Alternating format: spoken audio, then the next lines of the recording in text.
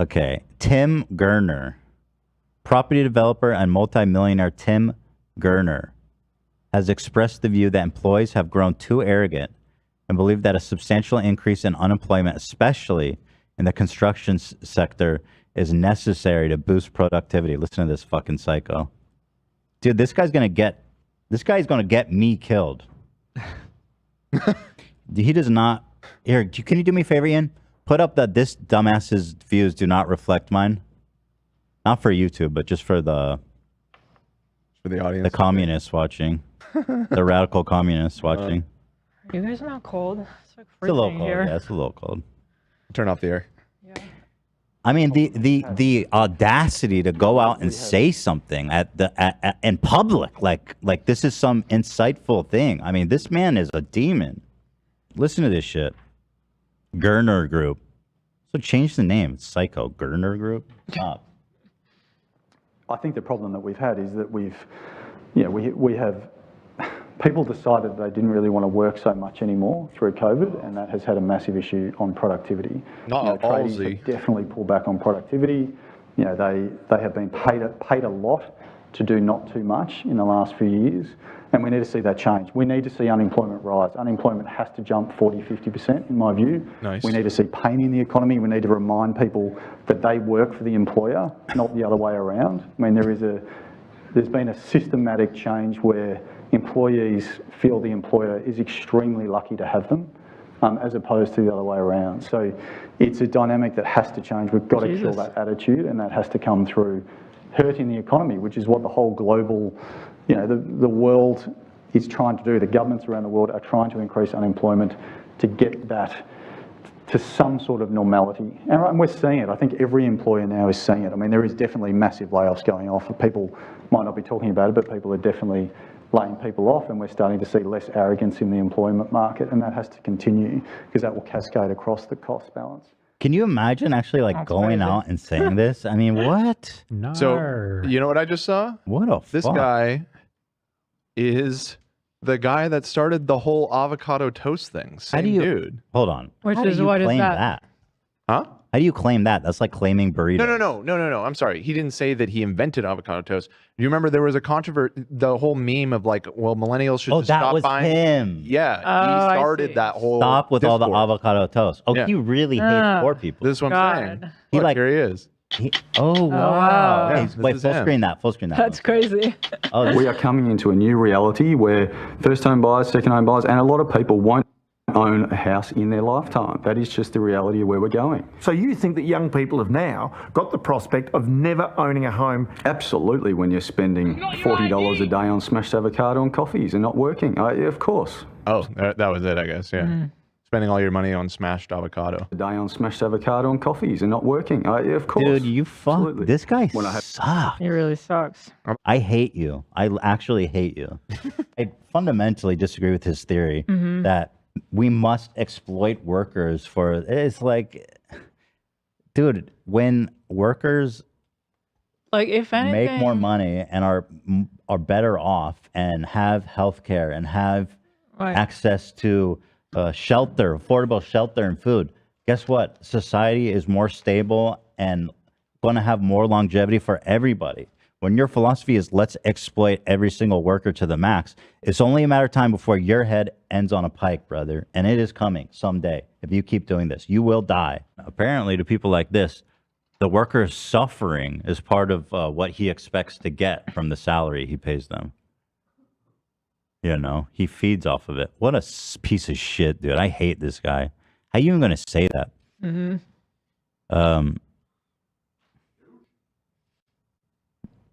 You know, I know that I'm a capitalist. And so I've been trying to think, like, how do you square that with my other, like, socialist ideas? And I think if there isn't, there should be a thing, and it's a little bit of an oxymoron. It sounds silly, but I do think it can be and is a real thing. Benevolent capitalism. Does that sound silly? It's called being a social democrat. So, okay. So what I think is, like, if you like the idea of capitalism, then you need to also accept the inevitable downsides of capitalism. Like, if how you live is dependent on you working, right? Then you need to guarantee people jobs. It doesn't make sense. So because without that, then you're basically saying, yeah, just as a consequence of this, some people are going to be homeless and destitute. And so that's unacceptable, right? I mean, that's psycho to just accept that as a fact of life. And so, like, I think the government should have guaranteed jobs for people that want to work, you know, that pay enough for the minimum amount needed to have shelter and food. I think shelter should be guaranteed. I think food should be guaranteed because, again, we want the capitalist society and all the good things that benefits us. I do like the system of capitalism. I think it's good. But so we want all the good things, but at the same time, it does, if it's unchecked, it makes society, the distribution of wealth and like the stability of society goes totally off keel. And if you need a job to provide food and shelter, then again, that's the capitalism, right? So you have to guarantee those things. So I think work, food, and shelter should be guaranteed rights of people living in capitalism. And education. And healthcare. Right, and healthcare should be too, yeah. Yeah. I mean, those are even like the three most basic, but healthcare, you know, should be, and education should be too, you're right. And it makes sense to me because you want to exist in this world where it's all about money. It's all about market forces and all this shit. So you can't just regulate on the top. You have to regulate on the bottom too to control for the outcome. So yeah, you are, everything you just described is almost social democrat to a T. I mean, this is what think like FDR. Democrat. I love his second Bill of Rights. Yeah, Democrats pre like 1970s is everything that you're describing. Dude, at least ideologically. They didn't always live up to all those things, but that was the kind of prevailing wisdom at the time. The second Bill of Rights would have been the greatest thing that happened to this country, man. That's crazy. Ethan, describe one good thing about capitalism. First of all, I think it's like the natural inclination of some people. Like, I don't think it's even realistic to say, I want to live in like a perfect communistic society, because that just doesn't work. It's antithetical to human nature. But I do think there are good things of capitalism provides, which is, I do think there is a sense of innovation that happens when people are motivated by money and pushed to, do certain ideas and to invest in certain ideas that like the government isn't doing. I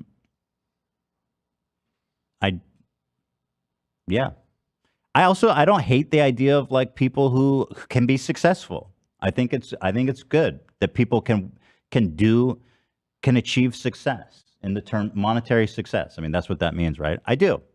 There's nothing wrong with that. It's good. I think it's good. It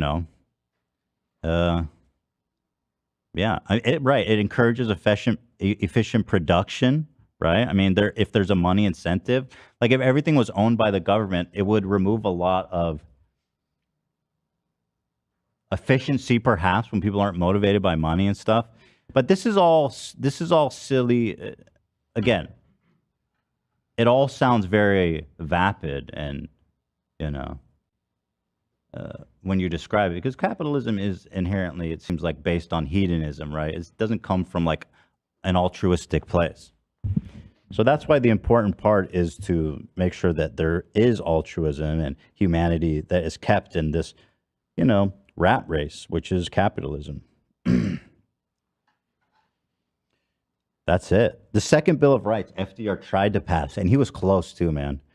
The right of every family to a decent home, the right to adequate medical care, and the opportunity to achieve and enjoy good health, the right to adequate protection from economic fears of old age, sickness, accident, and unemployment, the right to a good education. he was going to draft the second Bill of Rights, and it was close. It was really close to passing. He was on some king shit, wasn't he? Oh. There you go. I don't know what the fuck you want from me.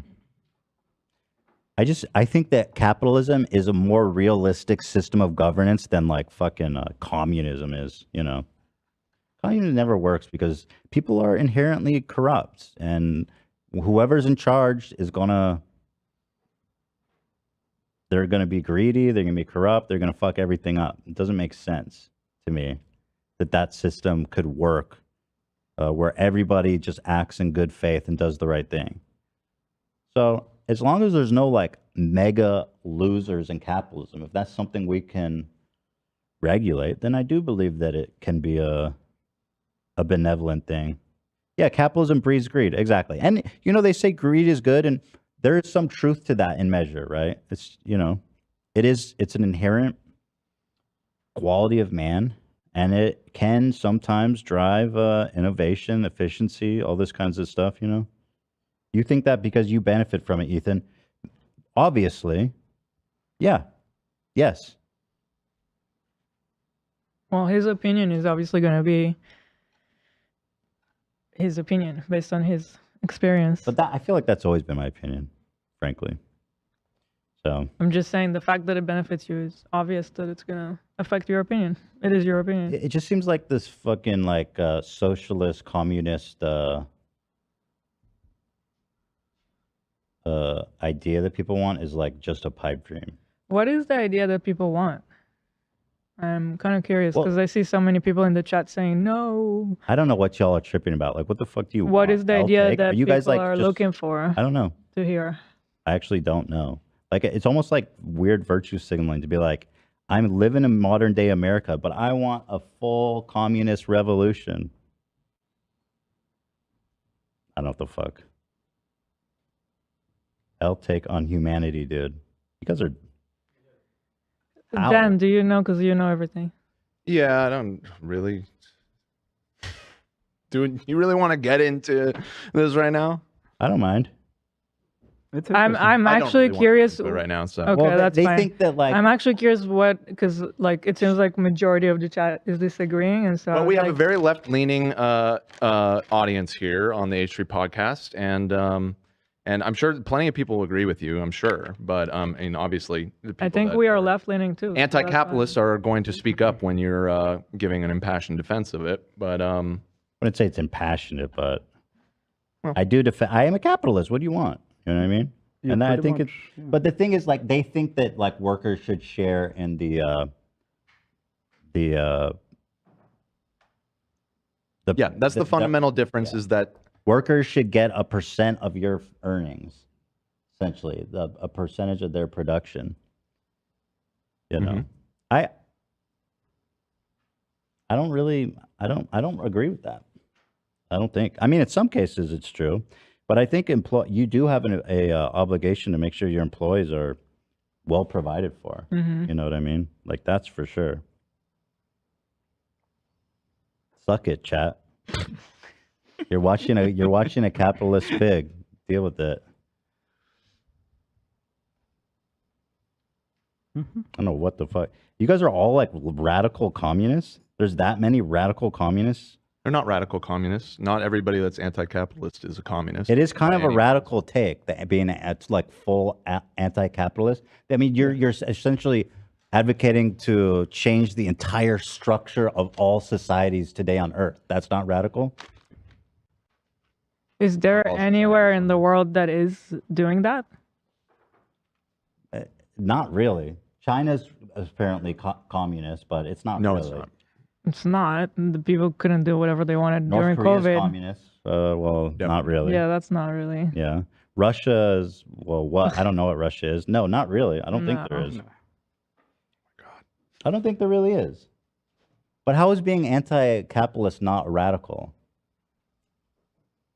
Just in theory. Because because the United States isn't the whole world, dude. Like, what country is not I mean, capitalist? I'm from most of Israel, Western but Europe it's pretty much has the same large thing. Anti-capitalist socialist political parties. Some of them in power at times. Some of them, it's definitely. They're capitalist countries, bro. Name one European country that isn't a capitalist country. No, yeah, you're right. They're all capitalist countries. Okay. You know, there's plenty to criticize for modern capitalism.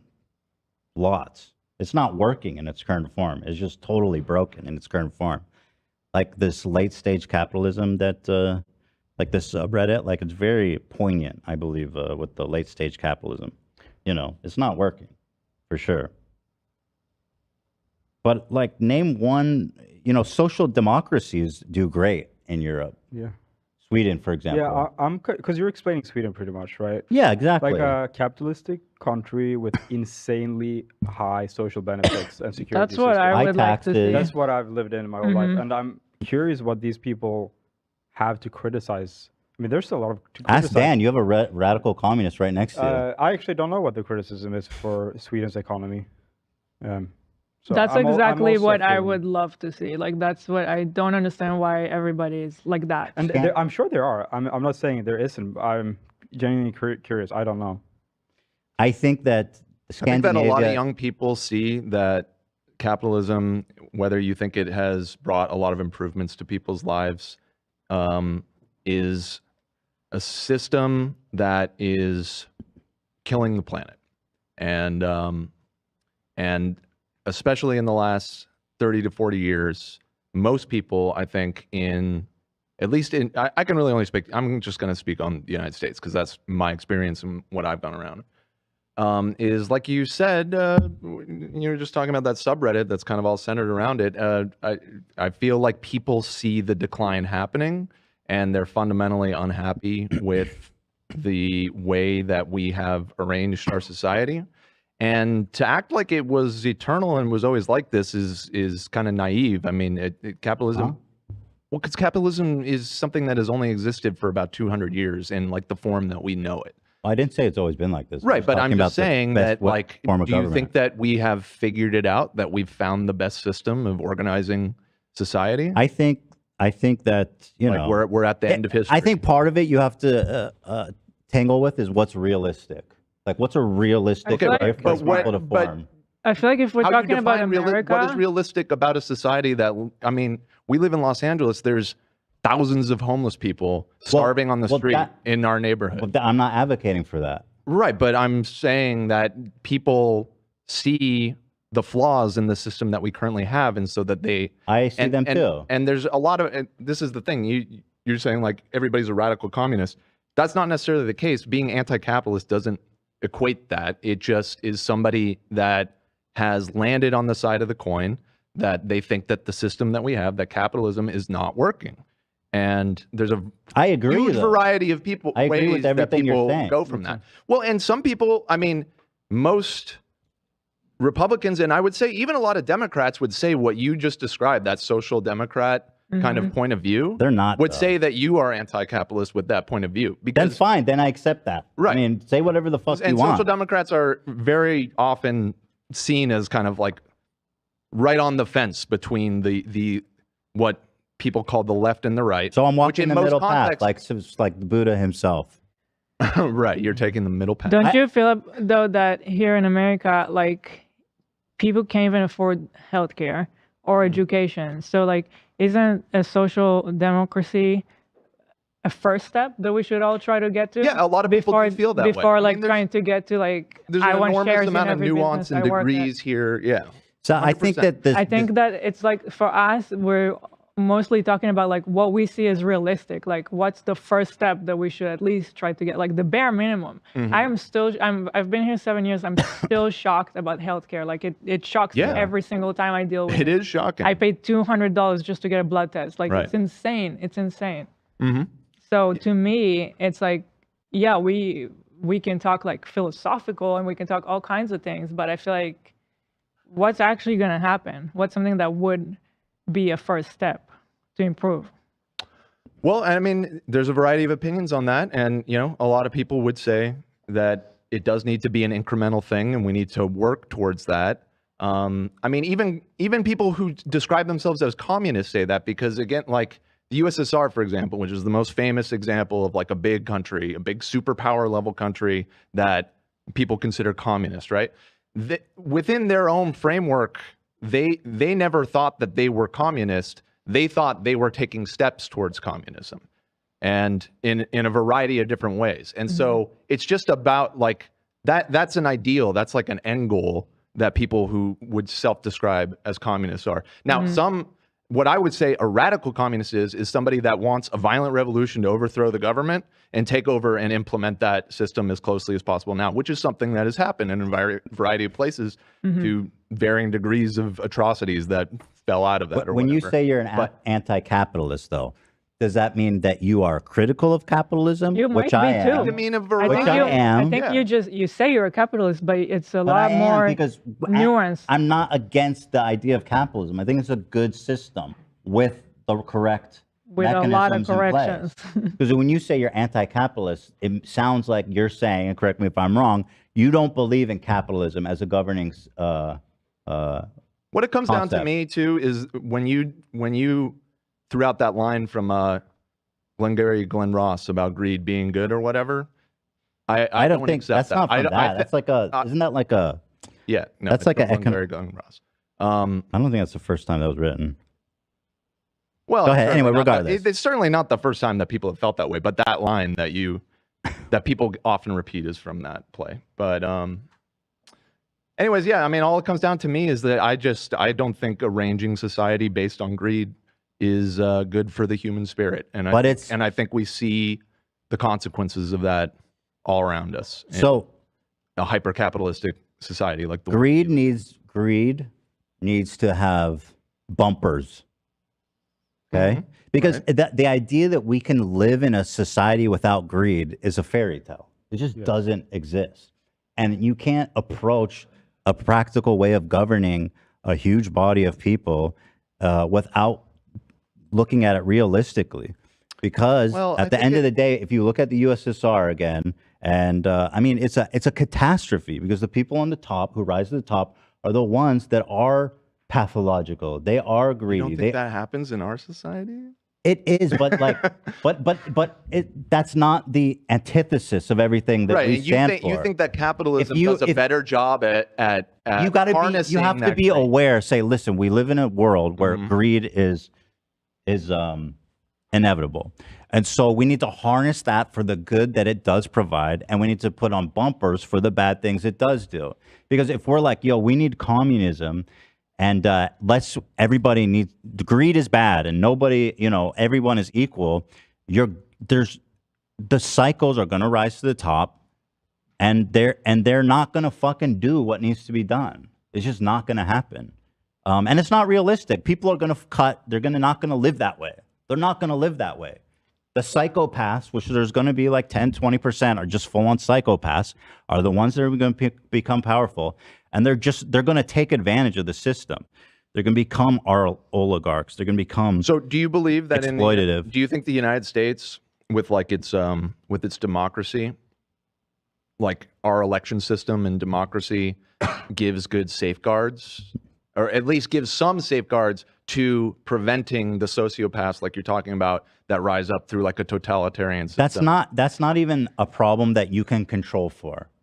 There's no way we're going to keep sociopaths from becoming billionaires. Elections and being a democratic and term limits, or having our president change every 4 years. Are we talking about like rich people or elected officials?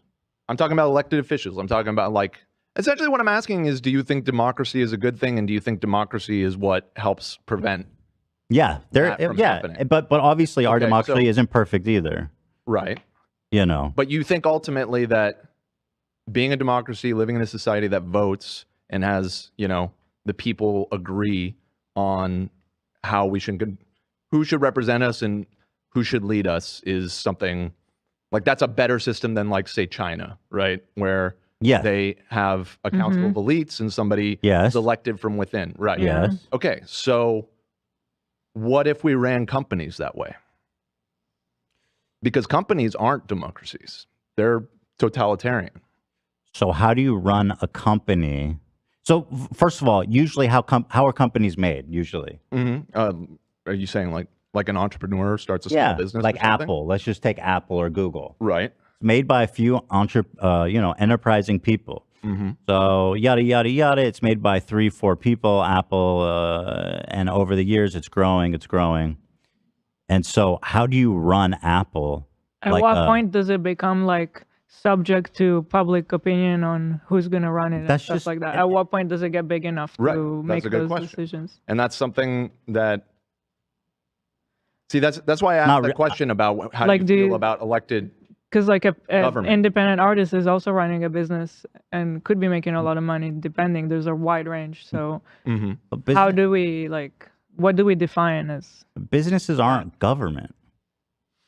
No, they're not. They're part of like the freedom we enjoy. But I agree that like a company like Google is almost like government. Yeah, we're you know, that's a whole different aspect of regulating these like monster businesses.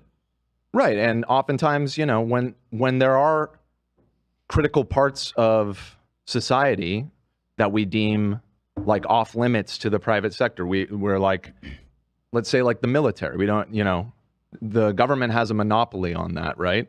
Monopoly on like keeping an armed force and everything. Yeah. And at least in theory, I mean, obviously there's a whole different conversation, but you know, in the United States, we have some say over what our military does as a result of that, right? Because we elect the people, we elect the commander in chief, we elect who's in charge, and we elect the person who is able to control the armed forces, right? I mean, theoretically, the armed forces should be controlled by Congress, which hasn't really ever been taking place recently. You're right. Yeah, according to the Constitution. But you're saying, what are you saying? Just, you know what I mean? I'm just saying that we can agree that there are certain things in society that we have decided that it's best if this is not left up to the entrepreneurial spirit, right? Yes. Government should be in charge of stuff that has great social And so some people might think that the work that people are required to do to live in our society is also something essential and should be controlled more democratically in the same way that we control government institutions. How? Like what? I mean, what do you mean? That? How there are public institutions, right? But electricity isn't invented by one dude who's just like, I have this great idea, I'm going to make a company. Okay. The internet isn't owned by one dude. You know what I mean? Water isn't owned by one dude. Just by the definition of a utility. It belongs to the common. How are you going to go to a guy who founded Google and say, how do we make the government? We're taking it for the government. So what does that mean? What does that mean? Okay, well, I mean, so I feel like there's two tracks here because there's how do we like you're now asking like how because we're in deep, right? There's a sunk cost here. We've built a society the way that we are, and ripping that all out is going to be a very disruptive process. So you're right. Like what, you know, if the government tomorrow were to nationalize all of Silicon Valley and just say, yeah, these are all publicly owned and take it all away, obviously people wouldn't go quietly with that, especially the people that own Google. They wouldn't like that, right? And so, I mean, that's something that has happened in history a lot when socialist revolutions happen, when the revolution happens and it's like, okay, we're going to nationalize all the oil industry. Like that all just belongs to the government now. You don't get to own that as a private citizen anymore. And so where is that line? What is essential to society? What is it? Again, oil, you're talking about a natural resource. I'm talking about like a big company. Sure. They invented their own product and sell it. I personally don't think there's anything wrong with the rules that govern that come from, the people, from the concepts of guardrails, high level, that they have to treat their employees with a certain level of, they have to compensate them to a certain level. Yeah, we're coming back to that social democrat. So and listen, I don't got a problem with what you're describing, really. Like, I agree. I mean, I don't think putting the government in charge is going to improve anything. If you were talking about like massive businesses like, Google, again, just to use an Apple, you're talking about natural resources that benefit all people that need then that's it. Then, but listen, I'm open to having a debate about these things. I'm not saying one way or the other. Conversation about it. I just think that, I think it comes down to, again, where that line is drawn. And it's like internet stuff, for example, You're right. I mean, especially in the early days when it's just little companies figuring it out. But then at a certain point, when does the internet become a human right? When does living in society, does the internet become a requirement? And does it become fucked up to deny people that because they can't afford it? Sure. No, yeah, I agree with that stuff. And so it starts to get kind of gray, right? Like, well, I'm looking at this nuance. I'm not saying we need to have conversations about stuff as it happens, and we need to have it from like a benevolent point of view and a realistic point of view. I'm not saying I'm open to having a conversation about socializing anything, right?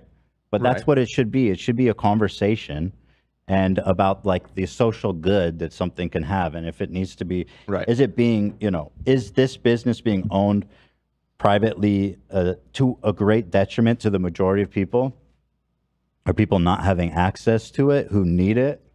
And this is a conversation to have on a case-by-case basis. Yeah, and so you're an incrementalist, and you think. And so far, like we're talking about the really big companies, which we all agree on that, like Google, Facebook, all the scary stuff. I agree, 100%. But like, what about the in between? What about everything else, like under that? But I'm not. But again, I'm talking about like regulations. I'm talking about like antitrust shit. I'm not talking about full government takeovers of the company. Okay, right, but it doesn't.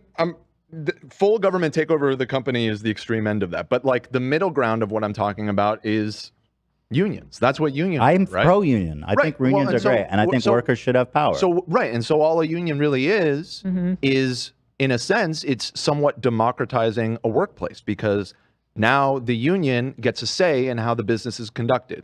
Hey, the workers, we're all getting together and we're saying, unless you improve this. Unless you do this, we're not showing up, and we're going to prevent anybody. This is a negotiation. This is a conversation. You know what I mean? It's not it's not a government interjecting and telling a business what they can and can't do. Well, in a sense, it is because government gives protections to unions. We at one point decided that these are important, and we created a structure where I'm in favor of that. Right, because prior to that, the owners of the factory or whatever, when the workers tried to do something like that, they literally fucking shoot them.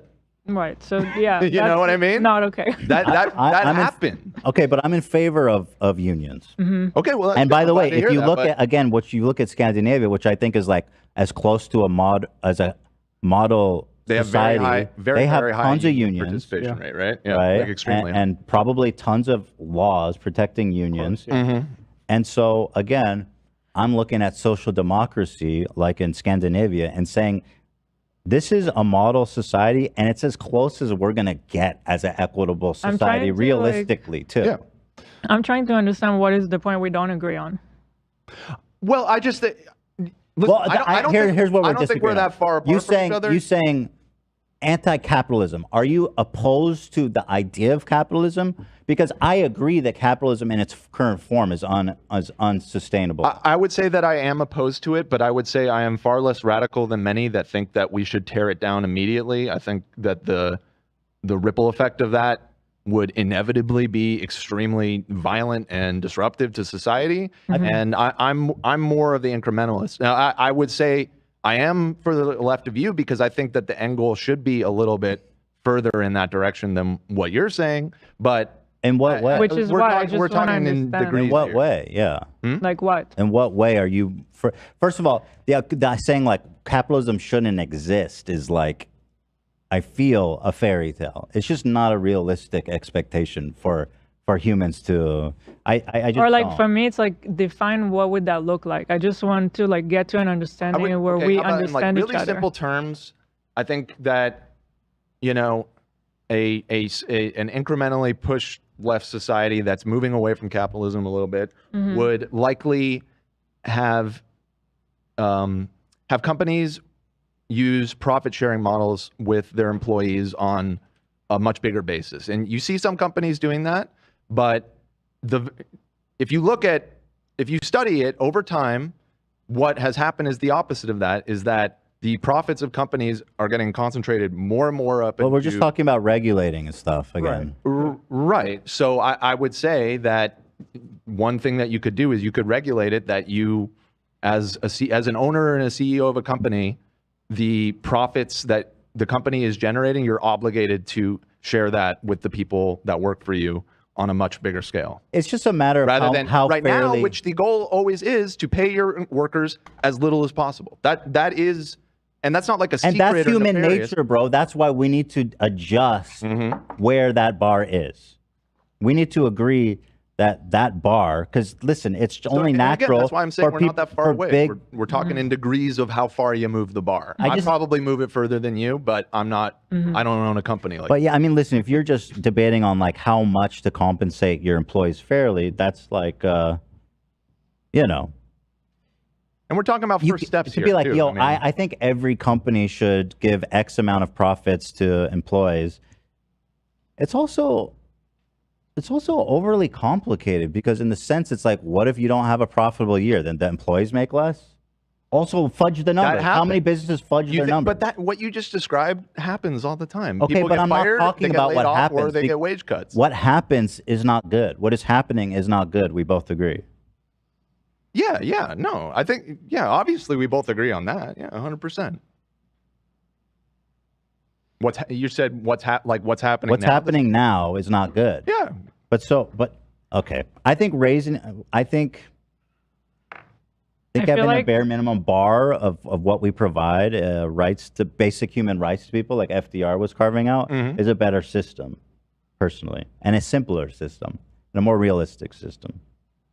Okay. I feel like the conversations of like how far to go are like, I'd be willing to have them, but I feel like first I just want to see like normal shit happening. You know what I mean? Like, that's the thing, is like, that's why, again, like, that's almost like I have like my land. personal beliefs of like idealism of like how I would love to see the world work with like rainbows and everything, and then I have the other side of like, okay, we live in the real world, what can happen or whatever, and so those are different conversations. And so I mean, for now I would public health care would be great. You know, like that's the thing, is in my opinion we're in such a bad spot that like you know, I'll take just getting Medicare for all. Like that would be a huge W, sure.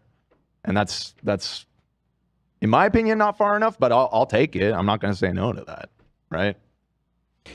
People think that, I don't know. Listen, people think it's being pessimist to say it's human nature to be greedy.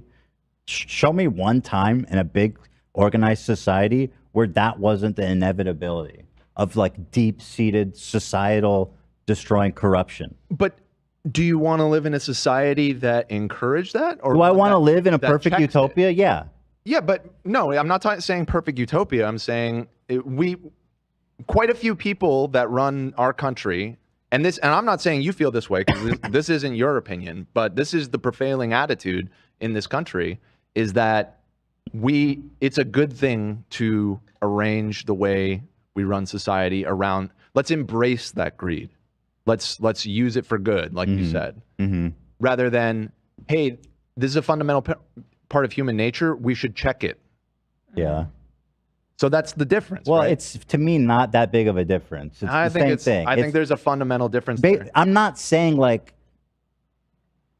there are people who are going to be extremely innovative and effective that are going to be motivated by wanting to be really rich and really powerful. Yeah, I mean, Elon Musk is a good example. The guy's a fucking psycho piece of shit. I hate him on a level, but like what he's achieved with Tesla is undeniable in terms of moving EV to mainstream. It just is undeniable, right? And I don't even want to give him the credit because I fucking hate him. I think he sucks. But like saying like making this, you know, distinction between promoting greed or putting guardrails to prevent from greed, it's just, there's not a significant difference there, in my opinion. Unless you can explain. By the way, people were saying this is worse than Dead Air. The show's over, right? I mean, it's been over. Just leave if you don't like it. What time is it? It's past 5. It's after 5. This is just, we got caught up. We gotta go. You gave yourself no green flag for not wanting to talk about politics, and then you just launched into an hour-long diatribe about socialism versus capitalism. So, liar. I think it's interesting. I think social democracy is the way to go. It's just realistic, man. And I'm pro-union, and I think people should be fairly compensated. I think people are entitled to own a home. I think people are entitled to go to college. I think people are entitled to, you know, have healthy meals. And I also think that I don't think that we should regulate how rich people can be if they're existing in that sandbox. Like I'm not going to come out here and say billionaires shouldn't exist, because if you can become a billionaire in this sandbox where you're paying your fair share to provide for people in this way, making sure you live in a society where people get houses, where people get food, where people get education. If you can do all that and still be a billionaire, then there's no problem with that, in my opinion. There's just... Well, you know what I mean? We've had this discussion before, but I think it just comes down to whether or not you believe you can get to that level without doing horrible shit. Doing horrible shit? You mean like, is that even an attainable thing without being an immoral person? There's billionaire has become a huge range. You know, look at people on the top. They're worth 200, 300 billion. Yeah, Elon Musk billionaire is sick. Like a lot more than a 1 billionaire. Can you become that rich without doing horrible things? Definitely not. Can you get $1 billion without doing horrible things? Probably. Well, billionaire shouldn't exist as a snappy slogan. Maybe you can quibble about where the line of acceptability is, but I think you understand in principle that at a certain point, that level of wealth, concentrated wealth, in my model society, I don't think people could become that rich. What about like Taylor Swift worth $740 million? She's just an entertainer. Yeah. But that's what I'm saying. When you say billionaires shouldn't exist, I think it's about time we start making a distinction between like 100 billionaires and like, you know, single-digit billionaires, because there is a big difference. You know what I mean?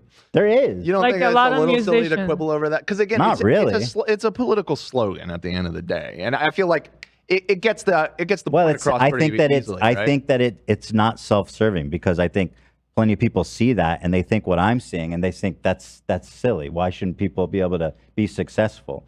Because there are people who are way too fucking rich and evil, you know, clearly, who got that rich. It's, you know, I think there's a difference between, like, let's say Elon Musk is 300. How wealthy is Elon? He's like 250 billion or something. Something like that. He's 250 times richer than a 1 billionaire. So let's say you have 10. Obviously, he's on the most extreme. Let's say you have $10,000 in the bank. So what's that times 250? You know what I mean? Like the difference is really quite huge. 250 times, you know, 2.5 million, right? So that's a big difference, right? Between 10,000. I'm not. Yeah, that's the difference between having $10,000 and 2.5 million. Yeah, but having $1 billion is like you can do anything you want. Having $200 billion is like you can influence elections and change. And you can like fundamentally control the outcome of current events. Yeah, well, I mean, listen, again, it sounds like I pretty much agree with you in principle. It's just we disagree about where the line is. I think if you're at $1 billion, you're already well over the line. To you, maybe it's more than that, but if it's a musician that got there, I don't think they did anything bad. You know, you're saying you had to have done bad stuff to get to $1 billion. Who's a billionaire? Taylor Swift is almost $1 billion. Taylor Swift is almost there, if not already there, because I'm just looking at Google. You know, I don't know how accurate it is. Listen, rock stars are cool and they can be as rich as they want. Let's see, Beyonce. I don't know.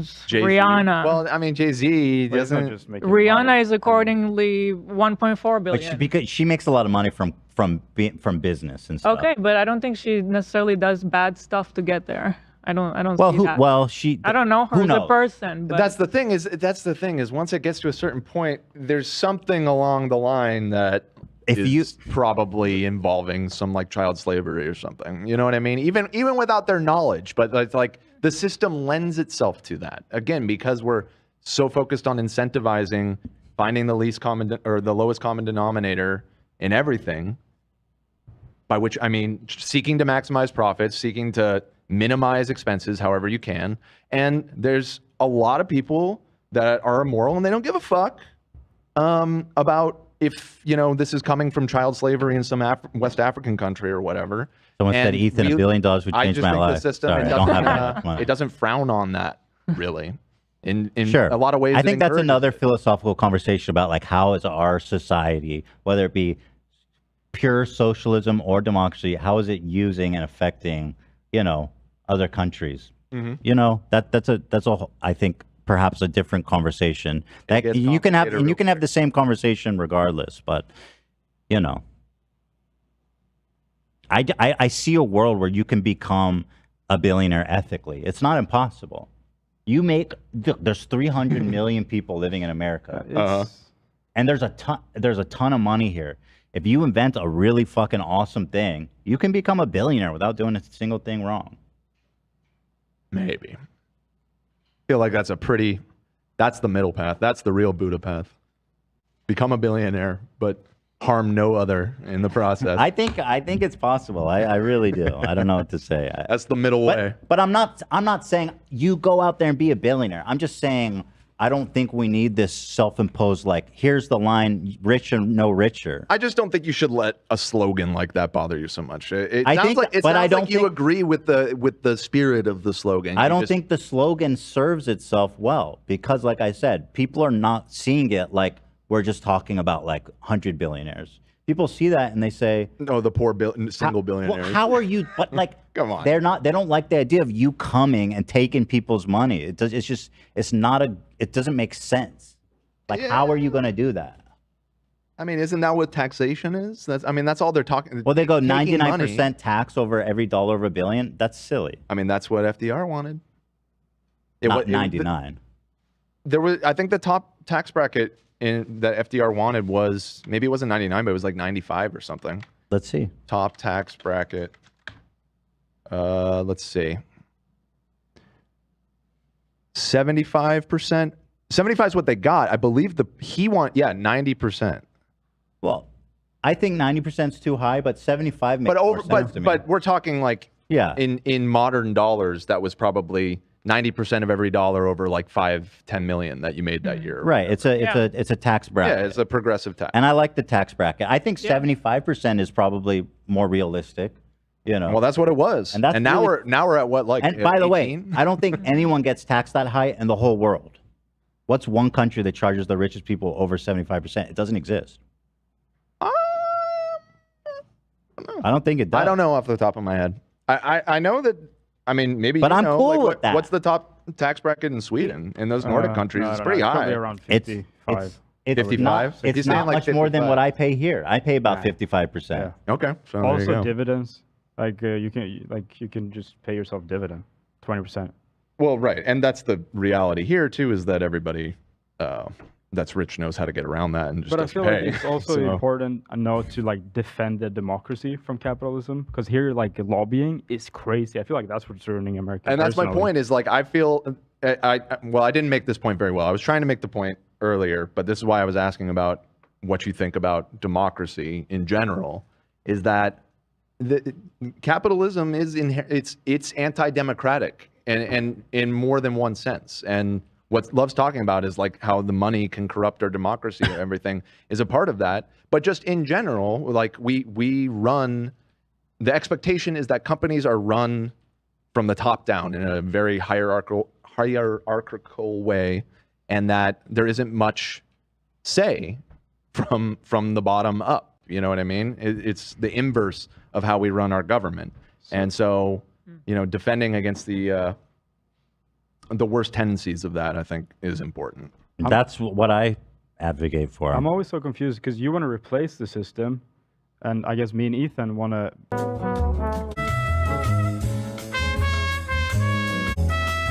Sweden, Wait, hold on. I buttoned that. What was it? Oh, what happened? I didn't even hear what you said. I said this, and I felt like maybe it came off wrong.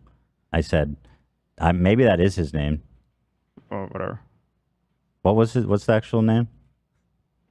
I don't even know what you're going for. I have no I idea. guess I vaguely know it. You were trying to call me a communist, yeah. Yeah, but what was his name? Are you talking about Mao? Yeah. Oh my god, this Right, screen. Mao. This button But what's screen his is full name? epic. Mao Zedong. So you're yeah, they Mao have no clue what we're Dan talking Zong? about. I don't know. So Trying to think of it. I guess I said me and Ethan want to fix the system, like capitalism, put band-aids over where it kind of leaks. And No, not band-aids, because that sounds bad. Okay, yeah, okay. Right, But right. that one to We want replace it scaffolding. completely. I don't get why. You don't get why? Because I don't get why you don't want to fix the system instead of replacing it. Well, we're talking about. I mean, I am talking about fixing the system as well, but my way of fixing it would be modifying it significantly more than what you're saying. Band-aiding it. Not to use that term, but So how do you prevent people from being billionaires? Just by doing a 99% tax? I mean, that's a real easy way, right? I mean, FDR thought it was, and yeah, I mean. Well, okay, you want to talk about democracy? I mean, FDR's he's not a tyrant either. You know what I mean? He got 75% ultimately, like you said, and I think I would do 90. I think it's fair anywhere between 75 and 90 for the utmost. 99% to me just seems silly to me. To tax someone 99%, even if they are a billionaire. Well, when he said when he was going for the 90 and got 75, that probably wasn't negotiating tactic. You know what I mean? Okay, so 75. I mean, what the fuck? That's not enough. You know what I mean? A hell of a lot more than they pay now. All I'm saying is let's start there. Let's start somewhere. Okay, let's jack it up to 75. Let's go. People, let's fucking go. I think people are jaded on capitalism, understandably. Yeah, I mean, we live in burned capitalism, us all. so obviously it's easy to see its flaws because we exist in it now. And I understand from my perspective, thanks to Gary V's advice, that I am like a winner in capitalism, right? You might say. W. Thank you. Different perspectives. And so, listen, I've been on the losing end of capitalism too, and more it's screwing us over. But what I'm saying is we don't need to throw the baby out with the bathwater, people. Oh, yeah. It's hard to feel, charitable to capitalism as a concept when almost everyone's being burned by it. But you look again at Scandinavia. I think that's as close as a model society as we've achieved in human history. I want Jimmy Lee to start paying his employees. That's all I care about. Me too, bro. We can all agree on that one. Yeah, we all agree on that. And I'll tell you, I'll take it even further. I think it should be illegal to have unpaid employees. Yeah. Period. You know what I mean? I think it is. Not well, no, internships, like the free labor I guess shit. That's true. I mean, yeah. It does seem a little gray, though, doesn't it? I'm surprised by how many people think that, like. By the way, I say radical communism because, again, you're talking about undoing the vast. Again, there's like so many like ways to approach it. I mean, every country, even the communist ones, are operating via capitalism. Right. Well, there's a lot of nuance to that too. I mean, we can't just dig it out, man. What's that? We should just dig it out and replace it. Anti-capitalism. I don't know. Well, listen. A lot of people agree with you that. Not in this chat. Agree with reform rather than revolution. That's a long-standing debate on the left of what the superior strategy is. Yeah. But I think capitalism gets a bad rep just because that, up until now, it hasn't been checked. And we're at this point now where we call it late stage capitalism, where it really is on life support. And it's just not working. It's not a good system. Unchecked capitalism is evil. It's not working well. But I do think that a hybrid system of socialism, capitalism is a really good system that can be humanistic, benevolent, and serve also the productivity and innovation that some people would say capitalism breeds. Sure. Thank you. All right, we really got. But by the way, I want to say we gotta go. Some of you guys in chat are so annoying. Like, I'm not. Oh, don't let them. I'm not advocating. Like, y'all act like I'm saying like. I think that there should be no minimum wage and people should be fucking like, if they can't afford. Come on, stop it. Well, people act like I'm stomping on workers' faces because I don't rev share. Our audience has a wide range of views, and obviously leans pretty far left, just because all the personalities on this show do. Listen, every time a measure comes to raise taxes in LA or otherwise, I always vote yes. I said I'm gonna pay 75%. Is that not enough for you guys? 75%? What other rich person is saying that? Find one. Well, listen, I am not a radical communist, so I can't make that argument for them. I'm sure they will in the comment section and on the Reddit over the next few days. But, but yeah, I mean, I think the greed is good thing threw people off too. I think that people being greedy is an inherent and inevitable trait of the human spirit. I'm not saying of everybody. I'm not saying everybody's greedy. I'm saying if you take 1,000 people, a certain percent of them are going to be greedy and motivated by power and wealth and status. Okay? And a lot of times there's going to be an oversect of these people's being sociopaths and being super capable, super smart.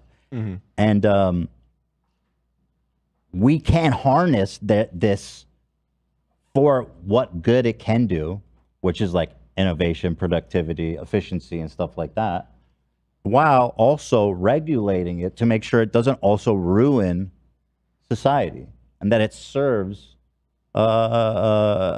people well in general. And I think that's just realistic. It doesn't matter if you're in a society, doesn't matter if you're living in pure socialism, doesn't matter if you're living in, you know, any form of governance. There's going to be a percent of people that are highly capable, intelligent sociopaths obsessed with money and status and power. Mm-hmm. And so, you know, and there's going to be good people that are successful too. That's not what I'm saying. But these are the people that really cause the problem. And so let's not encourage them. That's just how you do not encourage. That's human nature, bro. Like, I just don't believe that there's ever going to be... You just don't think that there's anything that you can do about people being greedy and fucking people over? There's just nothing you can do People are born with fucking, you know, that's like saying, I don't want anyone to be born a sociopath. Let's end sociopathy. I'm not saying... You're not gonna end sociopathy. Yeah, of course not. I'm not saying that. Of course, I agree with what you're saying, that you know, that there's... People are greedy. Just... Should that behavior be rewarded? I don't even know what that means. What do you mean rewarded? Maybe, and now it is, but I'm saying... Again, nobody... Ian's telling you to shut up. I have to pee. I'm sorry. I have to jump in. Hold on. What do you mean? What do you... I don't even know what that means. It's encouraged. Okay. I mean, it is what it is. You said it yourself. You said greed is good. I just said that was misconstrued. But here's the thing. But okay, fine. I'm saying it's inevitable. Right. And you so don't let's believe harness that? It for the good it can do. You don't believe that. Unfortunately, a lot of the people that run the world do. Okay, well, that's inevitable. I don't think that that's inevitable. That's where we differ. Well, regardless, I don't think it should matter what people think, because ultimately, in the way that the framework that things are built, it's not going to matter what they think about greed. I agree. That's going to be, and that's why it's not a great framework, in my opinion. Why? Because of what you just said. It's a framework that doesn't matter what you think about greed. Right. And it controls the worst outcome for what they can do. How is that bad? It controls the worst outcome? Yeah. In my social democratic utopia. Greed. Oh, you're saying, okay, yeah. I'm talking about the state of the world now. You're talking about, like you said, your vision of the future. So, Ethan said, you guys really think there's people born that aren't going to be like sociopathically greedy? That seems silly to me, but what do I know? You want to live in a society where sociopaths aren't born anymore? Let's do that. That sounds like a great idea to me. Let's eradicate sociopathy. Wait, go back, AB. Where's that coming from? Let's erase. That was the guy originally. I have no idea what I'm doing. I'm trying to learn his controls. That's all, folks. Guys, you're right. You guys. Here's my platform. You're getting stun locked. Let's eradicate sociopathy and personality disorders. We're not gonna encourage that. No more of that, you guys. Everyone's gonna be born a perfect, healthy human with perfect parents, perfect family. There'll never be any damaged people. It's all good all the time. Let's not even worry about it. Everyone's a saint. Everyone's great. Everyone has humanity's best interest at heart. Definitely not their own. Let's go, guys. It's perfect utopia time. Everybody's born. I just want to live in Star Trek, bro. That's all I'm saying. I just want to live in fucking Star Trek. Everybody. I want to live there too. Well, I love Star Trek. News, when does Star Trek place take? In like I love Star Trek. But we also need to be able Get in a to. time machine. Yeah, we need to be able to travel. Oh wait, in, those like, don't exist either. Fuck. We need turbo speed. Okay, congratulations. We just secured all personality disorders. Every child is born with puppies and toys and futons. Nobody's making this point. Futons. Ay, ay, ay. And we all have food. Nobody will be hungry because we have food particle generators that can make any meal you want. Replicators, hell yeah. Thanks, guys. But yeah, I mean, the show's been over, so I'm just humoring our conversation. Dan, but thank you. You wouldn't real have had heads are Baldur's Gate in a communism. That's all I gotta kind say. of fair. That's all I gotta Are say. you saying you want to socialize Baldur's Gate? You wouldn't be Larian able to have, Studios? You wouldn't be Aren't able they, to. wait a minute, aren't they, where are they from? Larian Studios. I don't know if this is gonna make things worse or help, but just say that Ethan, I think you're a wonderful boss, very generous. I've had many bosses. You know what? including my I will own say that uncle, too. Since we're on the No. Well, thank you for saying that, AB. Unfortunately, my EP wants to overthrow me and put my head on fire. I can't wait to have your cock in my mouth. Just say thank you, Ethan. Take a compliment. Oh, I did. I said thank you, AB, and then I said, And "Damn, Dan watch said it." it too. But Dan said it too. No, I know. We have a wonderful relationship. Eli, I think know. you're a great boss too. Thank you. We have a wonderful relationship here with everybody in here. I'm addressing people who say that humans aren't born greedy. Some. I'm gonna think. turn off the chat so you don't get. Yeah, we can go. You're all turn it banned. off. It's Anyone, 5:30, Ethan. Turn it off. We're and by never the way, gonna leave. anyone disagreeing with chat is now permanently banned. All right. Bye, everyone. See you guys on Monday. Have a great weekend. Yeah, obviously Friday was kind of crazy. I'm going to talk about it. I don't know if I should talk about it tomorrow on Thursday, because I want to talk with Hassan and Dan about it. I have more questions. I have a thirst for knowledge.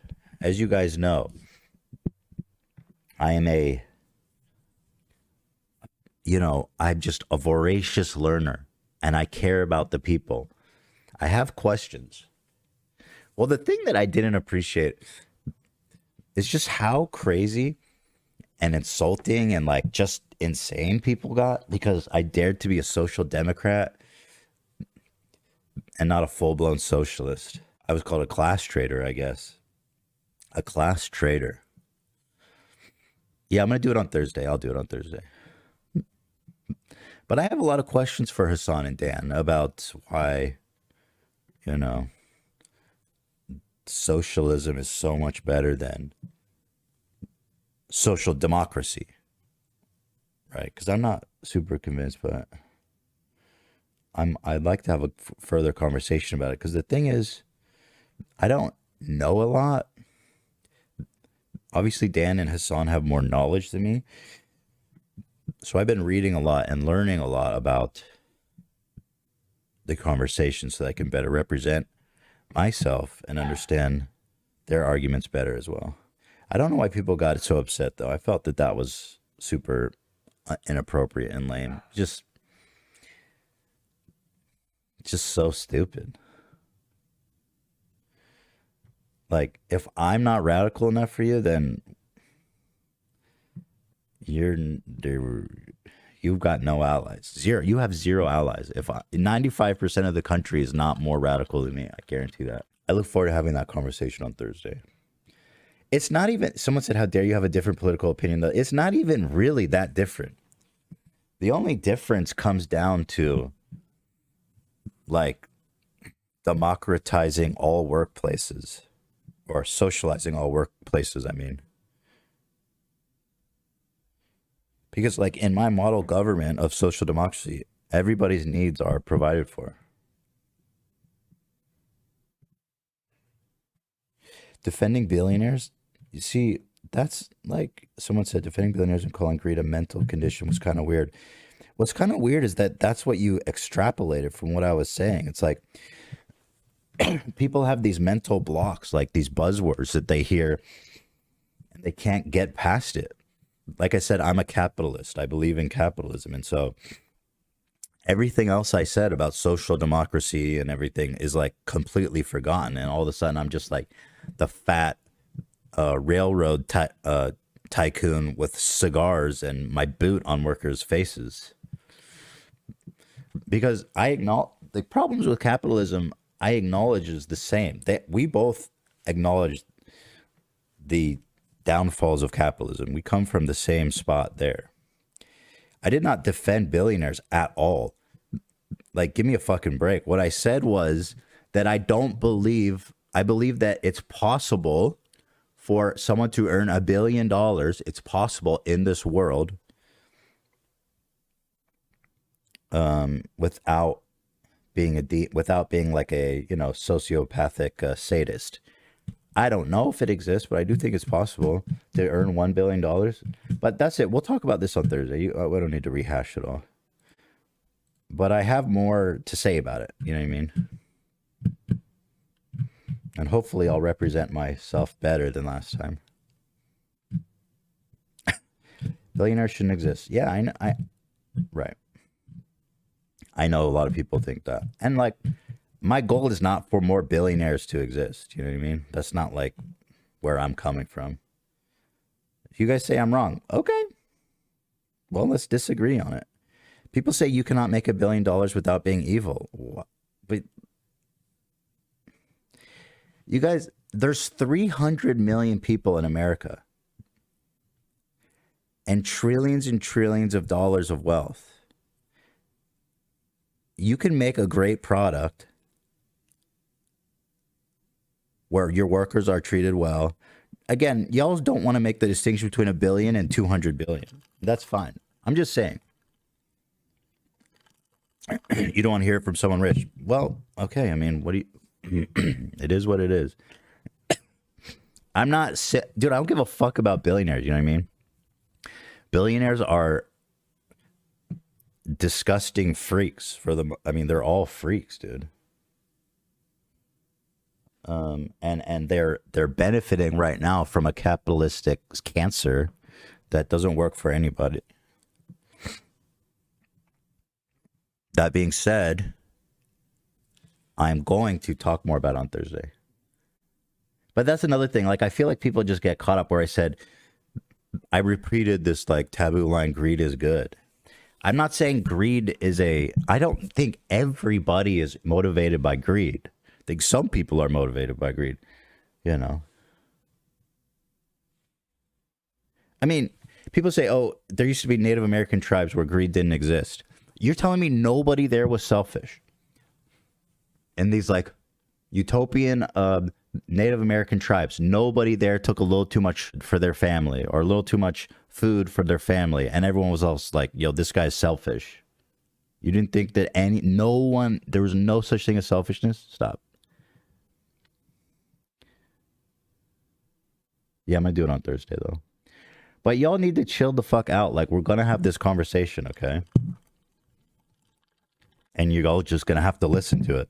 Or not. I mean, if it bothers you, you definitely don't have to listen to it.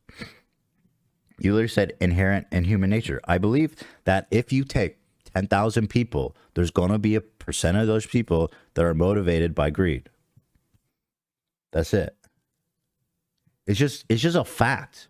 People are selfish. It's a defense mechanism. I mean, it's literally makes sense from a natural perspective of why you would want to be selfish and take more for your family. It's like,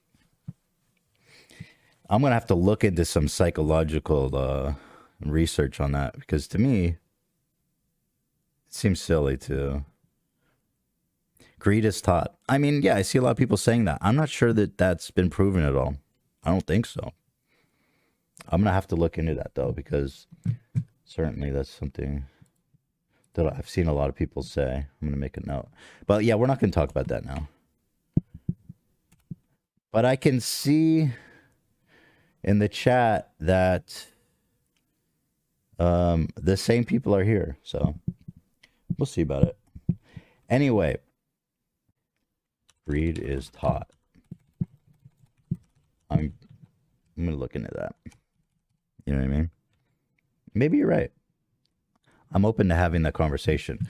But how y'all get so fucking defensive and crazy and like accusatory about it is to me just very silly. I don't know. Seems a little too much. But we'll move on. Thank you.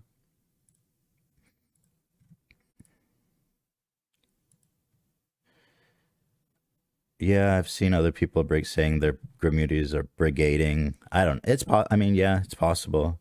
It did feel a little out of character, just how like mad some people were getting, and the amount of like shit posting that was going on the subreddit. But Ethan, we're poor. I know. I'm so sorry. I'm so sorry to my poor fans. I'll shut it. Ethan, can you talk about Vosh? I like Vosh, but I didn't watch his video about our discussion just because I didn't think I did a great job. Because again, I know I'm not super knowledgeable, so I'm trying to learn more and then have a more productive conversation about it. Someone said, "Is this sensitive topic? It's going to elicit strong reactions. Why wouldn't it have a huge reaction?" That's fair. It's just the way that some people characterize me for just being a social democrat and not a full-blown socialist. Just seemed like a little far-fetched is all. But don't fucking stunlock me, okay? We're not here for this. Ethan, nave sites were set up in a way not to have a surplus food and other materials. This made it so greed wasn't a thing. This was a way of life before capitalism. So in these Native American tribes, nobody was selfish. There was never a disagreement about somebody taking a little too much of something. It never happened. Come on. Now, I'm not saying the society wasn't set up like in a really beautiful, altruistic way. I'm just saying, I'm motherfucking right about that shit, boy. You know I'm right, bro. Y'all been on the playground and some kid tries to pull some shit with the Pokemon cards? Come on. You know what I'm saying? You should chat with Professor Richard Wolff. That's so funny. We have had him on Leftovers. I like Richard Wolff. I sought him out, invited him on the show. I know he's like a communist. And I like he's super smart and knowledgeable and educated. And I like him, frankly. And I invited him on the show to have a conversation about it. I mean, I'm having a conversation with my employees on a live show about socialism. I mean, come on, y'all. Give me a break. I have a lot to learn on my own. You know what I mean? And that's what I'm focused on right now. Because I want to have proper conversations about it. Son said he never have that conversation with you because it's against your best interest. Okay, whatever. I mean, that's kind of insulting to me. Like, I'm avoiding the conversation because it's against my interests. I mean, that's silly. I seem pretty eager to have the conversation. Yes. Elected from within, right? Yeah. Okay, so what if we ran companies that way? Because companies aren't democracies; they're totalitarian. So how do you run a company? So first of all, usually how are companies made? Usually, I would never talk to Ethan about this because this is the one aspect where it goes directly against his best interest. Google, right? Made by a few entrepreneurs. Like I wouldn't debate Ethan on this front. I mean, obviously it's different for Dan because, like Dan is he works with Ethan in a different way. But if I were to debate someone who is a business owner, friend or not friend, like that's not a talking point that I would use because that shuts you out of the combo aggressively. Ethan, please remember your audience skews very young. They speak in generalities from their own anecdotal experience as laborers. Your opinion is well thought out and nuanced. Social democracy could be great for laborers. My opinion is not well nuanced and thought out just because I don't know enough for it to be well nuanced and thought out, but I'm working on it. I'm working on making it better. But I also believe that social democracy is great for workers.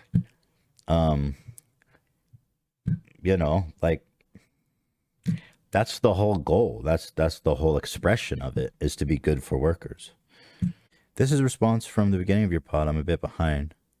Was saying you're arguing so. Oh, really? You're trying to get me still, Napoleon? I was saying you're arguing social democracy against communist Marxists, not socialism. That's not true. I don't think it's true. We'll get to the bottom of it, though, on Thursday. Don't push. Napoleon, don't push. Larry David was so angry and offended over Elon Musk. He reportedly confronted him. Do you just want to murder kids in schools? No, I'm anti-kid murder, Musk responded. How could you vote Republican? Dude, Larry David is the fucking goat of all goats. This man does not miss. Okay, you want to talk about ethical billionaires? Larry David is damn near a billionaire.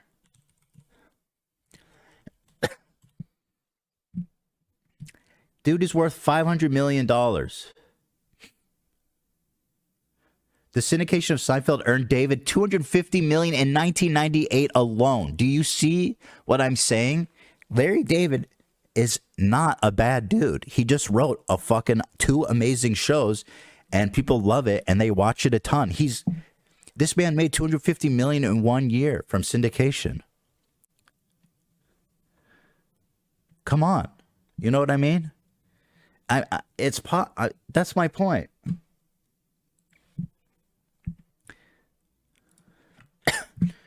So if a billion's too much, then what are we saying? Is it 900 million? Is it 800 million? 700? 500 million? Larry David is not a bad guy. You know what I mean? Sorry. I dare you to try to refute that. I dare you. Does he need $1 billion? No, I don't know what Larry David does with his money. I'm just saying he didn't fuck anyone over. He just wrote a comedy show.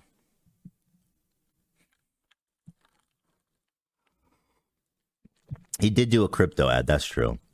But I'm not gonna take his whole career away from him for that. That was probably just bad advice he got from his agent or manager. Guys, I know how much $1 billion is. I understand.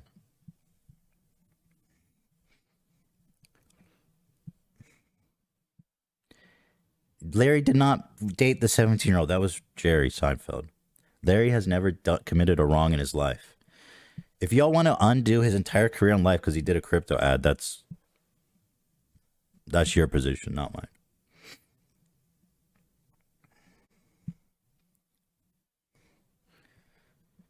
Dude, Larry's a man of the people. You think he doesn't support SAG? He's a writer. That's how he got his money. He's a writer. Larry David did also make Holocaust jokes. So have I. He's Jewish.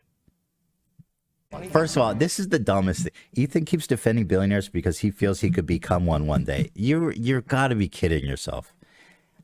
No. What path do I have to becoming a billionaire? I don't give a fuck about becoming a billionaire. I'm just trying to engage with these arguments honestly. That's it, you know? Larry David is not buddies with RFK Jr. He took one picture together with him because his co-star, Cheryl, is his wife. Come on, stop trying to make Larry look bad. It's not going to happen. I've seen so many people say that, though. Ethan wants to be a billionaire. That's why he's doing it. Shut up. I don't care about $1 billion. How's that ever going to happen? All right, I'm not going to get stun-locked anymore. Hey, fuckers. Normal. So my dad took... Hey, people trying to diss Larry. Vanity Fair article from June 13th. Larry David wants to make it absolute clear he does not support RFK Jr.'s presidential campaign. Suck it. Larry doesn't miss ever. Larry is our ethical billionaire god. Period. Facts. He's the man. He really doesn't miss. I'm going to tell Dan to include that too. Another Larry David claim. This is awesome. Larry David doesn't think Woody Allen did anything wrong after reading. Wait. I dare you to try to refute that. I dare you. After reading. Wait. Hold on. Larry David doesn't think Woody Allen did anything wrong after reading his controversial memoir. He did not say that. I dare you to try to refute that. I dare you. Reading his controversial memoir. He did not say that. He didn't say that. Fantastic book, he said. You feel like you're in a room with him, and yeah, it's a great book. It's hard to walk away after reading that book thinking that this guy did anything wrong. Oh, brother, no. While it's not clear if David knew he had been accused of molesting his own daughter, how could he not know that? That's something I'd like to ask Larry David about.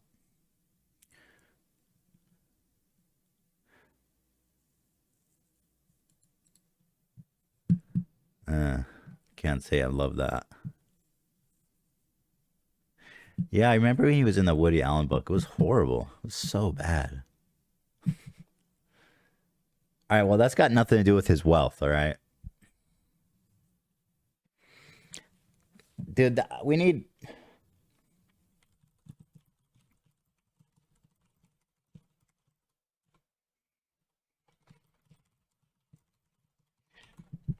There's got to be more to this story, you guys. This has got to be a misquote or something. Let's forget about the Larry David stuff. About the Woody Allen. Let's just rewind to before I pulled that up. I dare you to try to refute that. I dare you. This is disturbing, bro. I hate it. Producatons, you're a demon, man. Stop, please. He wrote, decided not to do today's show. I have plenty of money and I can take the day off. However, the crew will not be getting paid. Peasants don't get compensation for days they don't work. One step closer to being a billionaire. Okay, for the record, they are being paid. And second of all, look at that $1 billion smile, though. I'm not sure I want it anymore after seeing that.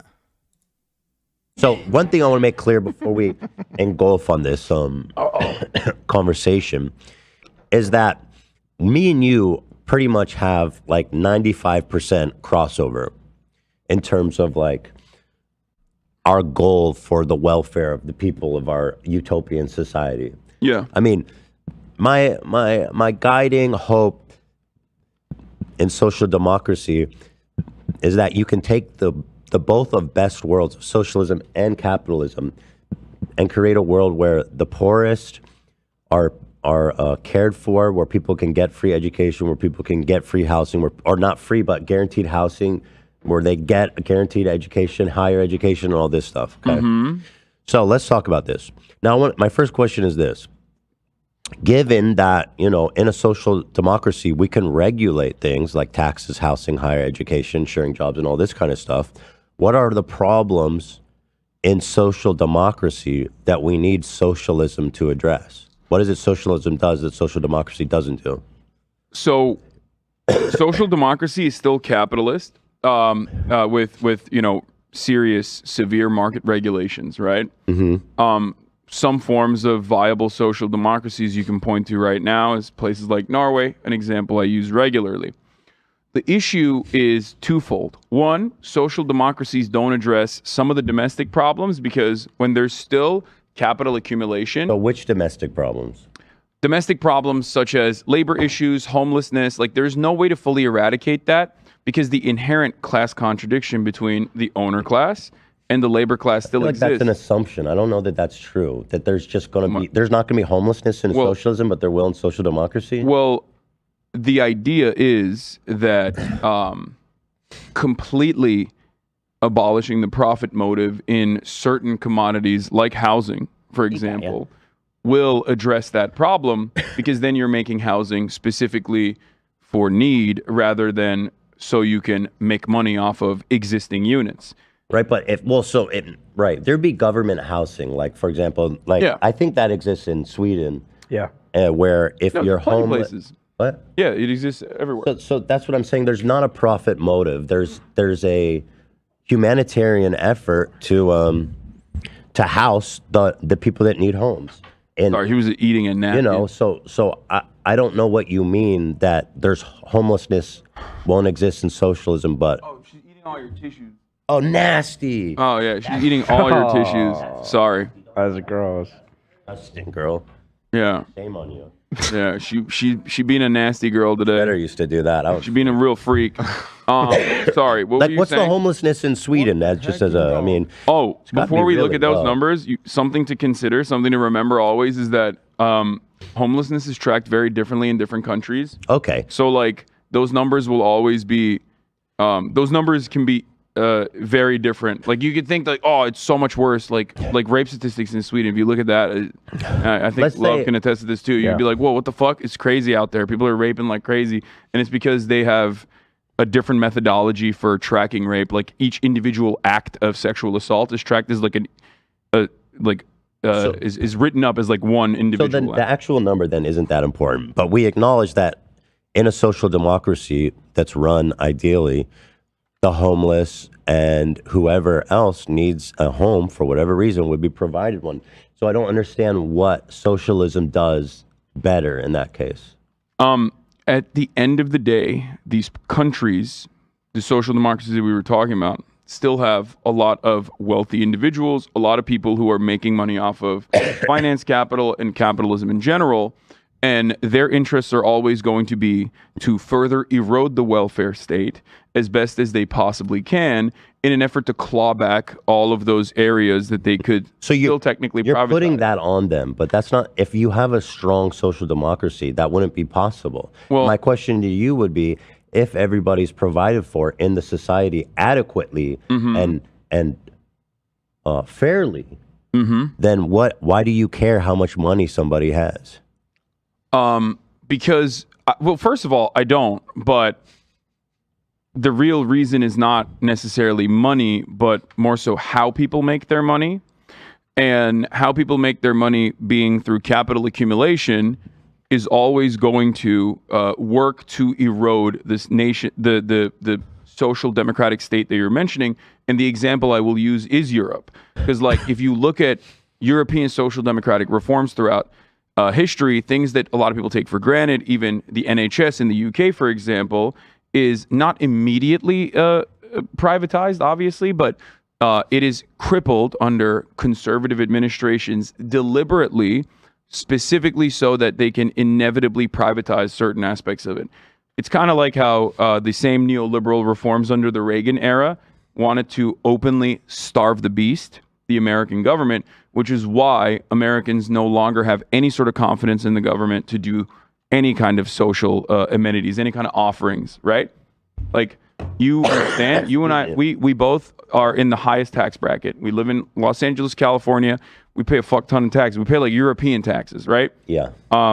And the reality is we both recognize that those taxes don't necessarily go to the places that we would love for them to be spent on. Definitely. Roads, schools, libraries. Well, what's that have to do with social democracy? That like my utopian social democracy? Well, because all that money in this situation, it does go to those places. Because America is still a capitalist nation, just like all of these other countries are. Yeah. And in a capitalist nation, you are always going to have the influence of capital. Well, let me ask you this then. Okay. In a socialist nation, on the other flip of the coin, wouldn't you also have a similar movement of people, a party of people wanting to move towards capitalism? There will always be, yes, people what's who are the difference? Counter-revolutionary. Well, not just that. I mean, there's a move because capitalism, social democracy. There's a certain level of individualism that you don't have with socialism, perhaps I would say, and so I would ask you, what's the difference? You're saying that social democracy nations the rich people are always going to be trying to erode the system. That's an assumption, by the way. Well, it's not an assumption necessarily as it's just not. It's just not descriptive in comparison to like. I mean, it's descriptive if you look at how it has played itself out in Europe, where we. And you're right. I agree. That's what they'll be doing. So I'm not even going to argue. Even America had a lot of social democratic principles in the New Deal. I'm not even going to argue that. But I do think that in a socialist country, like I said, there's going to be a sizable amount of people moving towards capitalism. So what's the difference? I don't know if it'll be as sizable. And there also always has to be a state mechanism of control, which exists in neoliberal capitalism as well. And this is actually, an area where I very much diverge from other socialists, I would say, or even more orthodox Marxists, that I believe the neoliberal mechanisms of control, specifically, it's just, how do I describe it? Free market. Markets are better than the government at dealing with everything. Okay. So I think that there is two different, as reductive as possible, there's two different types of control. Control is always going to happen. This is what the state is there to do, right? Under liberal capitalist democracies in the West, you have a neoliberal mechanism of control that dulls the masses through commodities, gives you the false notion of choice. You feel like you have 32 different brands of Oreos, even though they're like owned by 3 companies that price fix, right? And they basically control all matter of commodities. And those markets are completely captured. But there's this idea that there are, this endless, boundless amount of choices that you can choose from. On the other side, the more authoritarian mechanisms of control, which have existed What's your opinion? I like the neoliberal one. I think that even in a socialist state, you should still very much give the people the false notion of choice and make it feel like they have a say in the process while doing the bidding of, I mean, it's a pretty cynical worldview, but I think that, that's what states are supposed to do. Let me ask you this. And that will create a structure where there are significantly less people who are like, I hate the system right now. I don't feel happy. I don't feel good in the system that I exist under. So I should, do counter-revolutionary capitalist reforms. Well, and likewise, I don't think there's that many people in Sweden or Norway who are saying, no, we need to move to a pure socialist because everybody there is provided for. I don't think there's a large. I'm speaking at. No, you're absolutely right. You're actually 100% correct. So like some Orthodox Marxists actually hate the welfare state for this reason, because the welfare state is a continuation of capitalism by offering certain amenities. Seems like the liberal capitalism has thrived and has created a structure where like the inherent contradictions that exist under capitalism that I think everyone would agree with, including yourself. Those inherent contradictions become a little bit more muddied, and they never end up getting to a point where they converge and capitalism erodes into some socialist formation. Let me be, I guess, more specific. If you're in a socialist country, is there one party or multiple parties? It depends. I mean, because one party's scary, right? Can we agree on that? A one-party system is not a good system. I think you and I would agree that we... No. I'm just asking you. I don't care about the United States. I'm asking you about socialism. I think that there are different forms of governance, and the United States is not that different. I don't care about the United States. I want to know. I just want to talk about a socialist I think country. that no matter what happens, the state does what the state is supposed to do. You can either do it at the behest of your citizens because you genuinely, earnestly believe that, like, that is the best possible way of developing a society, or you do it at the behest of capital owners and capitalism. So you're saying you don't think it matters if there's one party or... I don't think it matters as far as I care about direct democratic participation in local in local one-party systems with socialism or communism has pretty much always been a catastrophe. Yeah. Like a humanitarian disaster. No, I agree with that. There's just so much risk in having one party. I agree with that. I think that a multi-party system is obviously going to be better. My point is that it doesn't even matter if you have a parliament. It doesn't even matter if you have a multi-party system. The changes that are being made in one direction or the other are oftentimes incredibly marginal. And the differences are not born out of like the party disagreements. The differences are born out of like genuine material conflict, like even including like the Civil War. It's never like the kindness of people's or like one party of individuals being like, we are kind, we want to do good things, and the other side is bad and they want to do bad things. So what I want to say was this then. But if you're in a socialist country with multiple parties, and one of the parties is a capitalist party, which would surely exist. Yeah. What would you do if that party started gaining momentum? And it was clearly like people wanted that route. They wanted that route. Yeah. So what do you do? I think I would do what America has done. Not to the same degree. Which is what? Not to the same degree as like, McCarthyist trials or anything like that. But I would offer additional amenities to ensure that people are comfortable and happy. Because I feel like any But what do kind you of do if they're like, nah, fuck that, we're doing capitalism? well, if everything is given to you, yeah, at that point, if every single thing is given to you, if all of your problems are solved, which I think we can both agree is not under capitalism and has not happened. No. If all of those problems have been solved, then there is no need for conflict of that regard. But they're saying, no, we want an ultimate. Because they're like, yo, this is a free country, right? Well, we want to do capitalism. Yeah. We think the market should regulate the prices and shit. Like, we don't think the workplace should be socialized. Okay, that's a great question. And what if you have to ask why though at that point? Because people never can be explained by why anyway. You know what I mean? Some people are gonna be dumb. You're right. It's like it's just gonna exist. You know it is. Yeah. And so if the will of the people is to go back to do more of a social democracy, is that something that a socialist country should move towards, or should there be resistance in the government to keep socialism? I think the resistance should be akin to how capitalist governments have resisted historically any kind of socialist movement, not to that same degree of violence, but I think that yes, the solution to that would always be education and offering more re-education. Re-education, certainly, yeah. I know that's like a trigger put them in word. Camps. No, not like that. I know there's a trigger word because everyone goes, "Oh, re-education." What do you mean? Like immediately people think like, "Are you China talking does about that. Are you talking about like resident schools? Are you talking about the Xinjiang?" Yeah, 100%. They do. They do it. They did it in Xinjiang, which I think good, right? No, I don't agree with that. Yeah, I don't think it was good. This is something I have openly criticized as well. Like that's not good. The massive surveillance apparatus that they built in Xinjiang is not good. So what would be good about a socialist re-education camp for capitalists? It wouldn't necessarily. I don't think it'd be camps. I mean, it depends on crimes, right?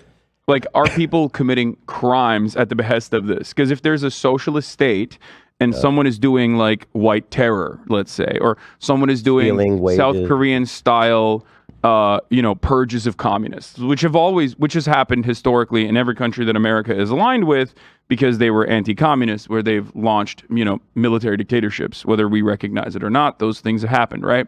So in a situation like that, I think if there's any kind of like terrorism happening, sure, yeah. If there's violence, that's obvious. I do think that there should be an enforcement mechanism, and in that enforcement mechanism, I think like rehabilitation, which would include re-education as well, would probably be a lot better than like a prison structure where they have slavery like in the United States of America. I'm still a little bit confused about the ideal mechanism of a socialist country, where people still have individual freedoms to like form, to assemble, and can also be like, yeah, I'm a capitalist, so what? And we're trying to grow our movement. I don't understand the organization of the socialist free country, because it seems to me to have a socialist country, there needs to be some amount of dampening of, rights. Well, because for what I said. Yes and no, because my point is always the same. It's that this is a constant. This is consistent. What you're describing is consistent with the American formation. It's consistent with capitalism. It's just a reality that will always exist. Mm-hmm. Violence, and who gets to do violence, is an inherent part of politics, because politics is, at the end of the day, a distribution of resources and a distribution of violence. Who gets to have what resources and who doesn't have the resources as a consequence of that. And if they do something to get those resources, what the state will be able to do. The state has a monopoly on violence across the board, no matter what happens, right? I'm not an anarchist. A lot of anarchists will get mad at me for saying this, but the state should have some level of a violent mechanism, because no matter what happens, and there's different forms of violence as well. The structural violence of poverty, or direct violence in the form of military boots on the ground, military warfare, imperialism, police violence, police brutality. These are all different forms of violence. There will be some exertional force required to maintain a socialist country. Yes, not just a social country, any country. Sure, any country. Yes. I agree. Until we reach a point of I guess, until we reach a point of production and our productive output has gotten to a point where it's so streamlined and so organized that there is no need for a state. But I don't know if we will ever be able to get there, where the state withers away and we have a classless, borderless, moneyless society. Yeah, I mean, if it is, it's Like not a- in a like a long time. techno-communist It'd have to be like post World War III or something. Let me ask you, I guess, another angle here. Worker exploitation seems to be at the heart of socialism and communism. Yes. And so I want to ask you this question. If an employee is fairly compensated, and by fairly, I mean that factors like work, compensation, they're being paid well beyond the means of living. They can afford comfortable housing, food, pleasure, vacation, savings, all the things people would want to do with money. If they're provided in all those ways that we see as important, is that still exploitation? In the Marxian sense, yes. In the capitalist sense, no. Capitalism is Mark, when you say Marxism, you're talking about socialism. Yes, right? yes. Okay. So, in the Marxist perspective, under Marxian economics, Marxist theory, exploitation is not a good or bad thing. It is just a thing that happens. Okay. And it goes back to something I've described many, many times over, which is that there are two classes. There is the labor class, the wage laborers, the proletariat, and the bourgeois class, the capital owning class, right? And these two classes have two inherently contradictory interests. You've worked jobs when you had a boss and someone was paying you, and you have been a boss, so you have gone through both of these stages. So as someone who worked in a job as a wage laborer, as a W-2 employee or 1099 contractor, you wanted to work the least amount of hours for the most amount of pay. That's understandable. That's like perfectly reasonable, right? Yeah. Like you want more money and you want to work less hours. You want to have more freedom. Your boss, on the other hand, wants you to work the most amount of hours for the least amount of pay, like that they can get away with. Yeah. So this inherent contradiction is at the heart of capitalism and is how commodities are produced under a capitalist mode of production. Now, when you have this imbalance, those who do have capital end up always being able to pay you much less than your actual output. So that is what's happening now. Yes. My question is, in a situation, as I outlined, where the employees are fairly provided for, which I outlined before, is that when I say exploitation, I mean, like, I think that also has a vernacular, like when the ruling class is committing some kind of harm or injustice on their workers. No, it's beyond that. You could be paying your employees fairly and still engage in the act of exploitation. So then, because I don't want to get caught up on that, because you're saying exploitation is neutral by its yes, exploitation in the Marxian sense is not good or bad. It's just descriptive. A lot of what Marx has talked about with respect to capitalism is descriptive. But what does he mean then when he goes the exploitation of workers? Clearly, he wants to end the exploitation of workers. Yes, of course. So is it still exploitation of workers if they're fairly provided for? Yes, because the fairness in this regard is not met on the metrics of like living standards, but instead on the metrics of what their output is. So when and this gets into the labor theory of value. Excuse me, goddamn. The labor theory of value, which is different than marginal utility, which is what we use currently when we ascribe when we say this is this much, like something is this valuable, right? Ice cream is $4, but if it's really hot out, maybe ice cream is $5 because, well, there's a little bit of scarcity on the supply, but the demand has gone up, so now ice cream is more expensive. Whereas from a Marxian perspective, the value of that ice cream is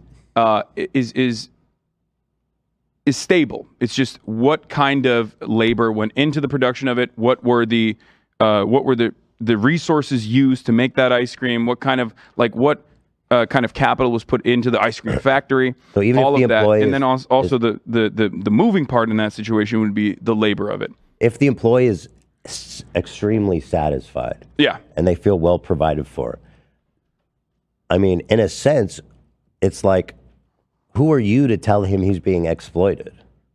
Well, you're again. I know you want to get caught up on that definition of that word, but you know what I mean. Yeah, no, I understand.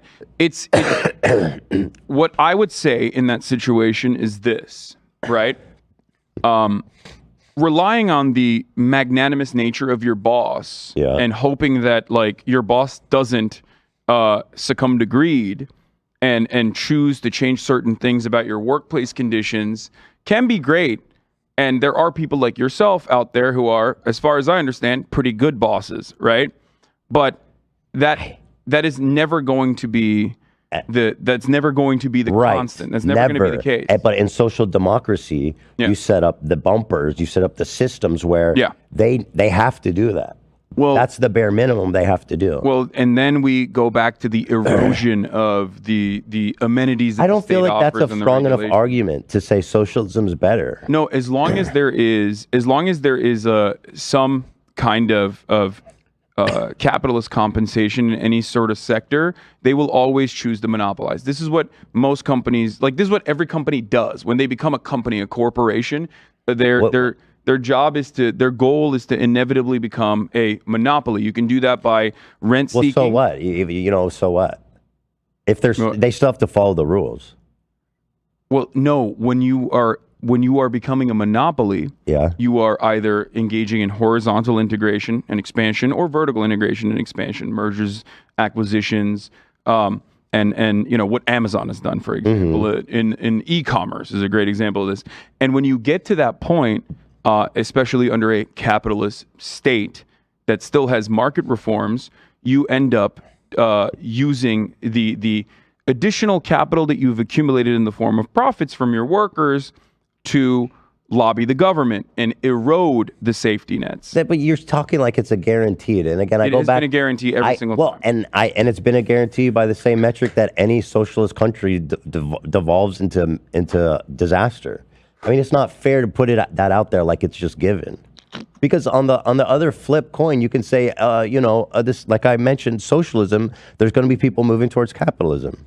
So socialist nation states, it's too hypothetical. Socialist nation states, however, historically, most of them at least, have not eroded or been destroyed due to like people who are just like, I want to be capitalist. Usually those people are being goaded or supported, facilitated by a much more powerful nation that is using the inherent greed to their advantage to cause divisions. But the real material issues in socialist nation states, historical socialism, real socialism in the real world that has happened, has always been due to mishaps, famine, or the government exercising too much authoritarian control. Yeah, you could say the same thing. These sorts of things are the real reasons as to why socialist nation states have failed, not necessarily their economic mode of production switching over to a more labor-focused economy.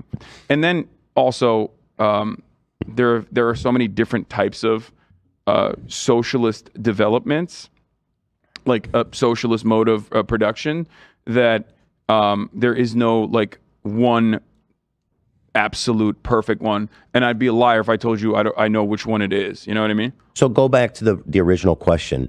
Let's just ignore this theory that in social democracy, and I'll say this, obviously we have antitrust laws that are not good, that are not been effective in the least bit. Yeah, That's I would also ask something you why. You can regulate. No, but I would ask you why. Well, because our government is super corrupt. Mm-hmm. Why is the government corrupt? Because people are inherently flawed.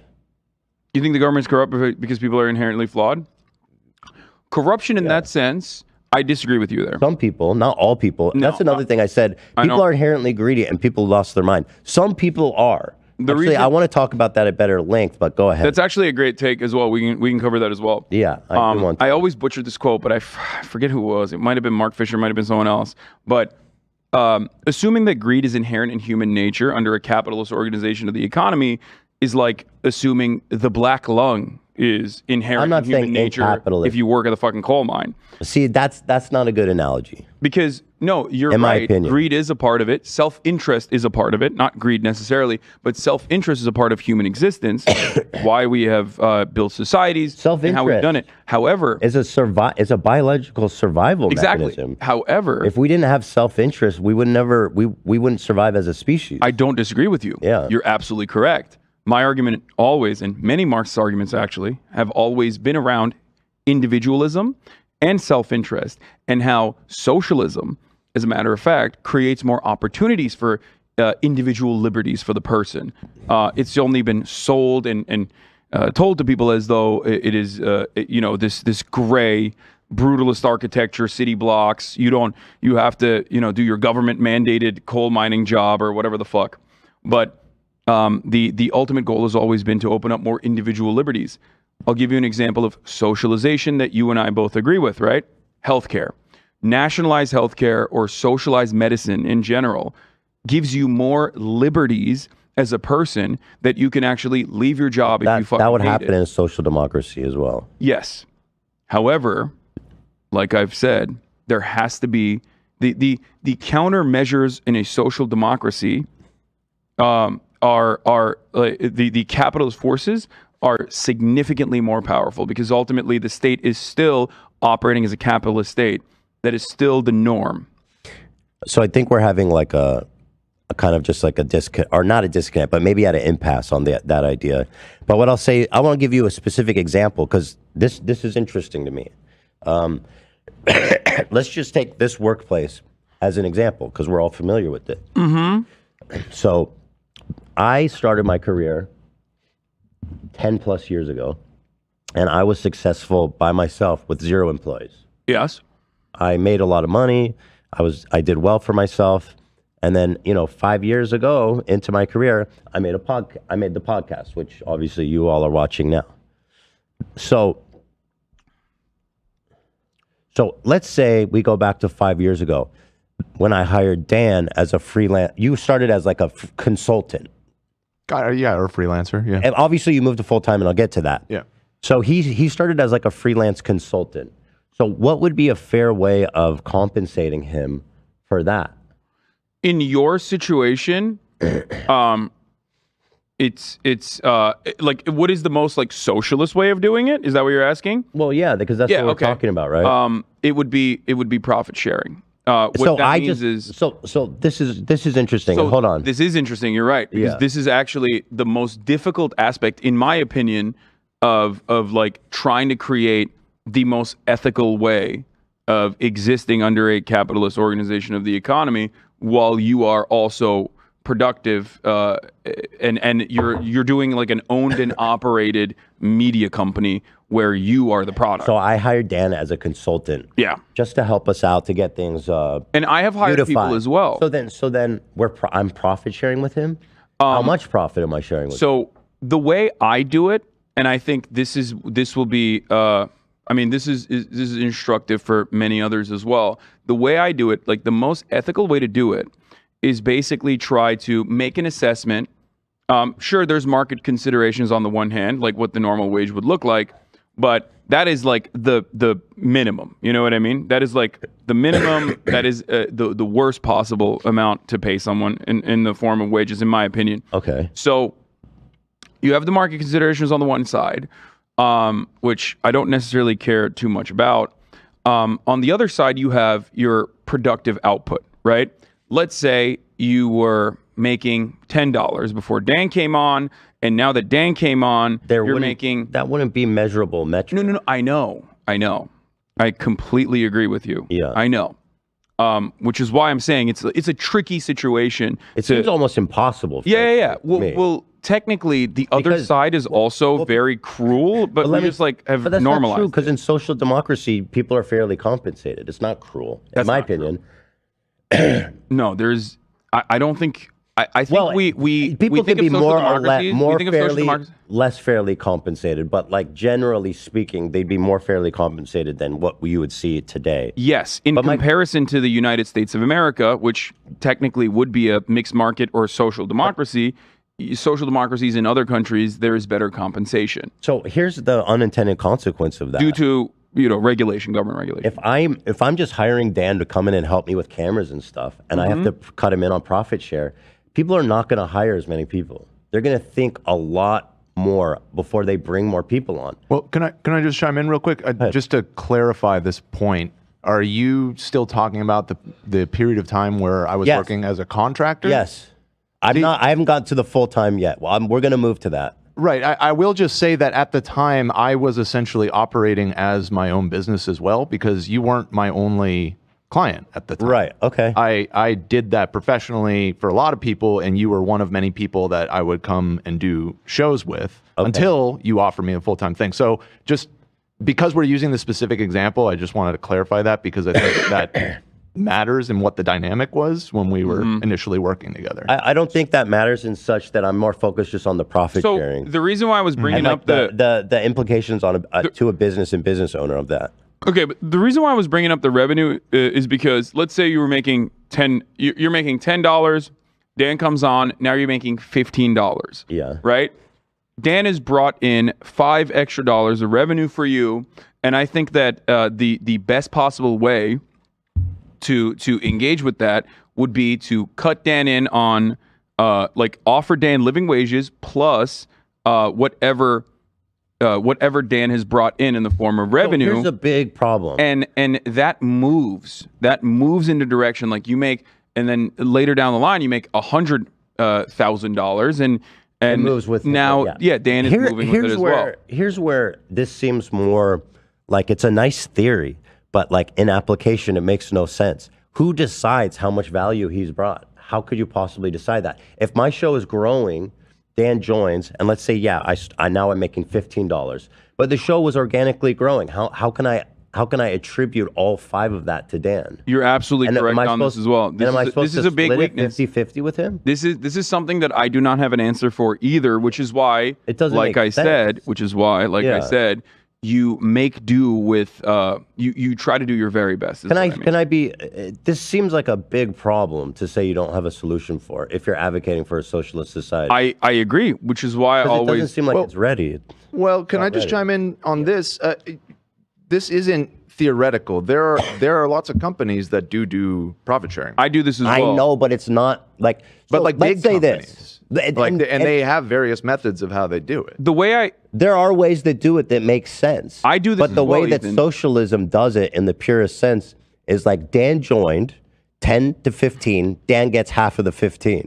So that's his Ethan, labor. Ethan, this is if we're talking pure theory. Hold on, what's that? If we're talking pure theory, I would rather have an imperfect structure that still absolutely offers better. It doesn't work. Well, if you don't know how people get paid, how does it even work? The capitalist structure also is imperfect in the exact same way. It's functioning at least.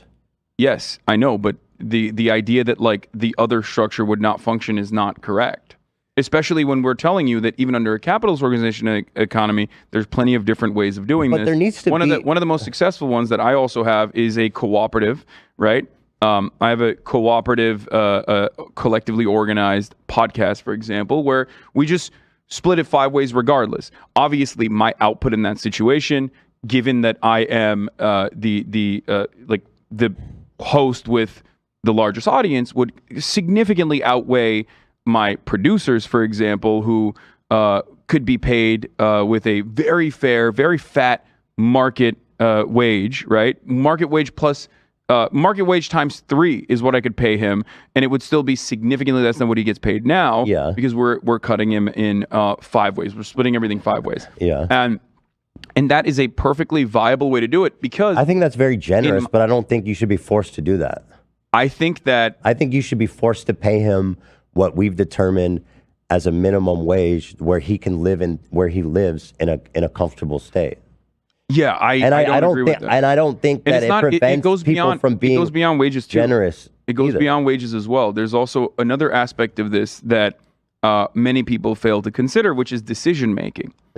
So there's also the structure of decision making, the structure of autonomy. When we are setting up the time for when we are going to shoot the podcast, like everyone has to be on board with it. It has to work around every single person's schedule. These are all scheduling conflicts exist usually, but it's like in good faith, every single person is like giving their most, giving their all, and it ultimately, I think, creates a pretty solid product. Let me ask you. So, do you acknowledge that in this socialist theoretical country, where I go from 10 to 15 and I give Dan 15, hypothetically for any worker joining, that I, as a business owner, I would be less likely to be hiring people? Certainly. And that's not good, is it? No, I don't agree with that. I don't think that's necessarily a bad thing at all. Because like, I don't know, because like I've gone through a lot of people that did not work out. Mm-hmm. And they were hired on like, let's say, you can still fire them. Exploratory. So is it at will employment in this situation? In this structure, you can still, of course, like you can still have issues with an employee and fire them. It's ironic because like Japan, for example, is like the most capitalist country on the planet, and yet in Japan they have this like very unique culture where getting into a place of business is very difficult. But once you actually have made it into the corporation, they don't fire you. They can't fire you. They never fire you. What they do is they ostracize you and make you into a social pariah within the company, and try to get you to quit. Is it because they're trying to avoid paying some kind of severance, or is it just no? It's like it's both cultural, and if I'm not mistaken, it could literally have legal implications as well. But it works, right? Okay, it technically works. But I'm saying, why is it?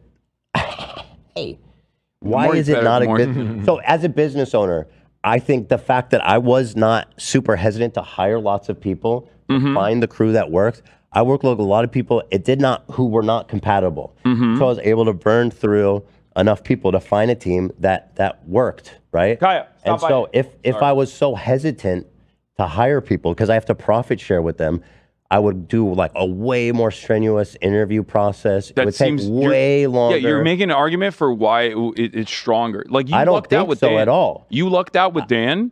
I don't think that's a good argument because first of all, it's good that people can go try a bunch of jobs before they find one that works. And as an employer, it's good to be able to try a bunch of people. Do you find the right fit for employees?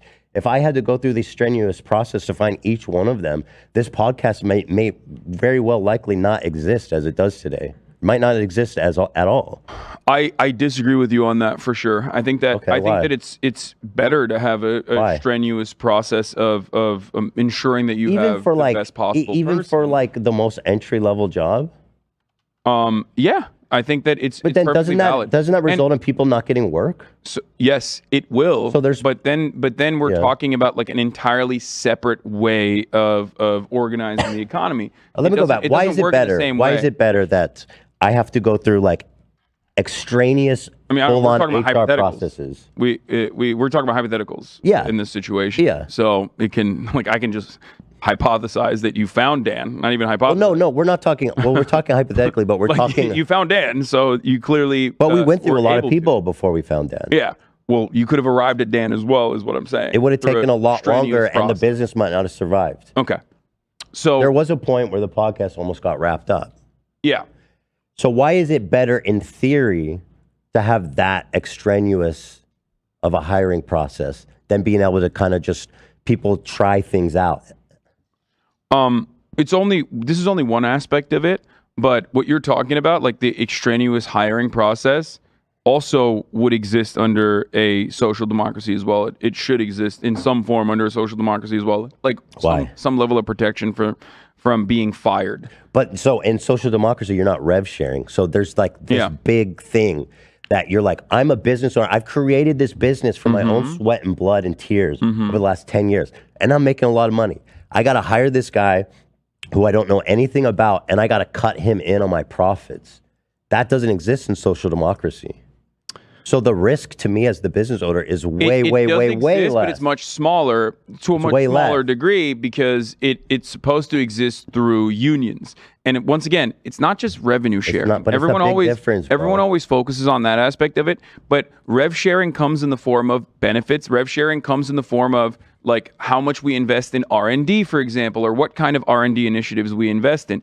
All of these decisions are made by a board. Well, that's all regulated. Fiduciary responsibility to the shareholders that is not regulated under social democracy. This is the major point of contention. What do you mean by rev share then? Because you see, in our example, like in Germany, they have a trade union representative that sits on the board of executives, but that's only one aspect of a larger board that is still representing the interests of the shareholders, those who own the company, who never have seen the company. They can, even globally own it, right? So having one vote in that situation is not as good, in my opinion, as having all of the vote, all of the power, making these decisions as a collective, something that kind of is not legally enforced here, right, in your structure, but you abide by because you're a nice guy. Many people are not going to be like that. And I'm saying that we shouldn't rely on the magnanimous nature of bosses. We're going back to this point because we don't have to with the right. Well, even an example like the one I mentioned in Germany still yields terrible, still is susceptible to the influence of capital. Let me ask you this. Wait, yes, it is. Germany arguably is. Yes, not as much as. Okay, I don't know a lot about Germany, so I'm not gonna. I don't want to get into that. America is a social democracy as well. The problem is, like, American social democracy is a laughable example of. So let's social not use it then. But going back, why is it better? Because I don't think I ever got an answer. To have a strenuous hiring process. Why is it better to have a strenuous? When you engage in commodity production with another person, I think it's perfectly valid to ensure that this person is not going to be like a scumbag and cheat you, fuck you over. I think it's good business practice, even in a capitalist sense, to ensure that the person that you're hiring is not like some fucking random dickhead. That's just common sense. And the more you do acknowledge that. So you do acknowledge the hesitancy to hire people. I do. I'm not necessarily saying it's a bad thing. I don't know what. Okay, we'll move on. I don't think it's a bad thing. I guess a bit of an impasse again. And as companies grow, you have different people in different units that also are, engaging in hiring. Like, it's just that workers now have more of a say in which direction the company should go, and that's a good thing. It's not a bad thing. Worked for me for like a week, and on my business, I spent 5 years building. I don't want to give him a decision on where the company goes. I think that... Why should he have that right? Well, you know what I mean? I'm not saying the janitor comes in and unilaterally makes decisions. That's not how that works. But I'm curious how it does work. So it's communication. The other person is a human being as well. If you have a major disagreement, then you look for someone else to work in that position. This is how it works. Okay. The only difference in that situation is that you don't have the fear of like subsistence living at the other end of that bargain. Whereas like you have better amenities, better protections, and therefore you're more comfortable. You just made good living conditions because. The idea is that's what I'm already saying. That I don't think that makes socialism unique because we can provide good living conditions and benefits. We can, but we haven't. Now that, by the way, one aspect of social democracy that we've talked about is the domestic one. We have yet to even uncover the other much worse side of social democracies, which is resource extraction in the third world and imperialism. And that is a necessity under global capitalism. And that is the reason why we have the haves and the have-nots. On the domestic level, you believe that there is a regulatory agency that can make things more just. I don't feel prepared to have a conversation about the third world stuff because I'm not super familiar with it. Perfectly fine. But like I can. But you understand that like that's a part of how everything works. So exploiting in the truest sense of the word is definitely what's been happening. Even on a capitalist understanding, that's like hyper exploitation. I mean, clearly, I think that all humans on this earth deserve rights and comfort and a right. You know what I mean? It is funny though. Like one thing I will mention in the domestic, going back to the labor force thing, is that like we're so susceptible and so programmed under capitalist dogma that we refuse to see a world outside of it, and we're so captured in that worldview that oftentimes the number one counter against a socialist governance or democracy in the workplace or anything like that is always like, what do you want, the fucking janitor just came in yesterday to make these decisions? Like, no one said he's the CEO now. I just want to understand how it works because you keep saying rev share. Rev share is only one component of it. Rev share can be democratically assigned. Say what? Okay, here is an example. When I first started the podcast, I was originally under Cast. It was fucking terrible. We quit. We started our own podcast, me and Will. We needed a producer because we don't have that skill set. We needed someone to change the cameras and maybe do a little bit of, someone to post the videos, do the captions, titling, thumbnailing, right? So in that situation, we looked for someone. We found someone. And we were splitting it 3 ways. We were splitting the revenue 3 ways, anything that we made, right? And even before that, I was also giving March money as well to make sure that he at least had a fucking, had a revenue opportunity even when we weren't generating a lot of revenue. Okay. Right? So what did I do after that? The podcast grew. Fear and now has 5 cast members. We brought in Austin Show, my good friend, and Cutie Cinderella. And when that happened, us 3, we got together and we had a conversation. Okay. Do we need more hosts? Do we think that this will be beneficial? Right. Right? Do we think that we will end up making, more revenue, generating more revenue in the long run? Right. Will we have people with unique creative ideas? Like, I care more about the creative output than anything else, than revenue. I haven't even touched the fucking revenue that I've generated from the podcast. And we got together and we had a conversation. And I think that is a significantly more equitable and just and better way of doing business than me hiring March, me giving Will some money originally, like a fat salary, or maybe cutting in on the rev share for him, and then giving March like a super high fucking wage, right? Way higher than like the average producer, and then making these decisions single-handedly. Let me add another aspect to your example. Let's say you need to hire a cleaner to come clean the office. She works for the podcast. She comes, she cleans the office. She works full time. How do you pay her?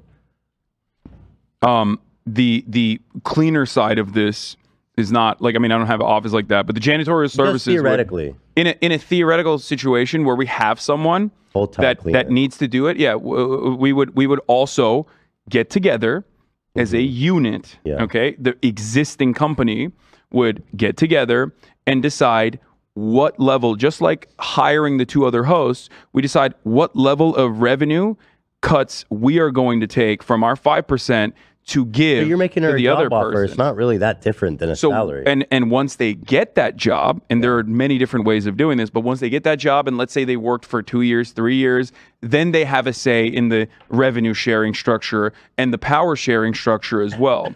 Because it doesn't have to happen like instantaneously. A lot of people forget that. My problem is that in the socialist economy, this is being regulated by the government. People can get together now and decide to do whatever the fuck they want in their company, and that's great.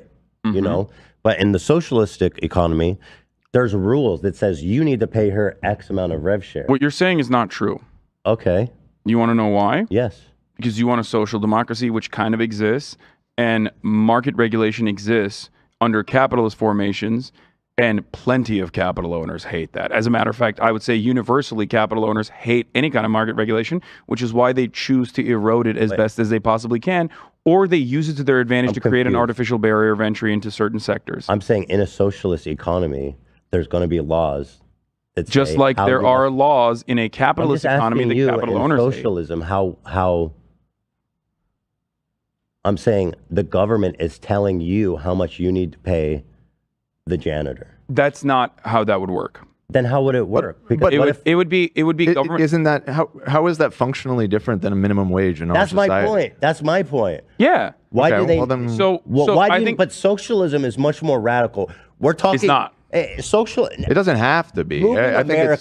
Moving America to a purely socialistic society. Instead of my thing is, I think social democracy is better than socialism. And you guys are explaining something that to me sounds a lot like something that we can already do without this huge undertaking of changing our economy from a capitalistic social democracy one to a socialism one. You're talking about a minimum wage. We already do that. And we can already do better with that via regulations. But the reason why we haven't been able to is because, like, I think the best way to explain it is this way, okay? You like capitalism with socialist characteristics. I like socialism with capitalist characteristics. Yo, you just said that. So we're both social democrats. So that doesn't mean that I still believe that the government should be. What's the difference now? You said you like socialism with capitalism. I said I like socialism with capitalist characteristics, meaning that the governing the governing economy, like the entire economy, still revolves around a socialist mode of production, where the owners, the workers are the owners. They own the means of production. They have they have a say in their benefits. They have a say in what happens in the company. And I can fire them whenever I want, though.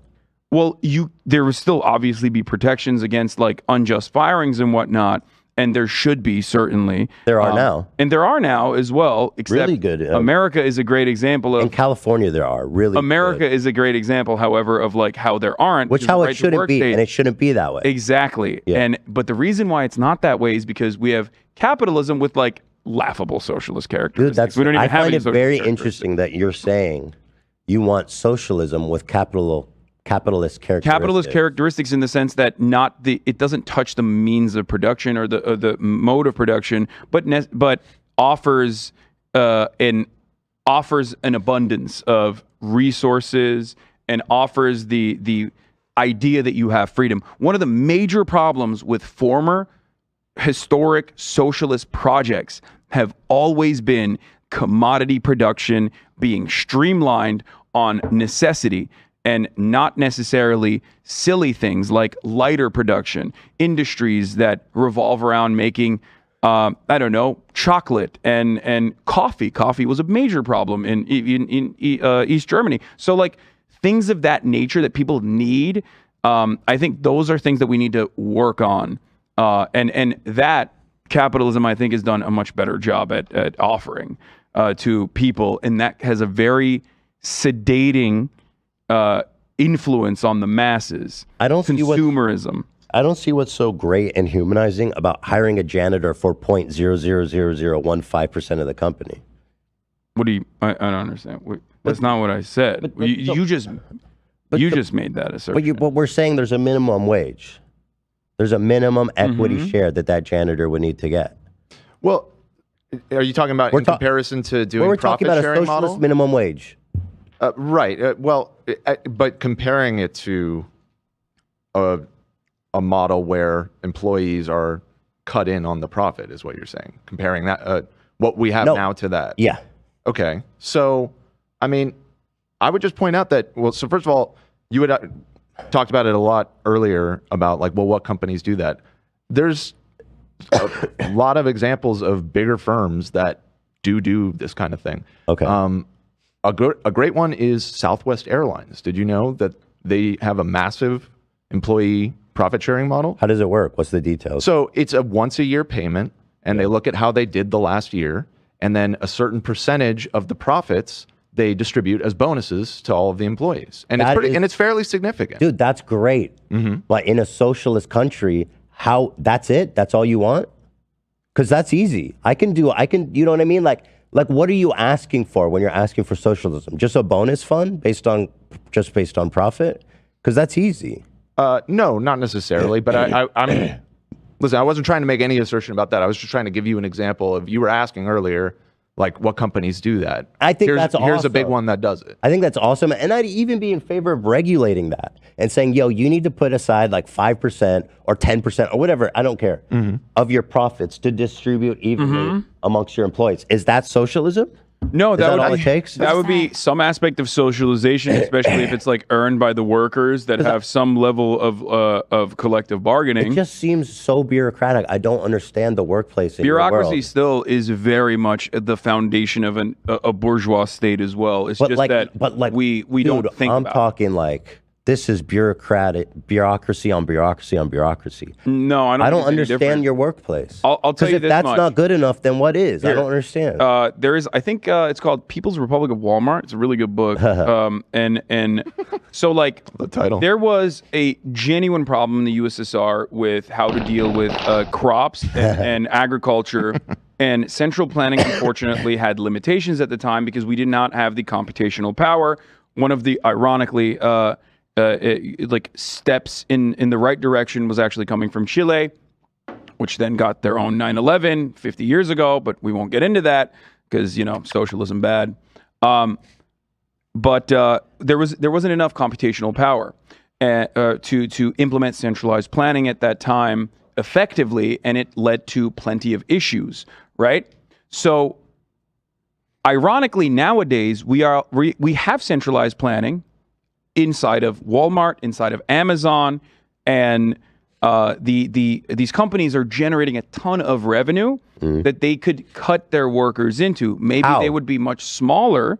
Maybe they would be much smaller. What's the minimum size. that would make it socialist? That's what I'm curious about. I don't think there's like an exact dollar value, rather than, because you're looking for an exact dollar value, rather than I'm talking about an entirely different way of thinking. But there's the law. There's a law in a socialist country that says you must do. I'll give you one example. I'll give you a good example from your life.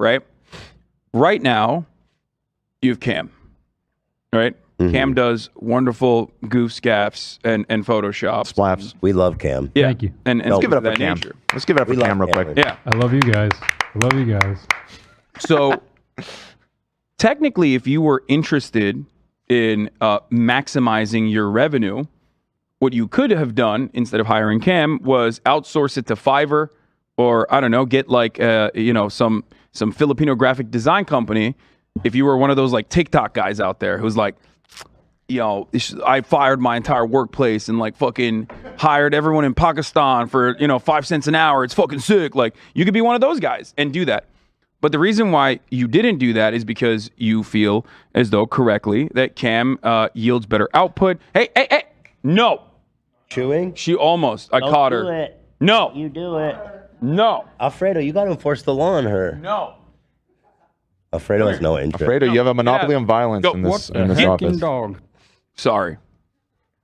It's okay. A welcome welcome A welcome break. Yeah. Bad dog. Okay. Please continue how cool I am. So you don't do that, and there should be restrictions on that. Certainly, like there should be restrictions on being able to do that, being able to just like completely outsource your workplace. Those restrictions can come in a capitalist country in the form of tariffs, which many do. Protectionist trade or protocols exist globally, with the exception of the United States of America, which has some protectionist policies. But others that, most protectionist policies still benefit the interests of capital rather than the working class there. And trade partnerships have created a structure where, like, labor has been outsourced overseas. Our manufacturing capabilities have been completely outsourced. These are very bad things that exist exclusively due to greed that you understand under capitalism that needs to constantly be put in check. But a government that is designed, a government that's full of rich people, that is interested in their own wealth and wealth accumulation, that has stock options and trades like Paul Pelosi, and has that gets jobs for their family members in Goldman Sachs like Ted Cruz and many other examples, is never going to truly represent the interests of the working class, and is always going to put the interests of capital ahead of the interests of the working class. You will never be able to have a real democracy. That's the difference between a bourgeois democracy and a proletarian democracy, or a dictatorship of the proletariat, rather than a dictatorship of the capital owning class. I just want to know how the socialist workplace works. It seems so nebulous when you talk about it. Why is it? I don't think it's nebulous at all. There's gotta be. Okay, I have a maybe we should living, move breathing, on. working Right example of it that I've given you. I know, but like, there's got to be like a constitution that says, outlines, or I don't know, whatever the fuck you want to write, right? There's got to be something, and it says like, or rule laws that says, this is the minimum that a person should get from the company. Yes.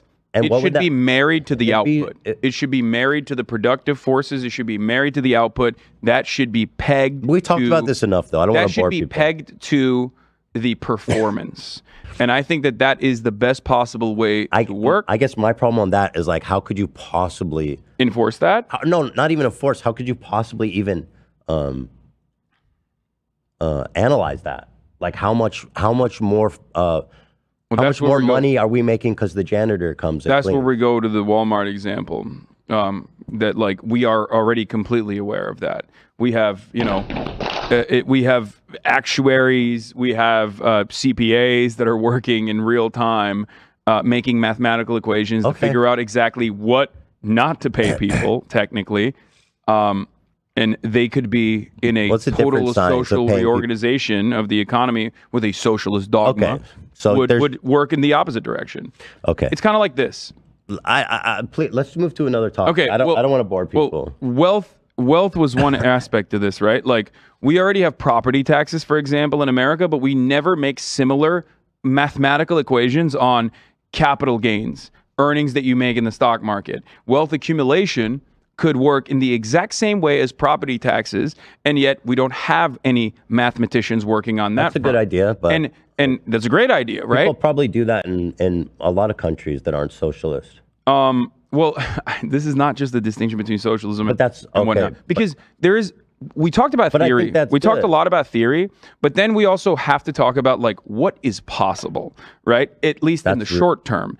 And that is the reason why I always try to tell more rugged, more rigid, more passionate socialists. That's where I'm coming from, though. To cooperate, to cooperate with people that are also perceived as radicals in America.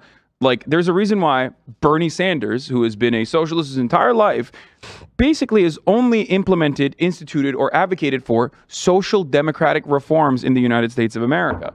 That's it. That's the only. The only reason why he's done that is so that he can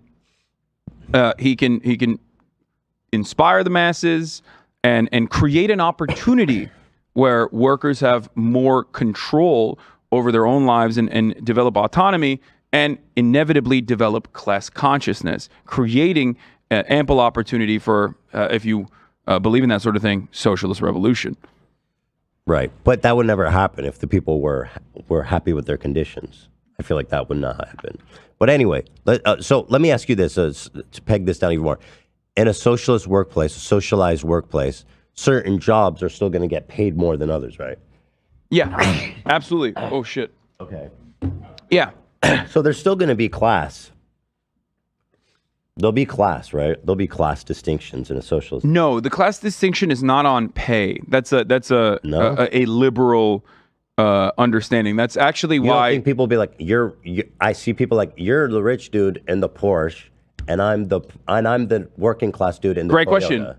Great question. You don't think people will see that? So social hierarchies are inevitable. There will be different kinds of hierarchies. What you're talking about is perfectly valid. But the class distinction in a socialist economy is completely abolished, because the idea is that there will be those who have and those who have not, is what you're saying, at least in the interim. Everyone will have.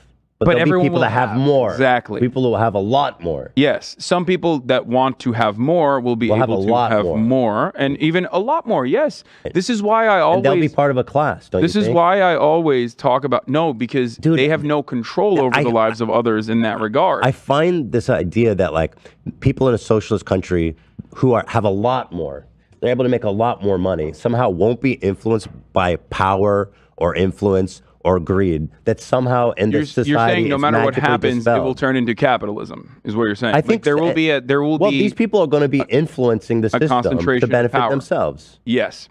The best way to stop that from happening is democracy.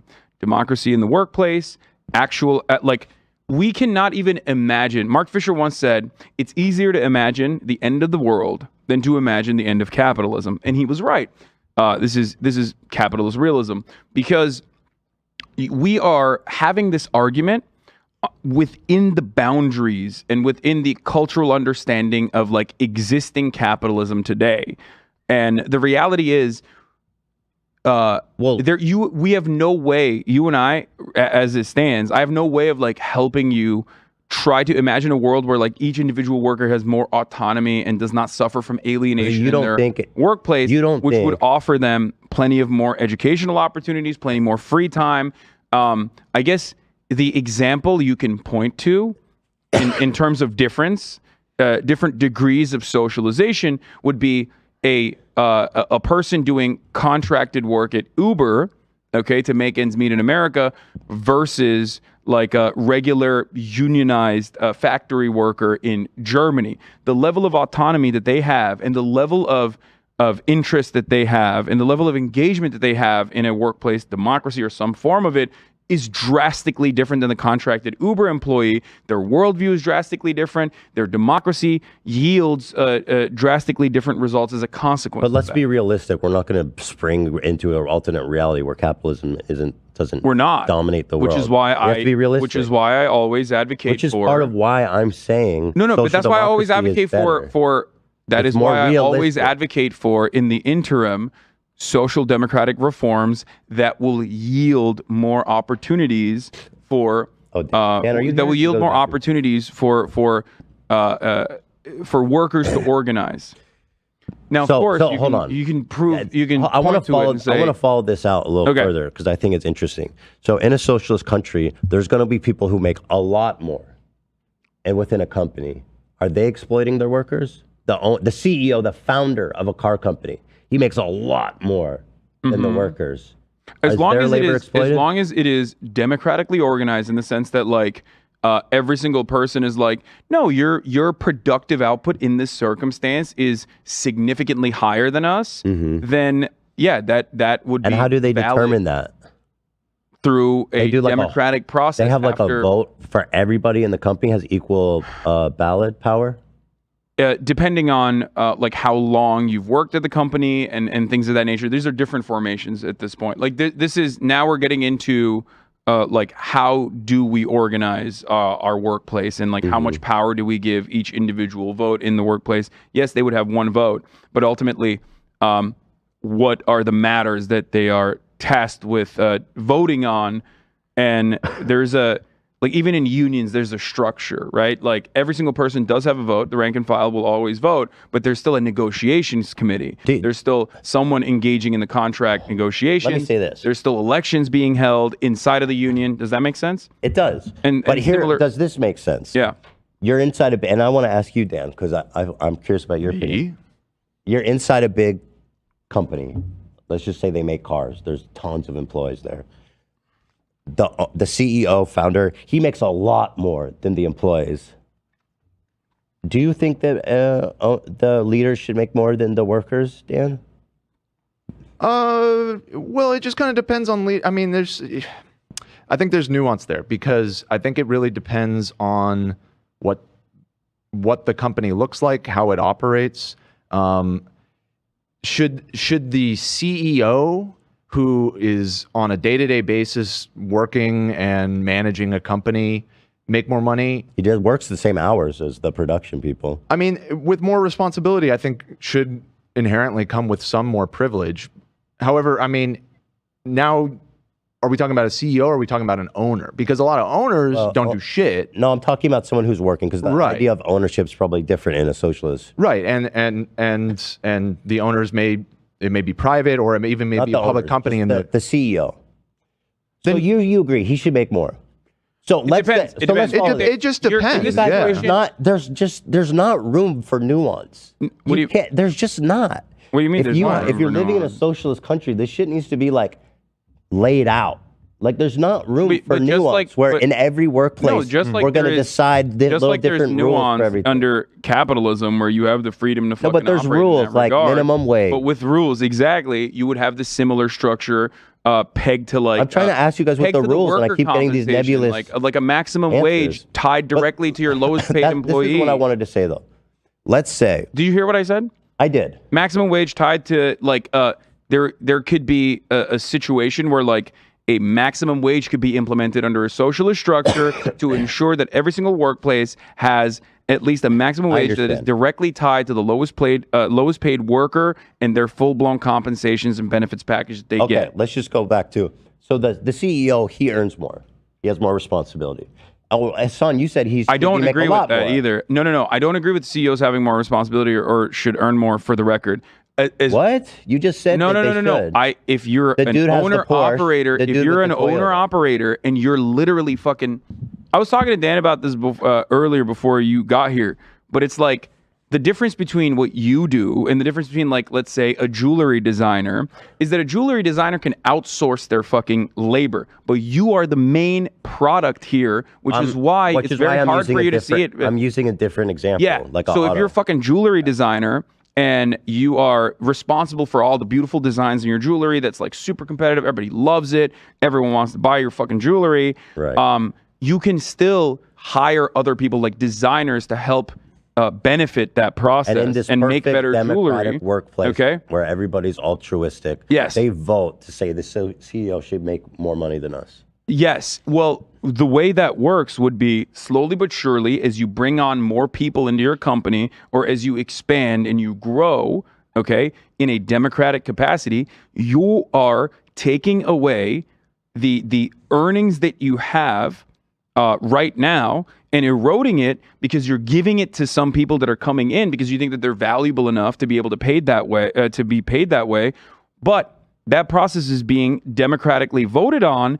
And ultimately, you know that you're doing that because you're in your understanding later down the line, if you care about this sort of thing, you're going to make even more money. Or rather, money shouldn't be a motivator. Money should not be a motivator. You're right. Why does in my situation, why it's does not. the CEO care if his company makes more money? It's not. He's not going to make more money. No, it's in the long term, you are creating more stability this way because you understand that every expansion of your productive output, every single piece of expansion on your productive output yields better long-term stability and more money if that's what you're fucking motivated by. But ultimately, that's not the main motivator, and it should not be the main motivator anyway. I think that's a horrible thing to say if you're considering socialism, that money's a motivator. That's like almost like taboo, I feel like. No, don't worry about what other people say in this situation or what you think people will perceive from what I'm saying. Let me go back because that part is irrelevant. Okay, so let's say in a world where the CEO makes more money, do you think it's a possible or even likely situation that the heads of these companies who make more money are going to want to influence the government and their workers to vote or support legislation that gives them more money or more influence? Is that a likely outcome? Wait, can you ask that again? Sorry, I saw a comment saying you were rectangular, and it fucked my brain up a little bit. I think that I think that yes, and I think that speaks to what Hassan was saying. I think it speaks to what Hassan was saying earlier about why a lot of Marxists have criticism of social democracy, that lack of elimination of the capitalist profit motive part of the economy. It doesn't will naturally result in what you're saying. That's my point. So thank you, Dan. In socialism, the money motive doesn't. It's literally it's not compatible. It doesn't work because you're going to have people at the top who are going to want more. They're going to want more influence. They're going to want more power. They're going to want more money, and they're going to exert their influence, their status. Even if they don't make more money, they have status. Yeah, they're going to be able to influence. Socialism is not egalitarian in the sense that there's like full-blown there's equity. A problem here. Socialism does not. Socialism only exists when you remove the money motive, right? Dan? Socialism, and in the way we understand socialism, yes, the money motive is. Now we're talking about. That doesn't seem like something you want to do. It. You don't want to remove the money motive because I'm in the middle ground where I'm talking about like what's realistic. Because you're a social democrat. No, I'm not. I'm talking about. Sounds like you are. I'm talking about the realistic short-term period because I don't live in that.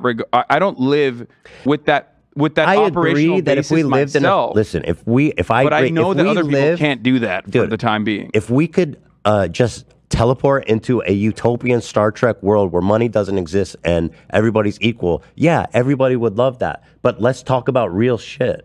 I am talking about real shit. Well, that's what that's all I'm trying to do too. Which is why I'm giving you an example of like the interim period of moving towards socialization or a socialist transitional state. I agree with that. But the problem is when I describe that, you say, well, that's not socialism. I'm like, yeah, I know. Money being a motivator for certain people. I'm saying once you move to socialism, the system, in my opinion, falls apart. It doesn't work because it falls to the same trappings. Because people are going to want more power. They're going to want more influence. You're going to have capitalistic parties. Thank you, Lena. that are going to influence. You're going to have these external forces that want that freedom, that want that there individualism. Will always be, even in a democratic organization in the workplace, there will be people that make more, right? That's what I you're believe saying. the best that we can do is provide laws and regulations that guarantees people a fair, equitable life. Let me ask you this. Within those rules, I believe if you're operating within those rules, then you can do and make however much money as you want if you're operating the rules with a super progressive tax rate and everybody's provided for. Because if you want to move to a socialist system, I don't think that system actually works. So the cultural differences differences that we see in countries that are still capitalist but social democratic versus countries like the United States of America that are hyper individualistic and have like very little social democracy is the argument that I'm making, is that with more social amenities and with higher degrees of socialization, people's attitude towards money and money making becomes drastically different. There are different motivators. Yes, status can be an important thing, but that social hierarchy designed around status has nothing to do with the productive output and has nothing to do with like your material reality. It has the capacity to change like the way people perceive you. It's like an attractive person versus like someone who is maybe not as aesthetically pleasing, right? Those things are going to exist. Like there's always going to, socialism doesn't mean like LeBron James has to be the same fucking height as like, you know, like a 5-foot person to play basketball. There's going to be different earners. There's always going to be some level of competition. Okay. This is not a bad thing. This is a good thing. This is how you innovate. If there's different levels of earners, do you agree that that seems to be incompatible with Marx's theory of socialism? Because no, it's absolutely not. Because all, and correct me if I'm wrong, Hassan, because you're more read on this than me, but all that is being said at the end of the day is that people are entitled to the value that they create. If somebody creates more value than somebody else, then they are entitled to more value. The theory is wonderful. Yes. But, we're talking about real shit, right? So when people make more, they're going to want to influence. I'm not saying everybody, but again, this goes back to what I was saying last week. There's people who are pathological. Okay. Yes, there's always bad faith actors. And even in a socialist country, the sociopaths are probably going to float to the top just because they're willing to do everything that other people aren't, or they care about status and power where other people don't.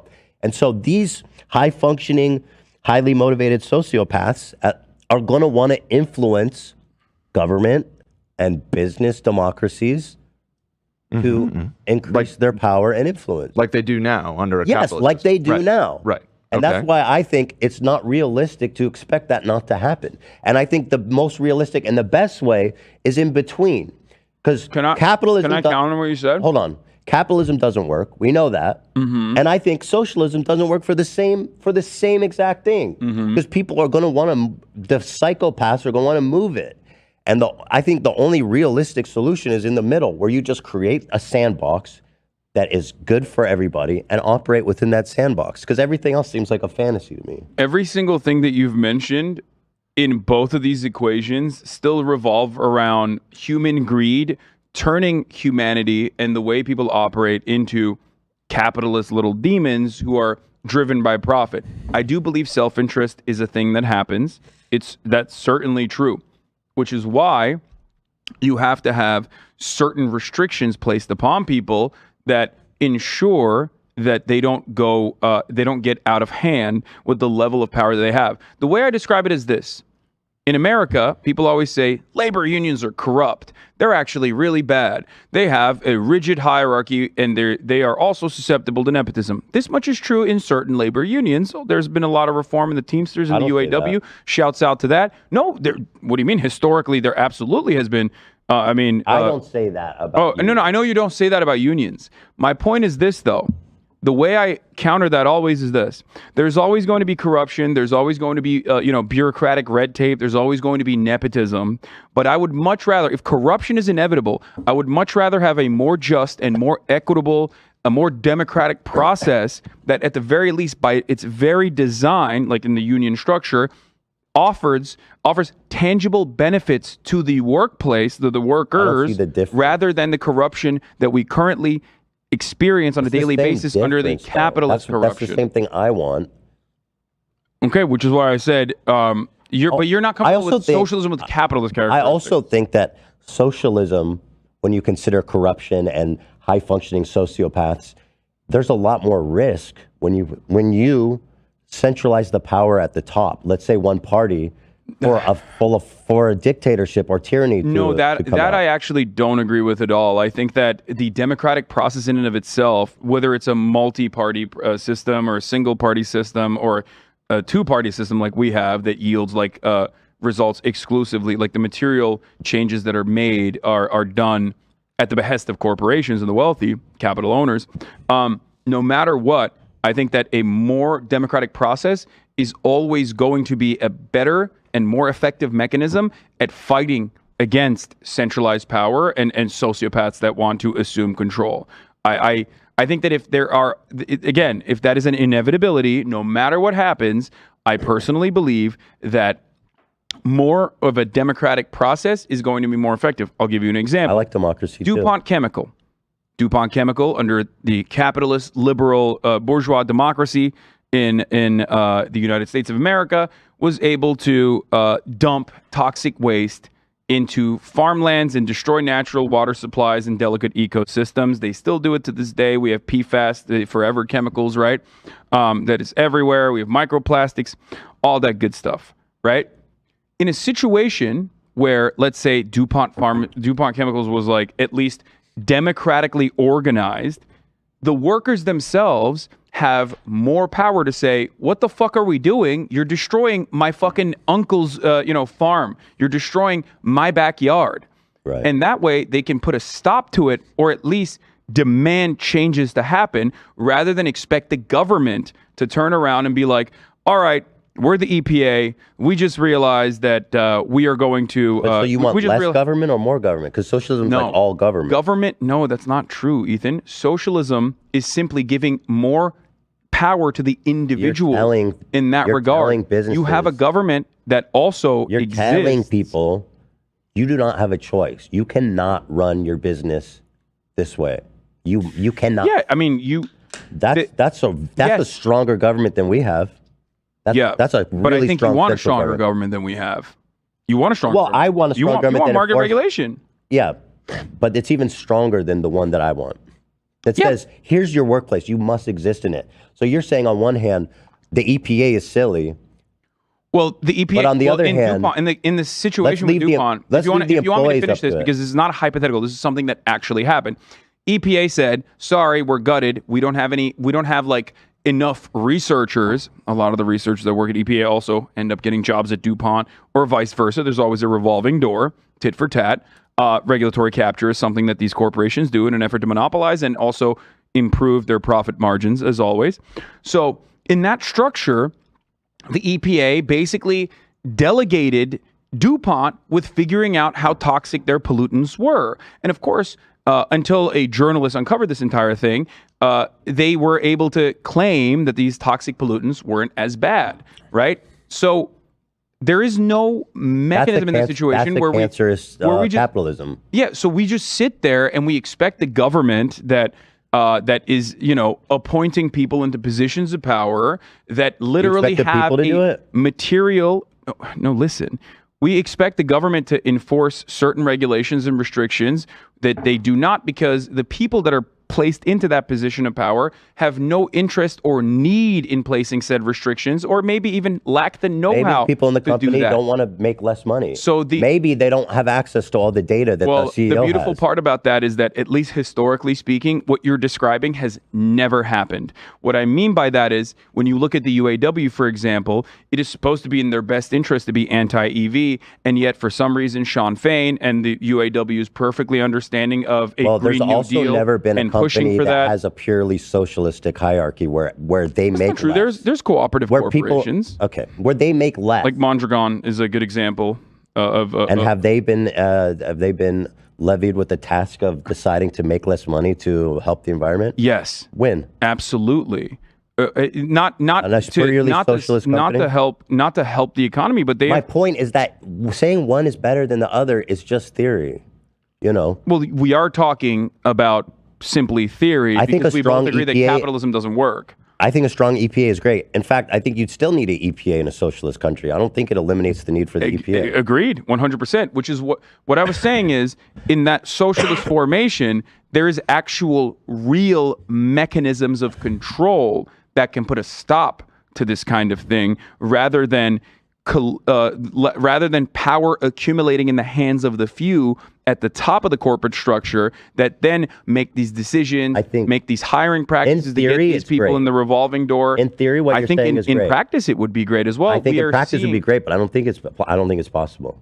But okay, so now so let's go back to this idea of greed, first right? You said, first you said the theory doesn't work. Now you're saying in practice it won't work. No, because it's not. And what I mean is that you can't organize it that way. It won't work. And you know what I mean. But what I mean is that we do see different. You and I are in agreement that higher degrees of socialization is a benefit. Okay, we're in agreement. You like unions. You want workers to have more control. You want workers to have more power, more say. And have more autonomy ultimately. So you and I are absolutely in agreement on that front. So to say that doesn't work in theory, I think betrays. I'm talking about the workplace specifically. Well, yeah, in the workplace as well. You're in agreement, no? That's a huge difference. We spend 80% of our adult lives in the workplace. This is the most important and I place believe for it should be political regulated. organization. Listen, we seem to have a disagreement about like greed. Like there seems to be this notion that people that live in a capitalist country, we understand greed and desire for wealth differently than an example I always see is like Native Americans. And that's part of why I can't conceive of a true socialistic country. You're saying that like primitive communism or primitive accumulation, which has been the foundation of like societal development for much longer than the Industrial Revolution or post-industrial revolution capitalism, right? I've seen a lot of people say that greed is learned. That if you grew up in a pure socialist society, no, absolutely, self-interest is a real thing that people have, but people can be taught, and people can learn that the collective aspects of societal development are far more important for self-interest than the individual, the hyper-individualistic, like I'm gonna get mine, fuck everybody else. So the point of going to this greed discussion is to talk about like human nature, and that I believe that in a perfect socialist society, there'll be forces of influence of wealthy people, people with status, people with power, wanting it more for themselves. My argument I believe that that's that's innate. Yeah. If so, first of all, I don't think that there's a biological imperative. I think that, like I said, what's the self-interest? Self-interest can be. What's if you have a resource hoarding and greed? Yes. So how is accumulating lots of money different than resource gathering or accumulation? I will describe it to you. A society that heightens collectivist understandings, okay, as a consequence of it being directly tied to our at this point, our means of production and how we understand it, how we generate commodities, is going to have the exact opposite opinion on collectivism versus hyper-individualism in the way that you see it under capitalism. More people will have a collective understanding that like we are in this together and that we're working side by side. Most, not all. Then yes, you're right. And the reality is that there will still be people who are self-interested, people who will still want to utilize the existing constructs, the existing hierarchies to their immediate advantage at the cost of others. But my point is that if that is an inevitability, which I agree, because there will be people who are sociopathic, criminals, charlatans, the lumpen pros and whatnot, okay? That will always exist. But even if that exists in the and I'm being very realistic about this, wouldn't it be better to have more mechanisms of control in the form of democracy and ensure a world in which everyone has more autonomy in a place where they spend 80% of their lives on? It would be. So yeah, then we're in agreement. There's a rubber band, it's pulling us. The center of gravity is social democracy. capitalism, socialism, and the rubber band's pulling us in both directions towards the center. That's what I believe. Okay. And my point always is that while marginal incremental reform in social democracies were made when there was actually a counterforce in the form of communists, trade unionists, anarchists, and the like, okay, they have been thoroughly eviscerated both in this country and in Europe as well, which is precisely the reason why you see Europe following the American attitude with its own conditions getting worse and worse year over year. If you're willing to at least acknowledge that there are going to be innately, just as a product of the human condition, people that are born greedy with a desire to want to hoard resources. I don't know why you're afraid to say greedy. They're hoarding resources. If you're willing to admit that they're going to be bad people, then that's okay for me, because there was some takes I saw that pretended like that. Don't have a conversation with people on Reddit who also themselves will probably change their ideas. There's people are very rigid, especially under the guise of anonymity online. It's not reflective of the actual conversation that you could be having that's productive. Okay, good. I'm glad to hear that. But so let's move on. I fall into this trap too. I yell at fucking people in my chat all the time because I sometimes lose sight of like sarcasm, and I can't get an accurate assessment because I don't know where you're coming from. Really bad. Okay. But I want to continue this. If you go to pee, I'm fucking everyone's a communist after this. I'm just letting you know. It's okay. You can have while you're peeing, I'm just gonna maybe we should both go so you don't get the advantage. No, I'm gonna get you the don't advantage. need to pee? You always pee before me. No, I'm holding it in. No, I don't need to pee. There's no shot you don't need to pee. Yeah. I'm not taking a pause. Oh God. No, do not. You want me to mute his mic? That's fucked up. I'm reading the comments. Nope, I have control. There you go. I think this has been a relatively productive conversation. I mean, God knows what people will do to pick this apart, because every single time we have conversations, it's very frustrating that like there is a secondary market, like a cottage industry of people who will like pick apart every detail and make these like grand assertions off of it, which is very frustrating because it's like I guess if you're from one of these communities out there, and there's plenty of them, there's so many people that make videos, right? I mean, how we do it. I'm not going to say that the H3 podcast is. I mean, I would say the H3 podcast. We do that too. You know what I mean? Yeah, we do that as well. Yes, I do that as well. But like, my question always is like, if you're coming from one of these communities, like, don't you feel like you're duped a little bit by whoever you trusted into believing that there is like genuine discord and division here? Like, talking about you and Ethan having a falling out, or even people didn't attack you as much. Surprisingly, it was more so me, even though you and him had a big disagreement as far as well, nobody gives a shit about me. I mean, come on. It was odd. I don't know. Thank you, AB. Because you have a lot of differing opinions as well, but for some reason you weren't getting criticized as much. It's almost like people are more self-interested in certain directions.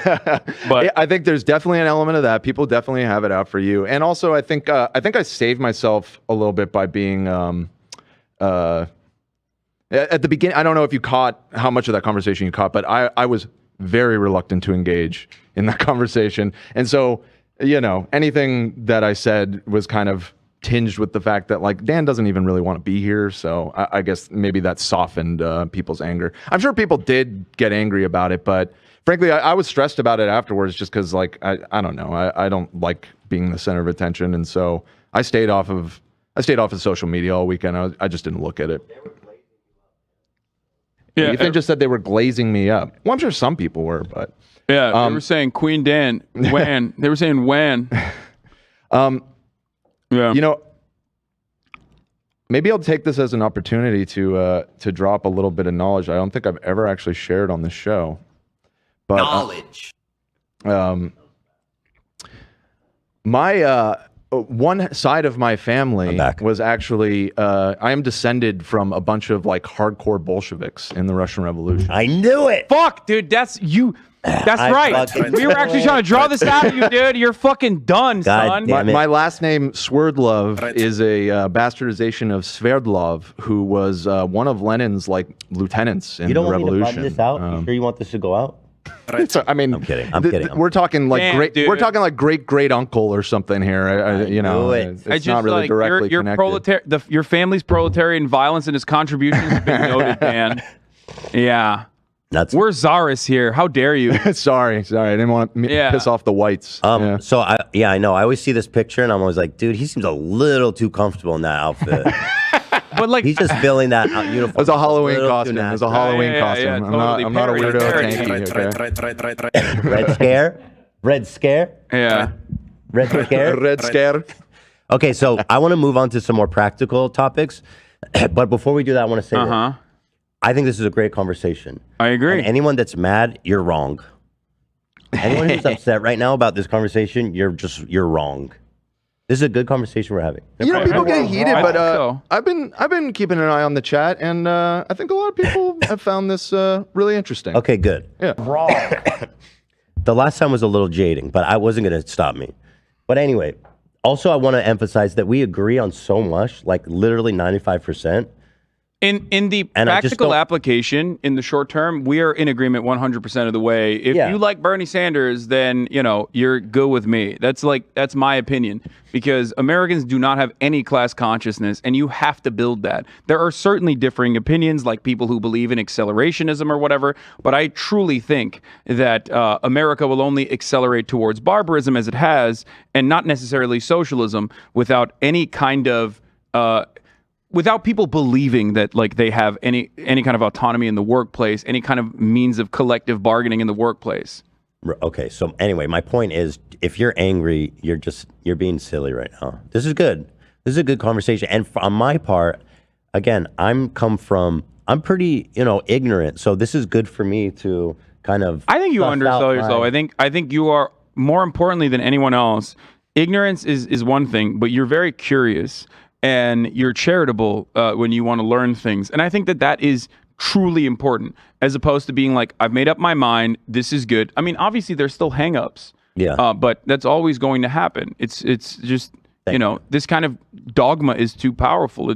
Everyone has their own journey. The fact that we have over 30,000 people watching a really analytical, kind of nuanced debate about this. Yeah, socialism and social democracy is pretty. Yeah, cool. I'm happy to see that. And like Hassan said earlier, I mean, I think there's been a massive sea change in this country in the last decade, largely thanks to Bernie Sanders. But I would even go further back and say the Occupy stuff and the financial crisis is when it really started to creep into the consciousness. But I can't imagine having this conversation when I was a teenager, you know what I mean? Yeah. It would be a non-starter in this country. And we're both radical, by the way, as we're saying. Yes, yourself in the eyes of the broader American public I would be considered radical by compared to someone like myself. Yes, people will go, "Oh, he seems reasonable," which I personally love. I think that's a fucking great thing. I don't think because the more insane I look, the more sane you look. And in the short term, what you're advocating for is unironically a good thing, which is why I also... You look crazy for once. I look sane for once. No, but that's my point, is that's why I also... we're working in the same... That's why I also try to engage in movement building in the other direction as well, whenever there's because there's plenty of people who fucking hate me on to the left of me who have radical, Maoist third worldist opinions or whatever the fuck. But I never give that any kind of light or any kind of attention or dunk on it, because I feel they look crazy or whatever. Who gives a shit? Ultimately, if they are working in their own way to erode the power that capital has, then you're good in my book. And that even extends to social democrats to the right of me as well. So just to summarize my point before we move on. It's essentially this. I believe social democracy can address all the issues that socialism attempts to address, and also offers a more realistic and a proposition for an organization of society. That's it. But let's move on. It is a 12:20. I should just point out. I don't know how much we've been going for about 2 hours here. If you need to bail, that's fine. But I have more questions. Okay, what do you have? I'm down to keep talking. Can I just point this out real quick? You sent this a moment ago. Yeah, my dad got. Ladies and gentlemen, we got him. Every time. Every time. Every time. One of my parents. To be fair, Predicatons has gotten me as well in the past. Yeah, but this was my parents. Every time we do a clickbait title, they go, "Dan left.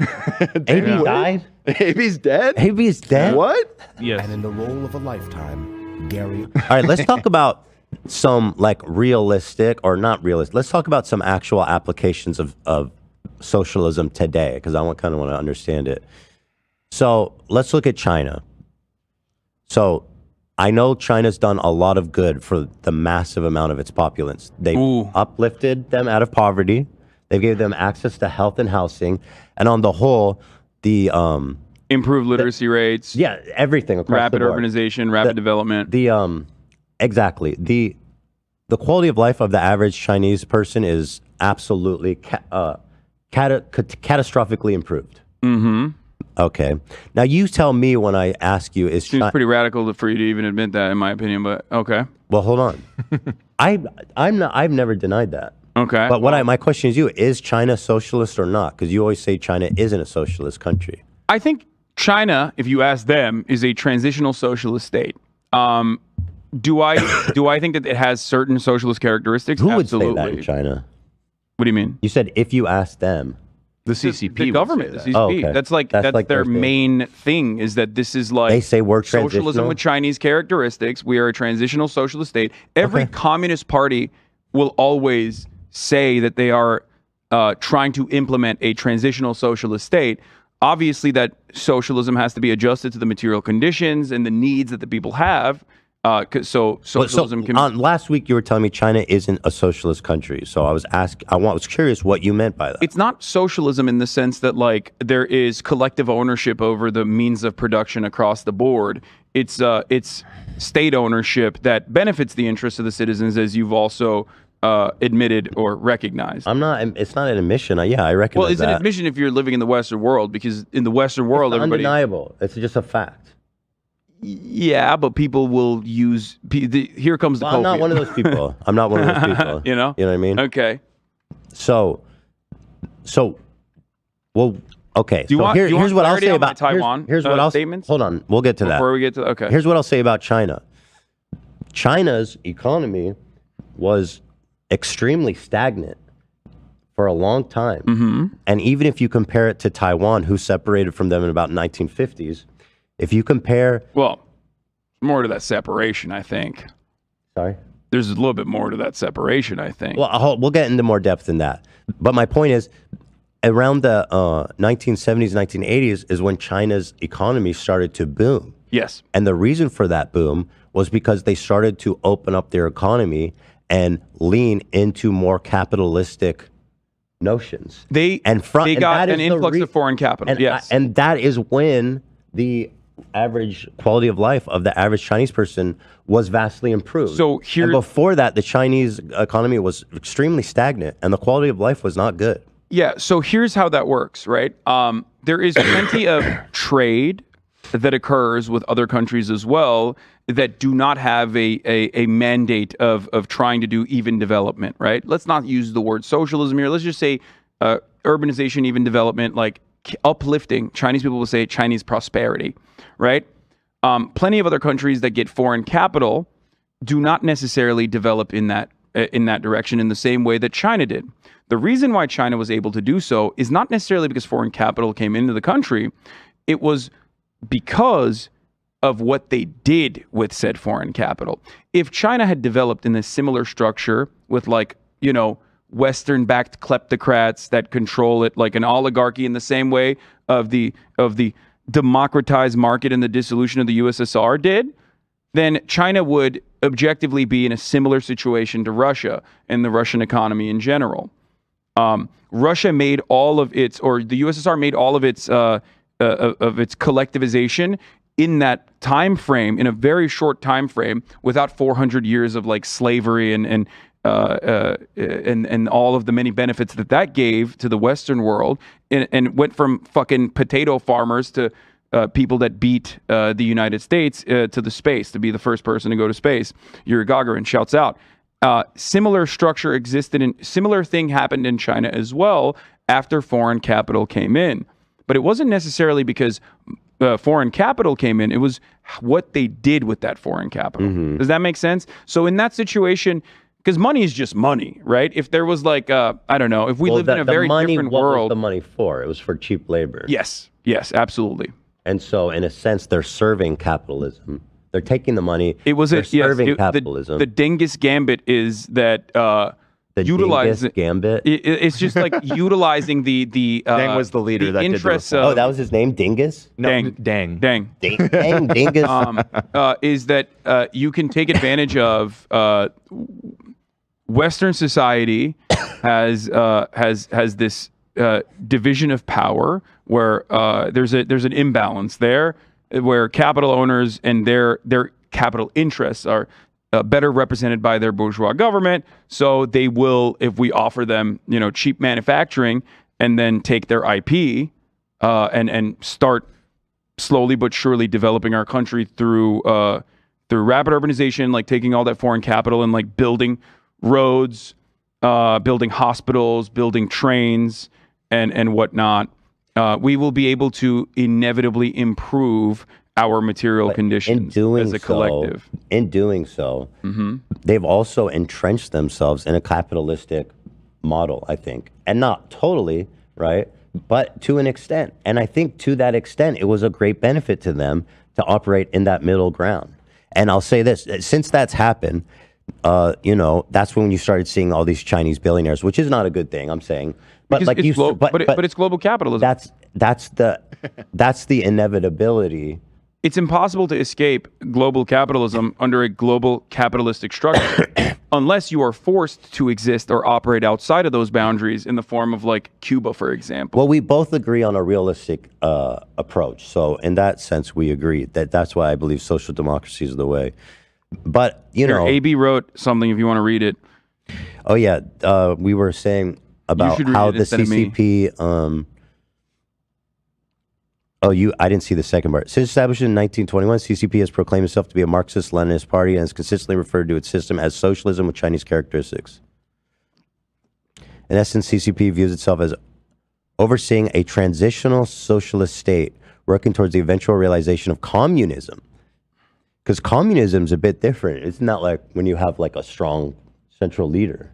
No, communism is when after a successful stage of development in a transitional socialist state, where the scarcity problem has been solved, and there is no interest in like capital accumulation, and the state eventually withers away, yielding a borderless, moneyless, stateless society. It's the Star Trek future you were talking about earlier. Yeah, I'm sure but not China's well entirely, because there's definitely critics still a often state point in to the Star gap Trek, between the party's rhetoric and the realities of it, noting the prominence of capitalistic practices, the wealth gap, and the absence of political freedoms as challenges to their characterization as a transitional socialist state. But isn't that just like, okay, but we kind of agree on that. So let me ask you this. One of the reasons that China is able to govern so effectively, and we agree, they get shit done fast. Yeah. And that's how part of, again, how their economic growth was so quick and strong. Yeah. They can act. They don't have to be bogged down by Congress and shit. Can I cut in here really quickly? That's a dangerous prospect that capitalist countries are also reckoning with, for the record. And under a capitalist country, if they want to continue consistently competing with China, for example, one of the things that the EU did recently was talk about the government-backed subsidies in the form of EVs, and how Chinese development is impossible to compete with because they're offering insane subsidies that offer Chinese EVs and is like basically destroying the EV marketplace for European car manufacturers. So they want to create an investigative team and stop that from happening somehow, or possibly even implement tariffs. By the way, that in and of itself makes the Chinese centralized planning structure significantly better than capitalist ones in the form of global trade. That will create, in my opinion, a very scary future for Western liberal democracies, where how do you implement that kind of central planning, which already exists, but how do you make it worse? Fascism. Okay. And that's what I'm genuinely afraid of. Well, I mean, China's not that far off from it in its current state. What do you mean? With they have basically a all-powerful leader. Everything's owned by the government. The only difference is they're not at war. Basically, that's the only missing factor. They are building their military. Yeah. And threatening countries like Taiwan.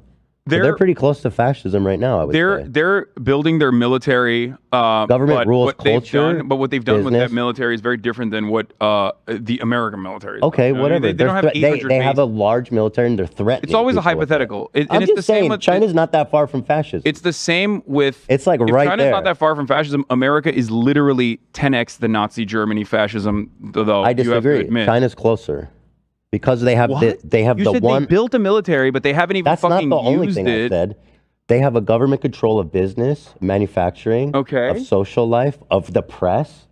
Okay. They have one strong These are leader. authoritarian. Yes, these are authoritarian constructs for sure. And then, but fascism the only thing has missing from that is basically they have strong nationalism. I agree with that. And they have and the only difference basically now to go full fascist is if they were invading countries, which they're threatening to do right now. So on that same metric, you realize that the only difference in America is the simple feeling that you are free and that you have all manner of different freedoms. Whereas we do have freedoms of expression. We have freedom to say, we have freedom of I agree. Religion. We have freedom of assembly. Those are big deals. But I know you don't think you don't want to. No. Those This are is a huge deal. Big deals, yeah. Of course, it's a. Okay, of course, sorry. it's something I don't want to put words in your mouth. No, of course, it's I'll something take I that willingly back. recognize. Yeah, Which is why I say, I'm not living in fucking China right now. It's not like there's. It's not like they're on tier 1 cities. To say, well, America is. Yeah. And I'm not being an American simp. I'm just saying that. The idea that American fascism, China fascism is better than American fascism. Here's the difference, because fascism is supposed to be a means of control with a oftentimes capitalist understanding of the economy and effectively to organize the economy and continue organizing the economy. Capitalism doesn't have a lot to do with fascism, I don't think. Capitalism has everything to do with fascism. I mean, capitalism. You're striking on one of the biggest political philosophy debates of the 20th century. Fascism is restoring order by whipping the fucking masses. A lot of people define fascism as capitalism in crisis. Yes. So I think about it more about maybe it's like capitalism gone fucking totally off the rails. Maybe, yeah. Because it's fascism. If fascism had nothing to do with capitalism, then all of these supposedly populist leaders like Hitler and Mussolini, who started off as supposedly quote unquote socialists, or even interested in higher levels of socialization, would not have worked alongside capital owners and destroyed trade unions and communists in general. Those were the first people that they fucking butchered. Okay, fine. I don't care about capitalism. I mean, I'm a social democrat. So. Or in terms of how fashion, I was just saying, I don't think talk about social democrats in Germany. There's also contention there, but I don't think Chinese fascism is better or worse than American fascism. Why is that funny? Because I don't think that I do not think that China is fascist. I think that they are authoritarian. Close.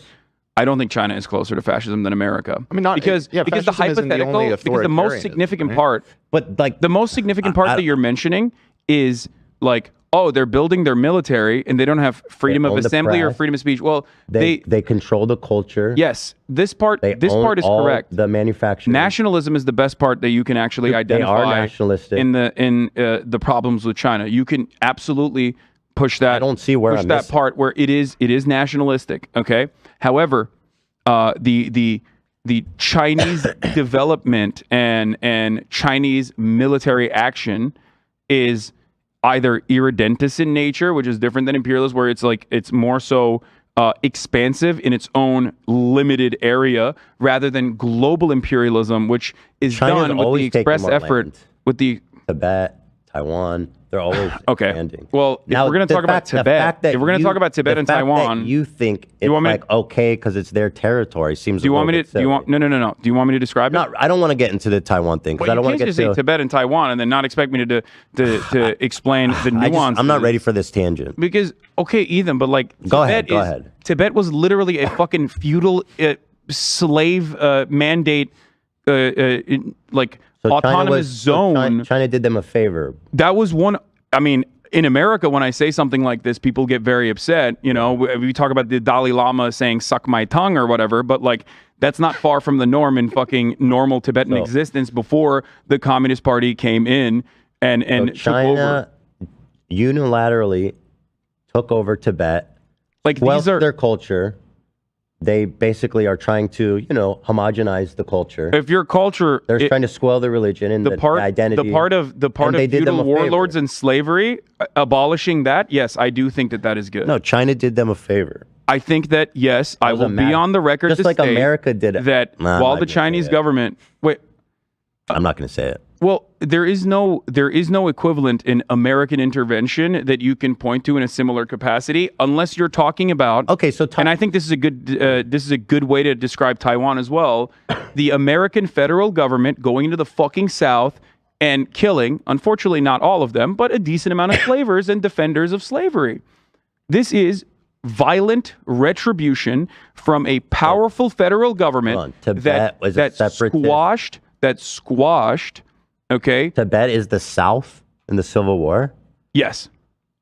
Tibet in the time frame where Chinese intervention happened would be the South. Yes, so they were doing slavery. What was the moral aspect of the war of China?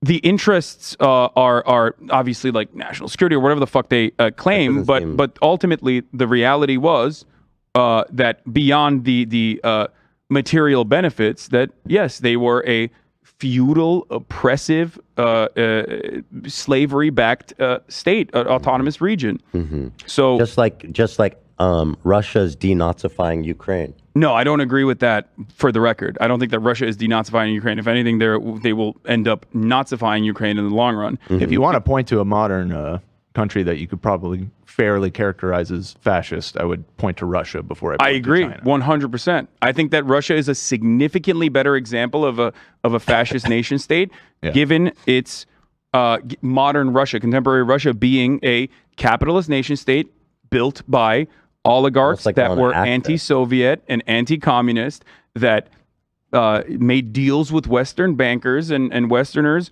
originally leading up to the dissolution of the USSR so they could literally pick apart the entire country, Vladimir Putin being another primary example of this. Okay, good. They're fascists. I would agree that Russia's interests are significantly more fascist than the outcomes are because their interests do not lie around improving their productive forces or the abolition of like what Russia's doing in Ukraine is no different than what America has done in Iraq. Like, oh, we're bringing democracy. Like, they're not denazifying Ukraine. It's fucking bullshit. Mm-hmm. Whereas I will not say the same thing about Tibet. I'm not saying one I think it would be a disservice. I think it'd be a disservice to Ukraine to make a comparison between like modern Ukraine and feudal Tibet. You can create a pretense to take anything you want, Yeah, but there are also. But you agree, like for example, the federal government in the Civil War did the right thing, right? It was very violent, but they did the right thing. Yeah. Would you agree with that? Yes. Okay, good. So let's talk about Taiwan then, because Taiwan in its formation is created by the KMT or KMT General Chiang Kai-shek. I'm butchering his name. I think that was close, but I think it's the closest I can get to that.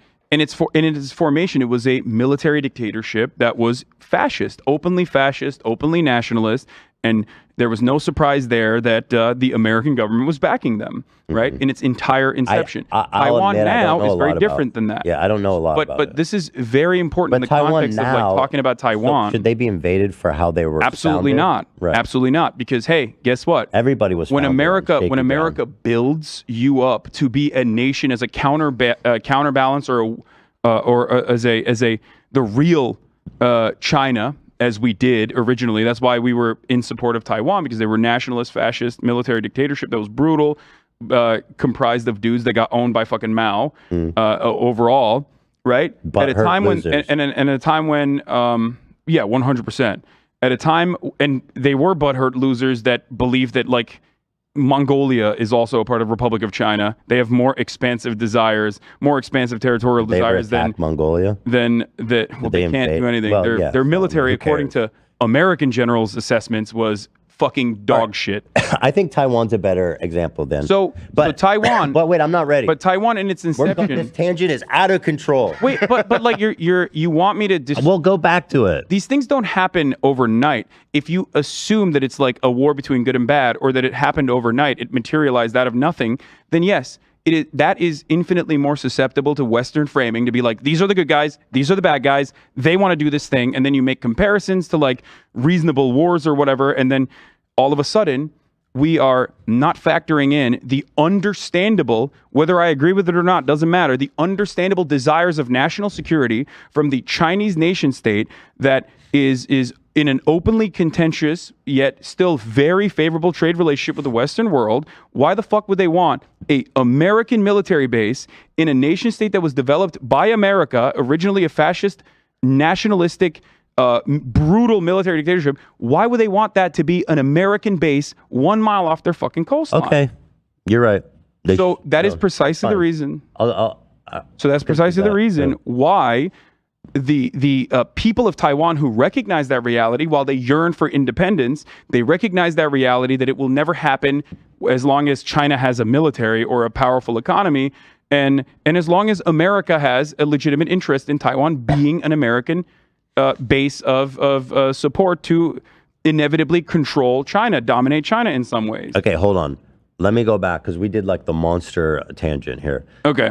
I was saying one of the reasons China's so effective is because of their one-party state. Without opposition, they're able to move fast and effectively. So do you think this is a good model? Do you think the one-party state is a good model? Because the outcome of that one-party state is also massive human rights violations across the board. I mean, I don't think that... I think that America is a one-party state. I don't care about America. No, but it's important to understand because, like, the one-party state is an inevitability under any kind of formation of the government. The government is going to yield results that are either positive for the people or negative for the people. Even if it's marginal, there is still a difference. Even if it's marginal, there's still a difference. For example, abortion, which I consider a human right. It's marginal. I agree with you on that. I think that it but I don't want to talk about America. I want to talk about China. Well, the reason why we're talking about America is to put it into a framework that is understandable. Like, that's the only reason why I always bring up. People always say, Hassan, your only assessment on the situation is America bad. It's significantly more nuanced than that. The reason why I always go back to America is to help Americans or Westerners understand Chinese governance and how it's not all that different. You say they don't just pretend to have two parties. Yeah. Now, I disagree with that. I don't think it's like super wrong. I think there are marginal differences in the parties. And I do think there's space potentially, although it's super unlikely. It's happened in American history for a third party. It's probably never going to happen again, but it has happened before. Yeah, the Civil War. And so, but like the consequence of the greatest material differences. Okay, but the greatest material differences were ever represented in American history was during the Civil War. I take back the Okay. The greatest material differences, like genuine material differences in the form of how to produce cheap commodities like cotton, okay? Well, in the northern states, they backed the abolition of slavery. Southern states didn't. That was a major point of contention. That was probably one of the last times where there was like a real and significant difference in an agreement, I guess, a difference in opinion that led to a very violent conquest of the South that wanted to secede and was forced to not. The one-party system in China does result in a lot of human rights violations. Does the ends justify the means in that case? I don't think so. The control. I don't think it does. Okay. I think that in Cuba, which also has a certain restrictions on civil liberties, for example, there is a better argument to be made that the ends justify the means in Cuba, because Cuba is an island that has been under embargo, and since its inception, since the Cuban Revolution, after we backed Batista and wanted to ensure that Cuba was still a tourism destination and sugar plantations with slavery, and then lost we immediately said, okay, fuck this shit. Cuba, we are going to do everything in our power to stop you from developing. In that situation, because it's a tiny island nation that is in the ass cheeks of the largest imperialist superpower on the planet, it's understandable to have certain restrictions on civil liberties, whereas or not. And by the way, ironically, Cuba is like way better on abortion, gay rights, and whatnot, which we can get into if you want. No. But that's a consequence of direct democracy, even though Cuba is a one-party state as well. Okay. Like, I mean, there's plenty of I know plenty of I'm not, and again, I'm not super familiar with the politics, so I don't even want to speak on it necessarily, just because I don't know a lot. I do know that a lot of Cubans that I've met fucking hate the Cuban government. Yeah, because they're in America. They're not like rich. They're like no, it doesn't matter. They're okay. So they're like they don't have to be rich. But they're in America, which means admittedly, I don't know. Like they had a disagreement in the lightest terms. They either were forced to run away, or literally had, in the lightest terms, a disagreement with the Cuban government. Mm-hmm. So of course they are not going to be fond of the current Cuban government. Isn't there? When you're looking at a country like China, who's able to act so efficiently, and if you're looking for some democratization or like some equality of outcome in terms of income for the lowest people, it seems like a potential and almost like inevitable outcome is some of the stuff that you see in China, like one cultural identity, one religion or non-religion, like this need to be homogenous so that people are compliant and they live that way. This is state development 101. Every nation state does so the some reason, form of this. The reason that has happened in China is why all these mass human rights violations are able to exist. Like re-educating people, mass detention for people who are religious, you know what I mean? Forced labor camps. They fucking, and I know you deny that they are organ harvesting, but I do believe that they do that, or did do that. Maybe they stopped.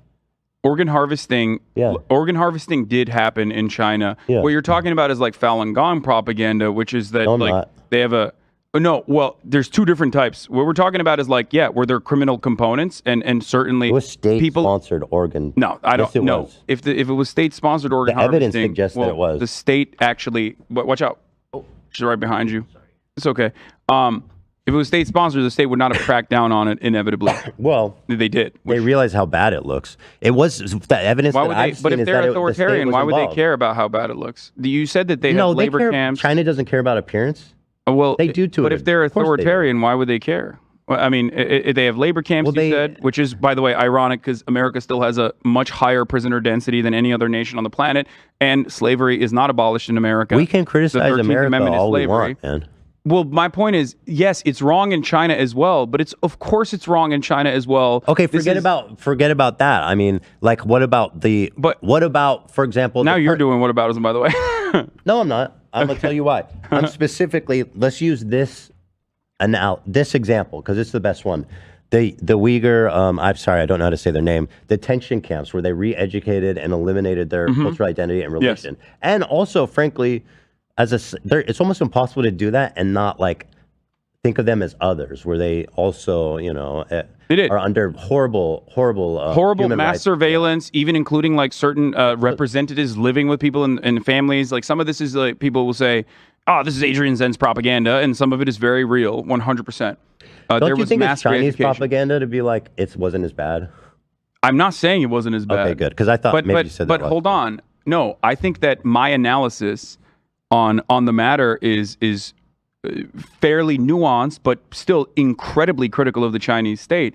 I have never said that mass surveillance, mass imprisonment, even execution in certain instances, and China's development, this is the outcome of their homogenous socialist society. The reason that the Chinese nation state claims they did this, and Xi Jinping famously even, I forget when he said this was a while back, but basically said something along the lines of like, we learned how to deal with Islamic terror from the American nation state. Okay. And that is why we had to deal with the Uyghurs. I don't agree with what they did. I think that it's fucking bullshit. Do you think it's necessary to maintain their socialist homogeny? It's not a socialist homogeny. Now we're talking about cultural homogeny, right? That's what you're saying. Right, but it's all it's connected. The separatist movement within Xinjiang and some of the aspects of that did include knife attacks and the like. They don't have a lot of guns in China, luckily. The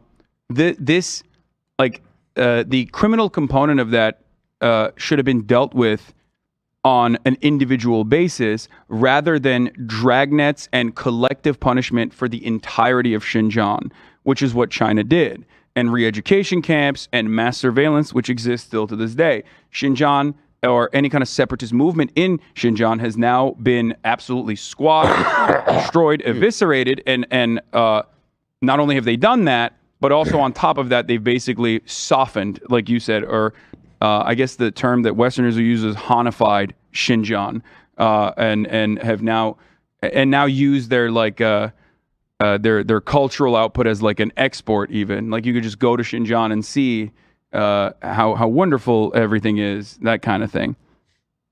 You found it. God damn, that's so funny. Mr. Xi urged the party to emulate aspects of America's war on terror after the September 11th attacks from documents leaked in 2019.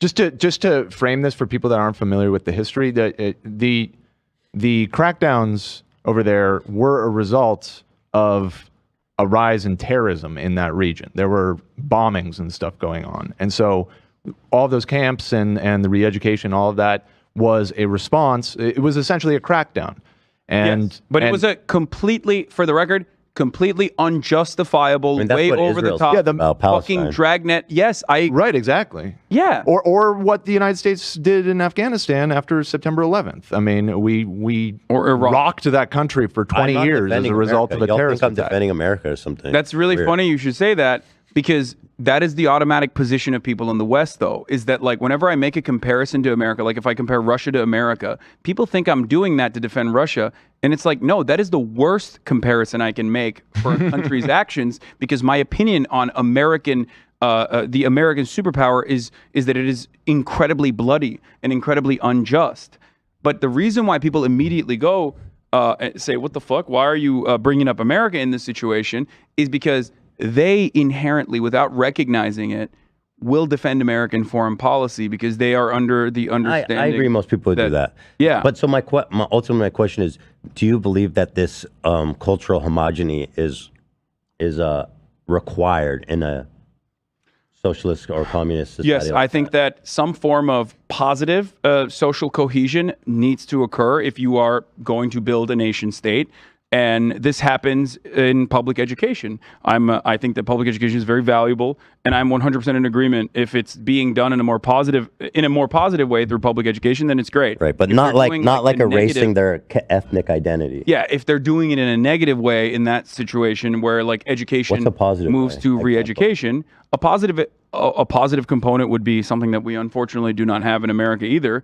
Would be to have regions that still have their own ethnic identities preserved through their own board of education and are allowed to exist. This is a major problem with the USSR as well. This happened in the USSR where there was a Russification of all the nation states that were under the banner of the USSR, which ended up creating a fuck ton of division and also like suppression of religious freedom. Religion is something that is so personal and so important for human beings and their identity. Isn't Marx's theory around like we have to get rid of a religion? That's no. I mean, communism? No, and also I don't even care what Marx's own personal perspective on religion is ultimately, because I'm looking at real implementations of socialism throughout historical materialist socialist nation states. So you don't believe and I'm saying that that's bad and wrong. It is demonstrably bad. It was bad in Afghanistan. It was bad in the USSR, and it's certainly bad when China does the same exact shit. So you're saying yes, it's required, but nothing different than what you see in countries today. That's considered good. By people. Allowing people to have a national identity, allowing people to have a national identity while simultaneously reinforcing their ethnic differences or their diversity of culture is absolutely a necessity for nation state development if you want this nation state to succeed. And I'm giving an example of why it didn't work in in the USSR. By the way, I would urge you to look more into the organ harvesting thing, because I do believe that did happen by the state. They were harvesting the Muslims' organs, man.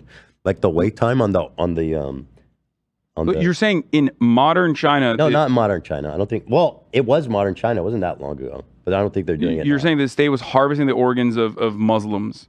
Yeah, who were in that detention camp to give to their citizens. Dude, the wait time for organ here. Listen to this. One of the most cited pieces of evidence is the rapid growth of China's organ transplant industry in the early 2000s, with much shorter waiting time for organs than other countries. Chinese government has attributed this to the use of organs from executed prisoners, but the critics argue that those numbers do not match up. The prisoners of conscience, so there's also that sounds crackdowns literally came. I'm sorry, if it was in the early 2000s, it would have been before the crackdown on the Uyghurs. I don't know when did that So it sounds like it was just the general That's what prison I was trying to population. say. There was a criminal component. I'm not saying that organ harvesting did not happen. Organ harvesting certainly happened. There was a black market for organs, 100%, not just for Chinese citizens, mind you. That is like literally massaging the narrative to fit the Uyghurs being harvested for organs. I like because it. Respect. Well, that's Uyghur is how you're. They're you know what's Turkish. funny about so this? yeah, They're fucking Turkic. Yeah. Like it's called East Turkestan. You know what I mean? Right. Like, it's not like the other side of my family. My mother's side is literally their last name is Uyghur. So this is not like random individuals that I have no affinity towards. That I'm saying like the Chinese nation state should oppressively fucking crush I'm just them. saying. It's always additionally funny when some fucking dumb fuck from Iowa is trying to tell me about fucking Muslim oppression. Why don't you care about Muslim oppression in Xinjiang? It's like, what the fuck are you saying? Anyway, sorry, I get very heated about this because like people are so merciless. Just like people are merciless with you when they say you're a fucking tyrant or you're a capitalist pig dog or whatever the fuck. People are infinitely more merciless when you deviate from the foreign policy norms that have been mandated by Americans through our mainstream media. Okay, so in short, I think I got my answer on that, which is, the China Tribunal. Okay, whatever. I want to move on to Taiwan. So last time we were I just want to point out it's 1 o'clock. We're pretty far over already. The end. Yeah. Okay. I mean, it's fine. We can. I think this is very valuable and very good. So I'm perfectly fine talking about this. Okay, great. Love that. So last time we were talking about Taiwan, you had mentioned one country, two systems. What did you mean by that? Because I didn't know anything about that when you said it, but I've read about it now.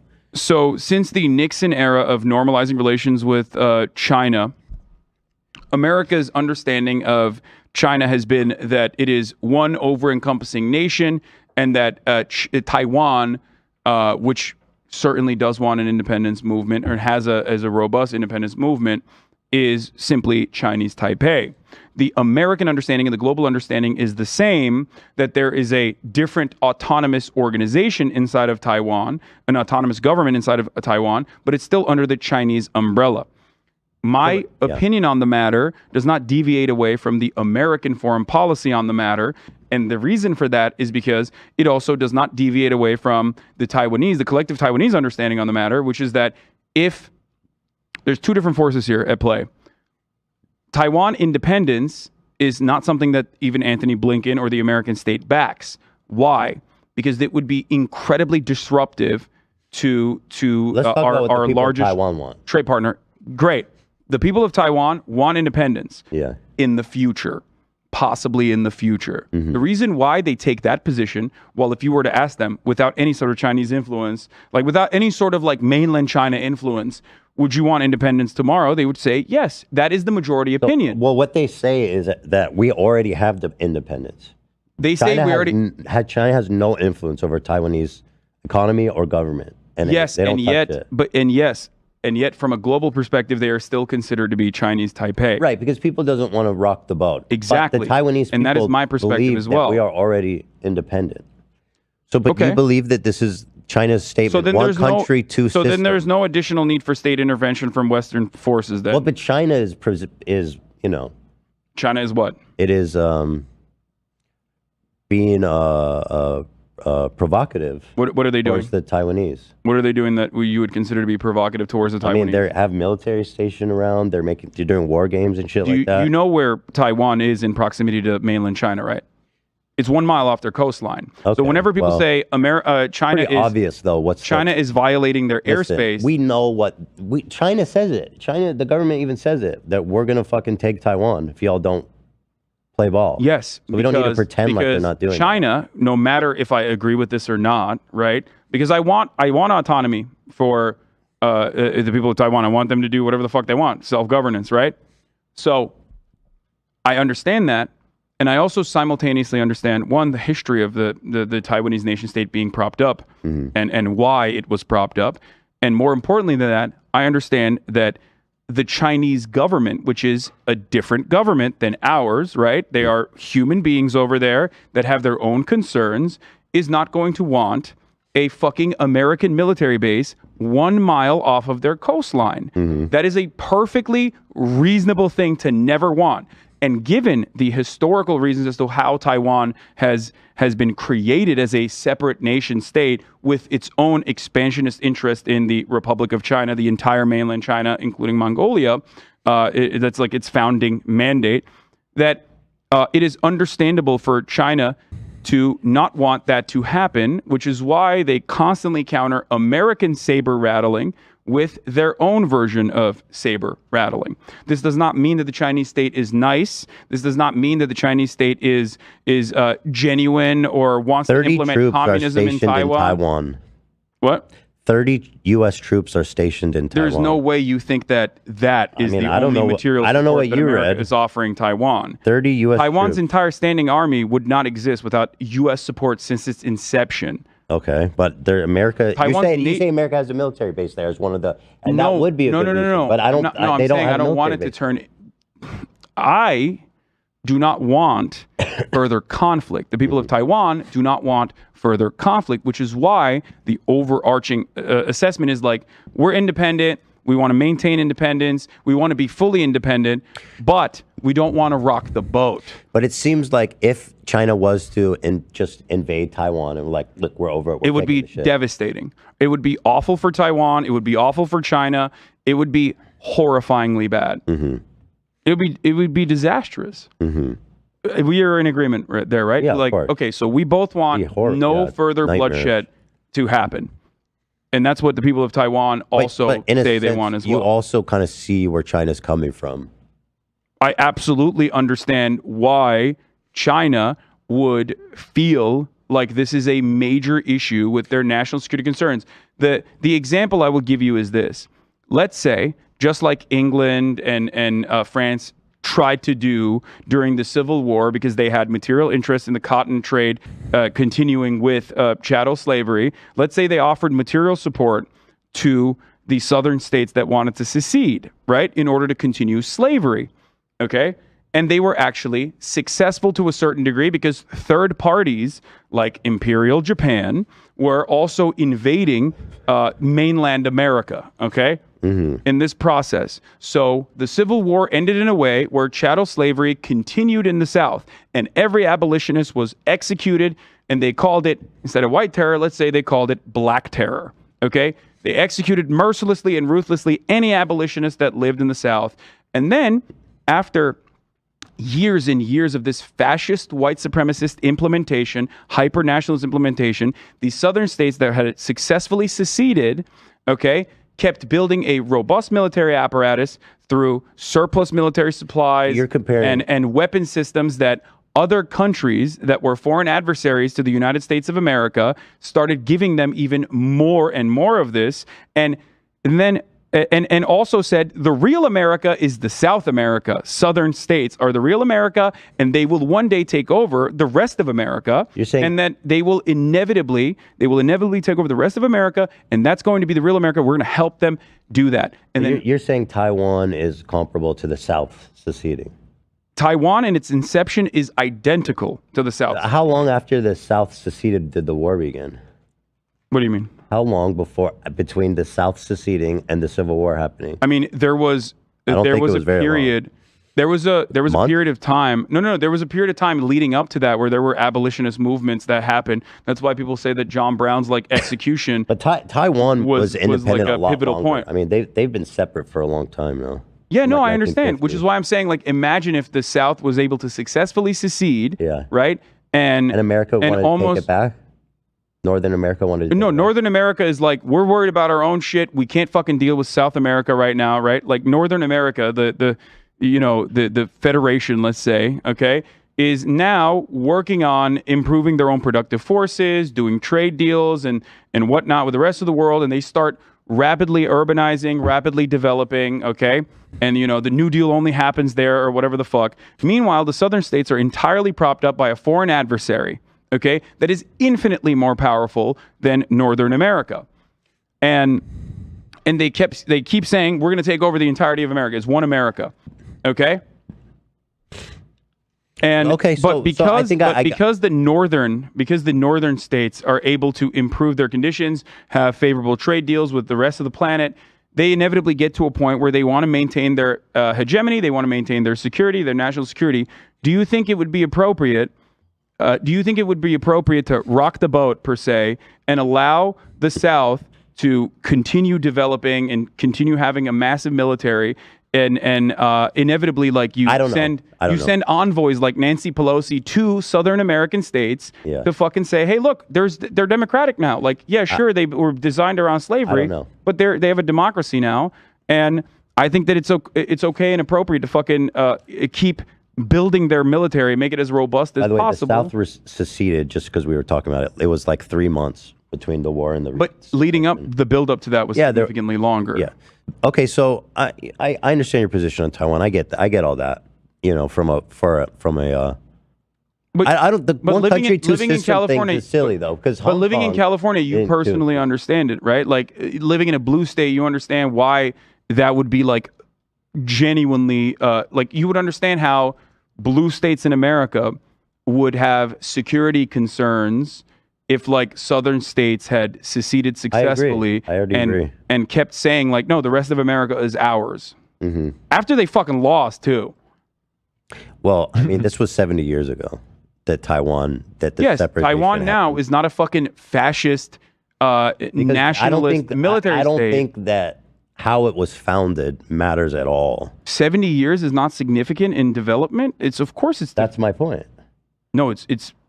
What do you mean? I don't think that you should be like, oh yeah, Taiwan was a bunch of losers that went and started their own country, and like, so they're not entitled to a national identity. I don't think that matters. 70 years is a blip in time, in as far as talking about a fucking empire or a history that spans over like. I don't care, but that doesn't matter, right? We're talking about human beings. Yeah, and now they are democratic, which is great, and I understand their want in autonomy and not being under like some form of crushing civil liberties that the Chinese state will bring. The one country, two systems isn't real. That's not a real thing. What do you mean? It's not a real thing. It's one country, one system. Like at Hong Kong, that's what they want to do. They say Taiwan, we'll do the one country, two systems, but that's propaganda. No, but that's the American policy, which they did with China. They have America said that they would not support an independent Taiwan and that Taiwan is a part of China. But internally, Taiwan still has autonomy, which is what is currently happening. And the Chinese state sees it as a autonomous region that is still under the Chinese banner that ends up getting military support from Western forces. Let's talk about Ukraine, and then that's my final one. Okay. So we were talking about Ukraine, and your position was that the support for Ukraine is 100% manufactured. No. That's what you said last time. No, I think that all matter of American foreign policy is greatly influenced by manufactured consent because of our interest in, doing whatever the fuck we want to do there, whether it be like bringing Ukraine into the Western sphere of influence or it's not genuine because they want like genuine emancipation for Ukrainians. So last time you guys compared it, you said, well, nobody gives a fuck about Georgia when that got invaded. Therefore, the fact that anyone cares about Ukraine feels like manufactured. It's not even just Georgia. But you guys know that. But you guys realize there's like a massive. I didn't know anything about the Georgian War. I learned about it. There's a huge difference. You guys understand? Well, I mean, the scale is. It was a 5-day war. Yeah, it was 5 They days expected Ukraine to drop in 5 days, and if it did, we probably wouldn't be talking about it. Because that's true. That's true. So, like, what happened was Ukraine mounted this miraculous defense, and they've got Russia, a fascist country, on the back foot. And we all like when fascism. I don't think Russia is on the back foot. I think it's just like extending the harm. And only furthering conflict. We inflicted so much, and I stand with the Ukrainian people because I think Ukraine is a force for good in the world. They're on. Can I just stop you for a second? Because you said 100% manufacturer consent. Like that's what you said. Nothing is genuine. I said 100% manufacturing consent is a leading role in this. If you want to amend and the reason why the reason why I take issue with this is because it's like stating like I don't give a fuck about Ukraine. Of course I give a fuck about people in Ukraine. I want the war and the bloodshed, the unnecessary bloodshed to end. Okay? My assessment on the situation might deviate from NATO bloodthirsty NATO defenders or whatever the fuck. You feel like we shouldn't even be doing anything in Ukraine? No, I don't. Nothing. No, I don't. I think you don't think so. I think that of course there's a necessary intervention that must happen. I'm not saying that at all. I mean, I've fucking raised hundreds of thousands of dollars for Ukrainian refugees. Like, I'm sorry, this is such a silly fucking thing that not from you, but I hear so much from dipshits online. Well, let's want to fucking cut propaganda. So you can say exactly suck my dick.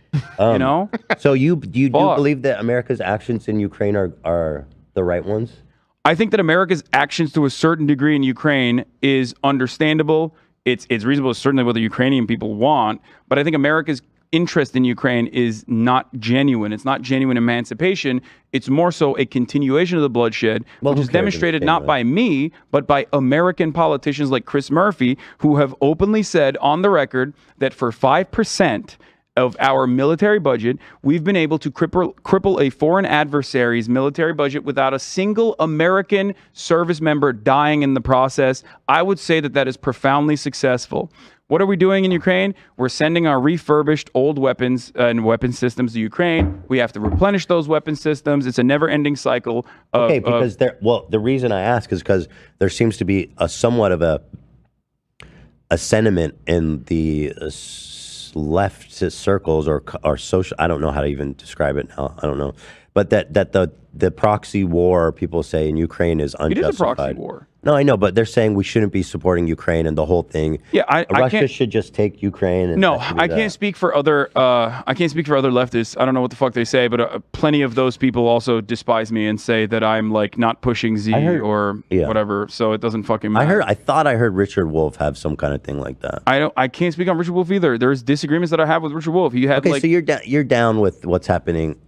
Down with what's happening. I'm not down with what's happening in Ukraine because I want the bloodshed to end, and the only way to do that is by bringing China to the table, bringing America to the table. The real actors here. You think Ukraine should make some secessions to Russia? I think the original 6-point plan that was a continuation of the Minsk Accords that were tried twice and failed twice would be a far preferable situation than like endless bloodshed over, inches of territory where, people are being fucking slaughtered endlessly. I don't think the Ukrainians would describe it as inches of territory.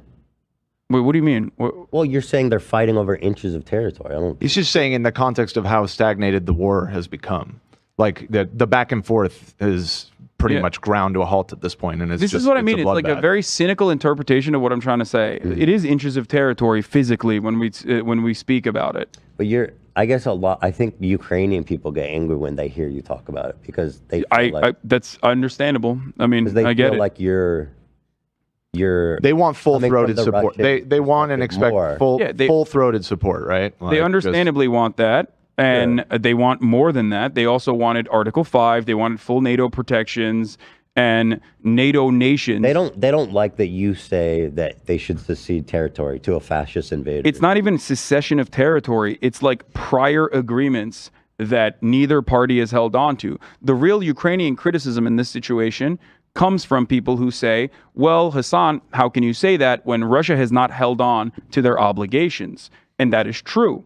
Russia has not held on to their side of the bargain on the Minsk Accords, but neither has Ukraine. And my point is, ensuring that with an international cooperation. I don't know anything about that accord. What is that?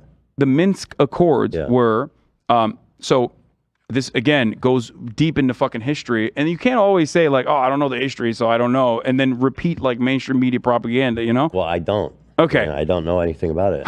Ukraine as a nation state has even predated, or some form of like Ukraine has predated even the Russian nation state, or the Russian Empire, I guess. And its nation state development project has always hinged on excising Russian influence. However, under the USSR, Ukraine, which was called the Ukraine originally, which just means like the border, okay, was seen as, had plenty of Russian sympathetic people that lived in the eastern regions. And that sympathy only grew the further east you went, the closer you got to current existing Russian territory. Now, that is no longer the case. Make no mistake, I'm not saying that at all. And that is no longer the case almost entirely due to Russia's actions in that area. Like, blowing the shit out of Kharkiv is going to make sure, is the fastest way to make sure that there is no sympathies for your government whatsoever, ever again for the rest of your life. So that's all gone away. But originally the contention was LPR and DPR, through Russian influence, and this is the Ukrainian assessment of the situation, these two areas wanted autonomy and were getting backed by the Russian government, and Western involvement that wanted to keep Ukraine in the sphere of the West did not want to give the actual protective assurances to Ukraine, but wanted to play the delicate balance of like saying, you know what, yeah, maybe we'll get you in the NATO, with no real interest in getting them into NATO, maybe we'll get you into the EU, so how did with Ukraine no interest in getting them into the EU. What? How did Ukraine violate their agreement? There was mass shelling on both sides, like back and forth shelling. War? No. Back and forth shelling that has been happening since 2004. Okay. So it was a non-aggressive with 13 agreement? or 14,000 people dying. Okay, so I don't know anything in about totality. that So at the time there was a agreement called the Minsk Agreements. There were two versions of this, which neither side agreed upon, which meant that LPR and DPR would still remain under Ukraine, but would have autonomy. Okay. And Ukraine understandably did not want this, because that would mean that Russia would have an outsized control on Ukrainian affairs and Ukrainian politics, which it already did through Russian loyalist leadership that they had. That was obviously squashed, because there's always been this back and forth between Western influence in Ukraine, wanting to move them into the Western sphere of influence, and Eastern influence, Russian influence in Ukraine, which wanted to maintain Ukraine's status and wanted to change Ukrainian affairs. Okay, so they were both attacking each other, and you think the attacks were equally provocative? And again, I don't know anything about it. I think that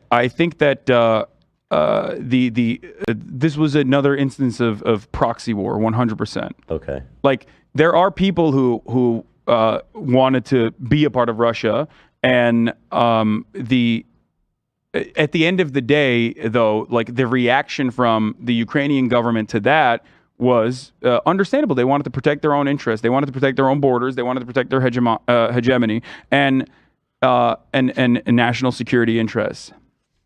But there's a difference between like what they did in Crimea, for example, and what they did with LPR and DPR. What did they do in Crimea? There was a referendum. People say it was bullshit referendum. It was under gunpoint, which is understandable to say that, because that is what happened in Crimea. But Russian territorial claims to Crimea Russian territorial claims that Crimea had more historical prescience and the highest level of support for Russian expansionist policies in Crimea, specifically because of its military base that the Russian military operated out of. Okay, and what did Ukraine do in that situation? They cut the water supply. They immediately fucking broke a dam, a USSR era dam that was offering supply, like water for the Crimean citizens that they said they You're cared talking about that recently? That happened? No, that dam has been destroyed when Russia invaded Ukraine. But essentially, I wanted to clarify. They cut Crimea off, and not in the same way that they wanted to deal with LPR and DPR. I wanted to clarify your position. Yes. Because it seems like there's a lot of confusion, so it's good to clarify. You do support... This will not clarify my position. In the eyes of people who want to say that I'm like anti-Ukraine, people are still going to fucking yell at me. But you said that you believe what America's doing in Ukraine is right. I believe that Ukraine has a right to emancipation. What America should do in Ukraine is offer security commitments and assurances, and you can only get that by arriving at a table where you don't fucking destroy the bargaining chips, and instead allow the original security commitments to continue.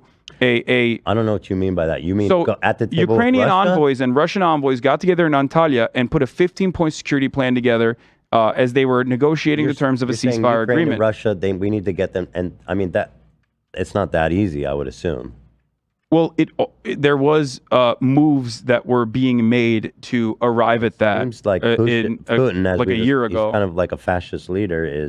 Yes, Putin's interests are take the whole thing. Putin's interests certainly are nationalistic. There's obviously material benefits to Ukraine because Ukraine would be a competitor to Russia as far as like oil and gas. You think the Ukrainians should go to the table and make concessions to the Russians? I think that Ukrainians went to the table and made concessions to the Russians originally. Yeah. And it was actually a very clever move by Zelensky to, like, for example, push the Crimean referendum 15 years down the line in order to not deliberate on that aspect right now, because Ukrainians want Crimea back as well. They want LPR and DPR to be Ukrainian. Mm-hmm.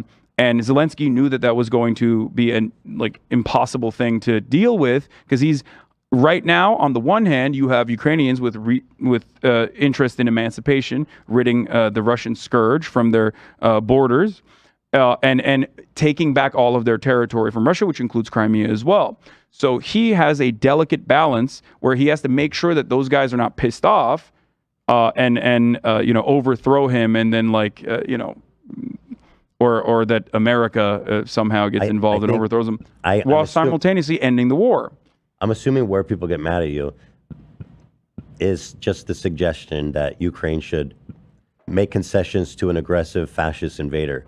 Because, as we know, European fascist invaders, people often wonder, they don't stop. If we didn't make concessions to Hitler, would the war have happened? People wonder that. Yeah, there's a difference of there's a difference of talking pre-World War II and post-World War II, because we do have mutually assured nuclear destruction. I was about to say, unfortunately, the nukes change all the calculus with that. So that's the difference there, and that's a very significant one, because Article 5 dictates that any kind of NATO nation that Russia tries to attack, okay, because NATO was developed against Russia, USSR, communism, it was an anti-communist institution in of itself, immediately means that all other nations, according to Article 5, are drawn into war with a nuclear superpower like Russia.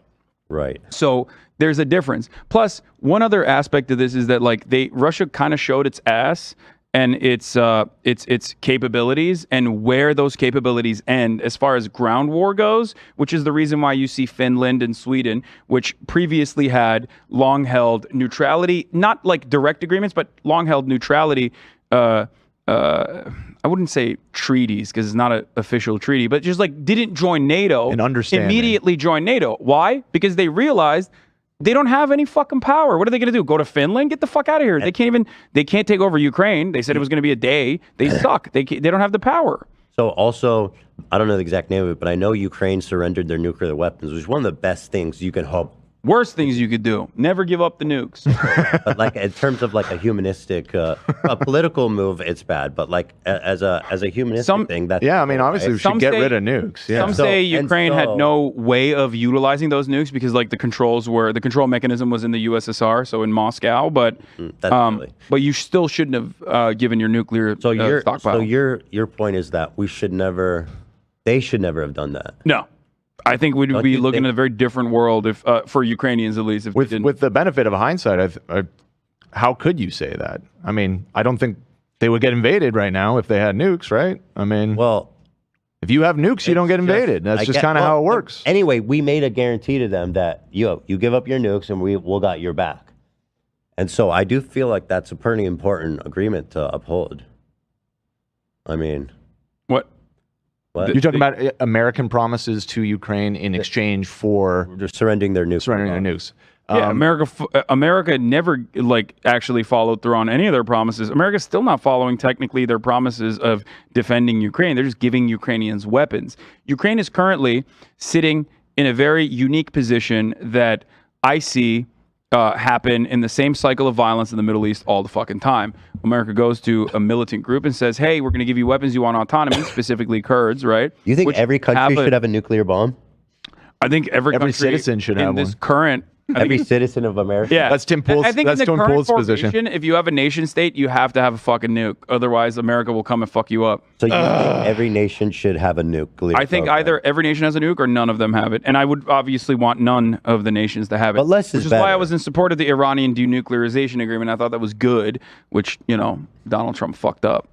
Oops. I believe an individual citizen in this country has a right to own. Do you believe a every nuclear person should have a nuclear bomb? That's Yes. the socialist vision of Yes, I think everyone should have a nuclear bomb. I mean, that's the only equality that we can really... Everyone should have a nuclear silo in their garage. So, okay, in short, you support Ukraine. What the Allied powers are doing to support them is right.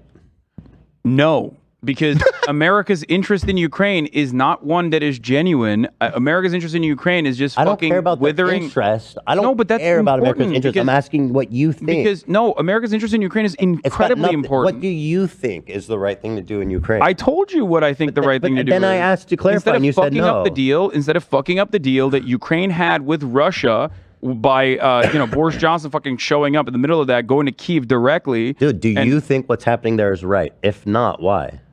Do I think what's The happening? Allied You ask me a power. question, I answer it, and then you move on to something No, different. because I asked you. I'm telling you what I do want. the Allied powers is what they're doing there right? You said no, but I just got done having this whole conversation where you said yeah. I think what the Allied powers are doing, as far as giving weapons to Ukraine with no end in sight, because they see it as a great way to fucking great way to continue the harm done to a weak Russia that they can simultaneously claim is really fucking powerful, is only going to continue this war rather than try to fucking implement security commitments and get to a unilateral agreement or a bilateral agreement where and not just fucking Russia and Ukraine, but bring China to the table and put an end, do a ceasefire and put an end to this war is infinitely better for Ukraine, in Ukrainian development, Ukrainian economy, Ukrainian citizens not fucking dying senselessly under a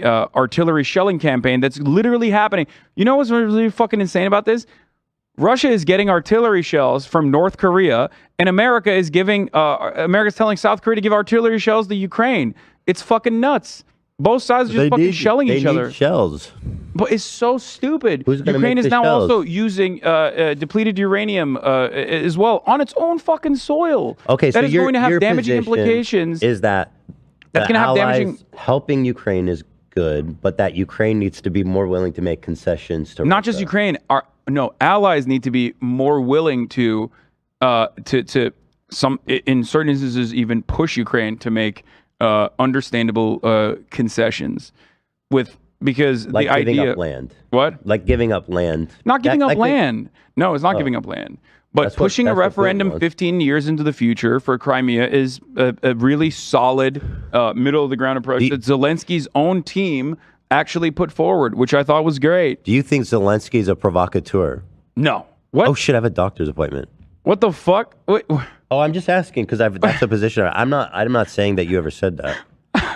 What? You said it like I've said it. No. I was just getting your opinion on it. Just because I've heard people say that, and I was just doing it. I was just checking your opinion on it. No, What time is it at, Lena?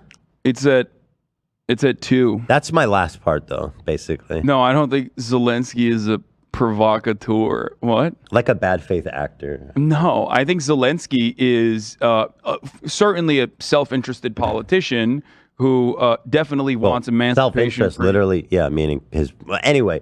Yeah, no, he wants Russia to no longer have control over Ukrainian territories, which is perfectly reasonable. He also has to strike a delicate balance because, as I correctly pointed out when the invasion first happened, whenever an irredentist or imperialist power makes a move on another nation, you embolden some of the most reactionary forces, and they are seen as liberators because in that moment, they are the liberators. The ones who have the violent means to push back are going to be seen as protectors.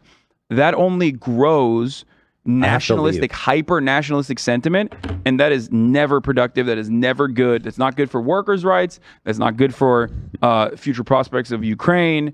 And I think that blowback, who knows what's going to happen, but is terrifying. I have to leave, bro. All right.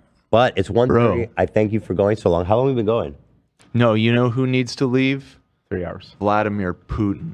I agree. Needs to leave. That's to leave brave. Those people alone. Hey, Putin, I'm gonna leave say those people alone. And I know that's controversial, but he's got to leave. This is probably our longest episode, and we did it not even mentioning a single current event. We did mention that Rupert Murdoch died. That turned out to be misinformation that we were spreading. But no, I said, is he dead? Oh, okay. No. He's not dead. Not yet. Not yet. Okay. He's getting up there, 90 something. I think this was a good conversation. Yeah, was that good? Do you feel like I'm a fucking anti-America charlatan who's bad faith? No, who just doesn't... no. I think your foreign policies, after talking them out, they're all like completely defensible and good positions. On the point of socialism, I can say like, well, I have a deeper understanding of it now. I do still believe that it seems more mystical and no. You want wishful. Marx? You want Marxist, Leninist, Kleinist thought, which is socialism with capitalist characteristics. Yes, and ultimately that is what I want. And ultimately, we agree almost entirely. And if you're mad about that, you're dumb. Yeah. You're All right. a dumb idiot. I have to pee really bad. If you're watching this and you're angry, you're a stupid. Freaking got him, man. Dumbass. No, I thought that was good. I think so too. Unless you're Ukrainian, then they have a right at least. Yeah, no, for sure. I understand. Or Taiwanese. Or Tibetan. I understand. They have a right to be angry. I'm just saying. I get it. If you're an armجear warrior, my tongue. We're gonna get NorCal and graduated. I can't wait for so many people from Virginia, Langley, writing about how they've been living in Taiwan for 25 years. Right, like those. No, I thought that was a good faith conversation. I thought it was fantastic. I thought it was good and it was good for me to kind of explore. It's the classic like Donald Trump, my people yearn for freedom, please glass Iran take that you hear from people living on American soil. Thank you. Like the only way to save Iran is by glassing it. Thank you. All right. I have to pee so bad. That's what Ian said. Thanks, bro. See you next week. Bye, everybody. I got a pizza.